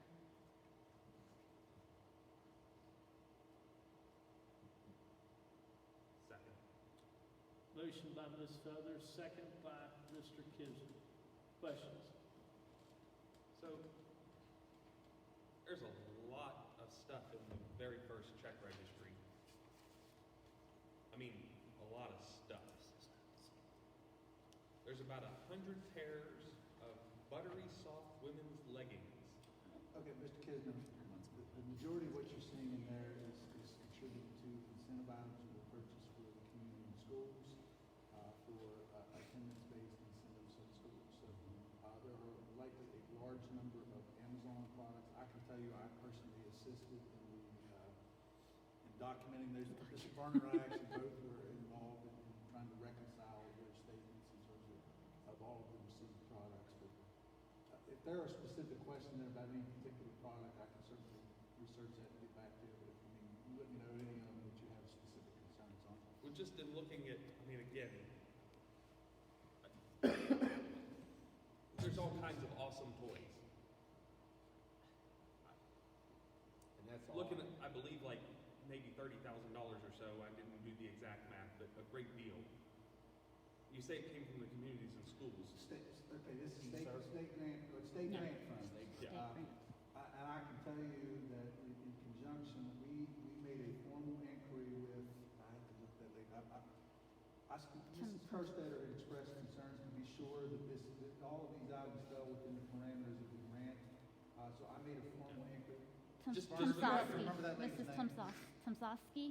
Yeah. Tracy Tracy. Komorowski. Komorowski. Tracy Komorowski was West Virginia Department of Ed. And I do have, Mrs. Kerstetter said I needed to get some type of written documentation that these met the requirements of the grant. I'd asked for some clarifications because some things didn't add up. So I'm aware of that background. Ms. Kerstetter validated the same thing. Everything had been double checked, all the I's dotted, T's crossed as far as our allowance to purchase what was purchased. My question is, did we look into, were we allowed to use, I mean, this was some substantial money, but were we allowed to use this for educational instruments, calculators, textbooks, workbooks? No. I mean, we're given a Wii, or a Nintendo Switch. I mean, that's a $350 prize for somebody about attendance, which I imagine is going to go to a student such as myself that never missed a day. Awesome. But that was a lot of money that I see, that I'm asking, was it considered some of the better education? I understand we're trying to incentivize kids to do. I am not an incentivization person. I'm sure you've read that from me in my meetings, and I get that. But we're not. We're talking some substantial funds. I mean, did we look into at all the ability to use this for something more educational that would help the next 3 generations of classes in any way? I mean, I would say this, Mr. Kisner. I know that these monies had to be exhausted, but the accounts had to be swept a specified date. Right. They had to be done in October when the grant finished. I feel like we were on a tight timeline in regards to speaking to the processes in terms of how, my understanding is each school has a incentive committee or a committee associated with this.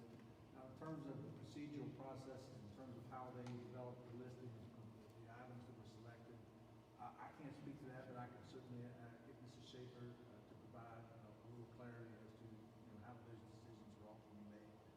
My concern at the point in time is when these were submitted, we were at a juncture where it was either proceed with the purchase or lose the money. We certainly felt like under that circumstance, but I would agree with you. I think you want to look at, for example, the types of items. Calculator would have been a good example. Or if we didn't have eSurf money already, internet hotspots would have been something that could have been available with those funds as well. What they're doing in Bruce and the awesome book thing. I mean, again, I don't know, and I'm not here to micromanage, and I know sometimes it seems like maybe I am. This was a substantial amount of money, and I understand the mentality of it's the end of the time frame, but generally the end of the time frame means we had 12 months to get to that point. So I just... Yeah, I couldn't speak to the exact timeline, but like I said, I will sit down with Mrs. Schaefer and try to get some clarity as to timelines, procedural processes, how they came to that. I don't want to dwell in the past. Yeah, but I do my want it to concern be- too was in terms of, Mrs. Kirkland brought, we want to make sure if there was any federal audits that we, Right. covered ourselves there, and that's why, again, we made Avery officially the State Department. And she had pushed on that. I mean, I get that. And what we did may have been within the legal bounds. I simply think that as a county, especially a county that wants to pass a levy, that we need to make sure that the citizens of this county believe that we are looking at the best utilization for educational purposes as we can. And yes, attendance is important, but I also believe the students that are working the hardest are going to meet that anyway. Or the ones that are trying to get out of school what they should be getting out of school are going to meet that anyways. And I just, again, some of these prizes, again, a $350 switch is an awesome prize. Big shift, but I understand in terms of what could that fund be? Yeah. I totally understand. Again, I'm not here to reprimand anybody from the past, but I do think that I do want the environment and the mentality in this county, at least for as long as I'm sitting in the seat, is that we are paying attention, and we do care about what's best for all the students in the greater scheme. And those, and I'm not saying that the person who ordered them didn't. I'm not trying to insult anyone, but I'm really looking over this list, and I'm sorry, Mr. Martin. That's okay. Don't let me talk too much so that you don't get to. No, the only thing I would say is I tend to disagree a little bit about the kids you're classifying as would have the best attendance. I mean, some of the kids that live in the worst environments are the ones that are here every day because what's best is here. Yeah. So I think there's a population that you may not be aware of. No, I would agree with that. I understand that this is an escape for a percentage of our students. I absolutely agree with that. And I will be the first one to rejoice if one of them is who happens to win however these get handed down or laid out. But I also think if we'd have handed every student a $50 calculator, that student would have benefited too. So, and again, Okay. it was just a lot of money. Any other discussions, questions? Okay, it's been properly moved and seconded. Call for the vote. Voting is open.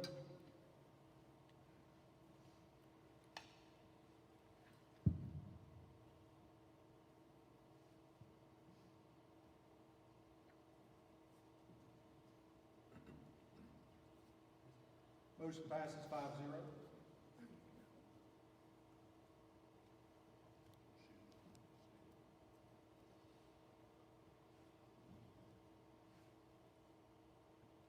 If I may, while you document that, Mr. Martin, I'm sorry. I was trying to look over my notes, and Mr. Huggins moves faster than I do sometimes.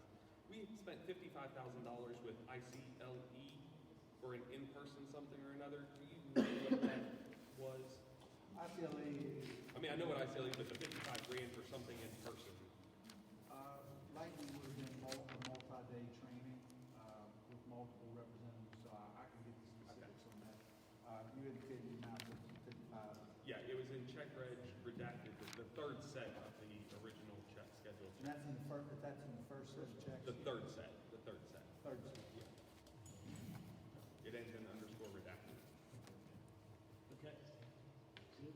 Yes, thank you, I'm sorry. That's okay. Moving on, now I'll entertain a motion to approve the schedule of checks from the excess levy.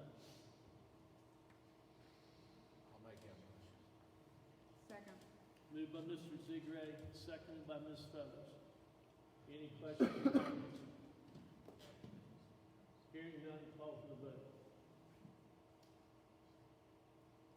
Voting is open.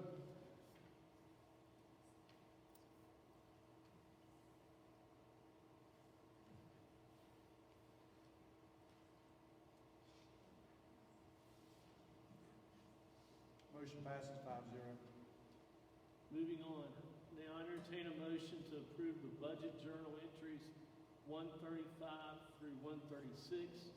It deals with communities and school grant and the backpack grant.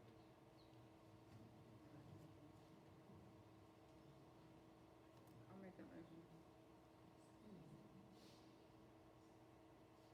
Second. Moved by Ms. Feathers, second by Mr. Tatham. Comments, questions? Okay, Hearing none, call for the vote. Voting is open.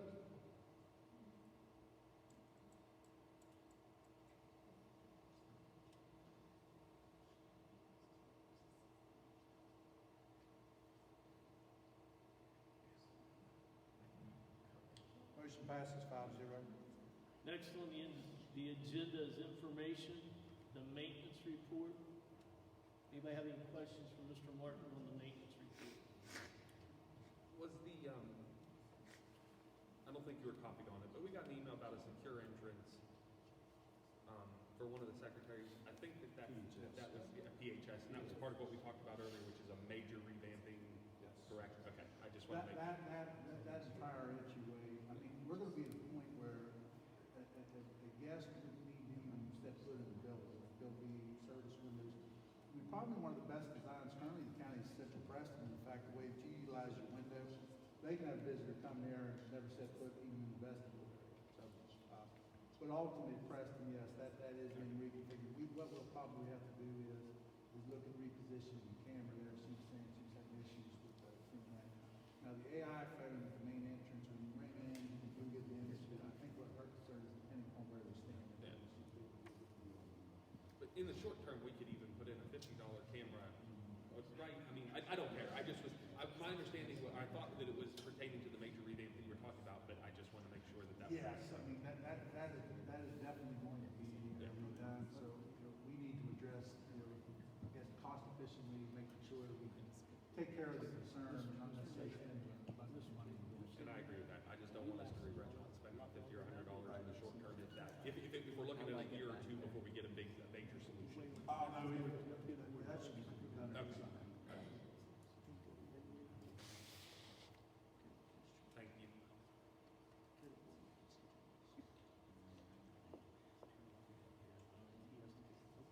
Good job. Good job. Nothing. We have IT future employee over here. Okay, moving on. Go ahead. Anything else? Thank you. That's okay. Next thing is also executive content, discussion information, concerns with CTE welding room. Is that Ms. Warner again?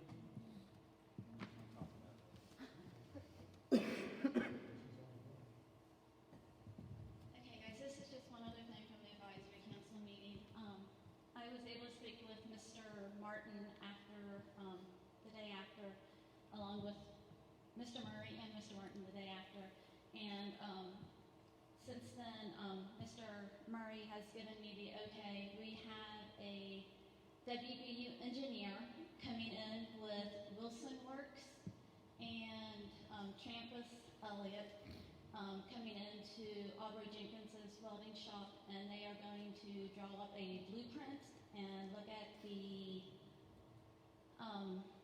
way the electricity flows within the room and see how they can redirect and how much amps and everything is within that room.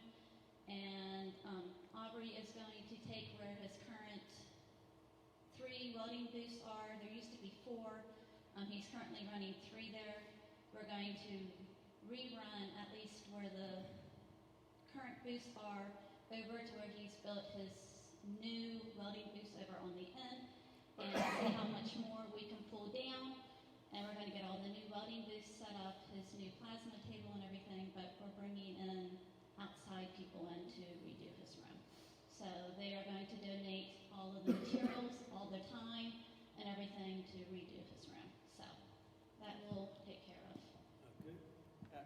My only concern is it took one of these meetings instead of starting at the beginning of the year.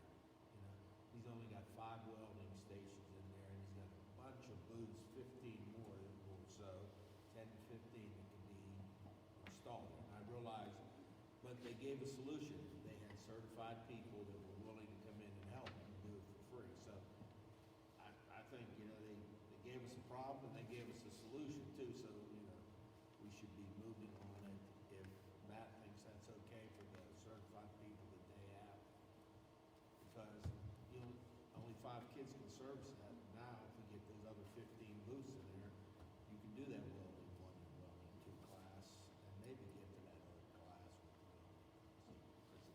appreciate you looking it up. Trampus and Troy, Yeah. I talked to them and they're coming out not this week, but next week. I'm sorry, Ms. Fry, I thought it was this week, I didn't know. Well, they were, originally they were gonna come up tomorrow. Well, they were gonna come up tomorrow, and then, Troy cannot make it tomorrow. He's sick, so they're gonna come up next week because I'm gonna be out at the end of this week. Thank you for looking at that. The only thing, if I could tack on, my understanding in talking with the ag department is that they have welders, and part of ag mechanics is required to also teach welding. Currently, the only welding hookup is in Mr. Auburn's room, who does not teach the ag mechanics, he just teaches welding. I believe that our ag department has had welders donated to them that they need hookups for. I don't know the status of if they went through the appropriate request of getting hookups, but if it's possible, again, all the gentlemen that were in that CTE meeting were all about anything that they could do. So I don't know if we can tack that on, or that if that could be looked at the same time, whether or not there's another place, so it's Mr. Aubrey's classroom, or whether it needs to be in there. However, I don't know. I'm not trying to get into that, but I do know that part of the ag mechanics current issue, that from my talking with them, is that they are required. Part of ag mechanics is welding, but they don't have any place that they can hook up the ones that they think they even got donated from another school. Like they have the welders, just don't have the power. So yeah. So again, if those guys have the ability, or when we're looking at it to see the bigger picture even there as well, that would be great for them, I think. That's what Mr. Gregg was asking about that with the ag mechanics. Yeah. One, just a positive note to emphasize, most of this stuff's being done by Preston, County graduates. Yeah. Not all Preston High, but Preston County. Some of them go back to Central Preston there. But that's pretty, people don't realize. We have hidden gems, we don't give them credit. So, I just want to make sure I clear that out. Okay, anything for next agenda? Remember, while you're thinking, the 5th will be a special meeting at 5 o'clock. Students, you will not need to attend that meeting. Okay, so that you know, because you will not be able to be involved with any of that. Mr. Huggins, if there's any change in status or we are not able to accommodate that date, I will advise the board as soon as possible. But that's what we need to, I think, tentatively plan for, because I think, based on the timelines on this, Okay, and then the other one is December 18th. 19th. Is the actual regular schedule. 19th. I think it's the 19th. I'm pretty sure. I could be wrong, but I'm pretty No, it's sure. the 19th. Okay, yeah, that makes sense. It's the 5th. Okay, no big deal. Okay. You're perfect otherwise. So nobody has anything else? Yes, I have something from the 18th. I think that's what, 2 weeks away? 3 weeks away. So I'd ask for me on if we and Audrey can give another student report for that meeting. Or would you like Yeah, that? Mr. Martin will just kind of have that on the agenda, so that will be done. Okay. Okay, and maybe you two coordinate? Yes. So in case, so we don't have the same, but it's important what you brought to the table. So I do want to thank you. Okay, entertain a motion to adjourn. And whatever, 10:20. So moved. Second. Moved by Mr. Tatham, second by Ms. Feathers. Any discussion? Okay, call for the vote. Voting's open. Yes, I can stop. I'll put you in.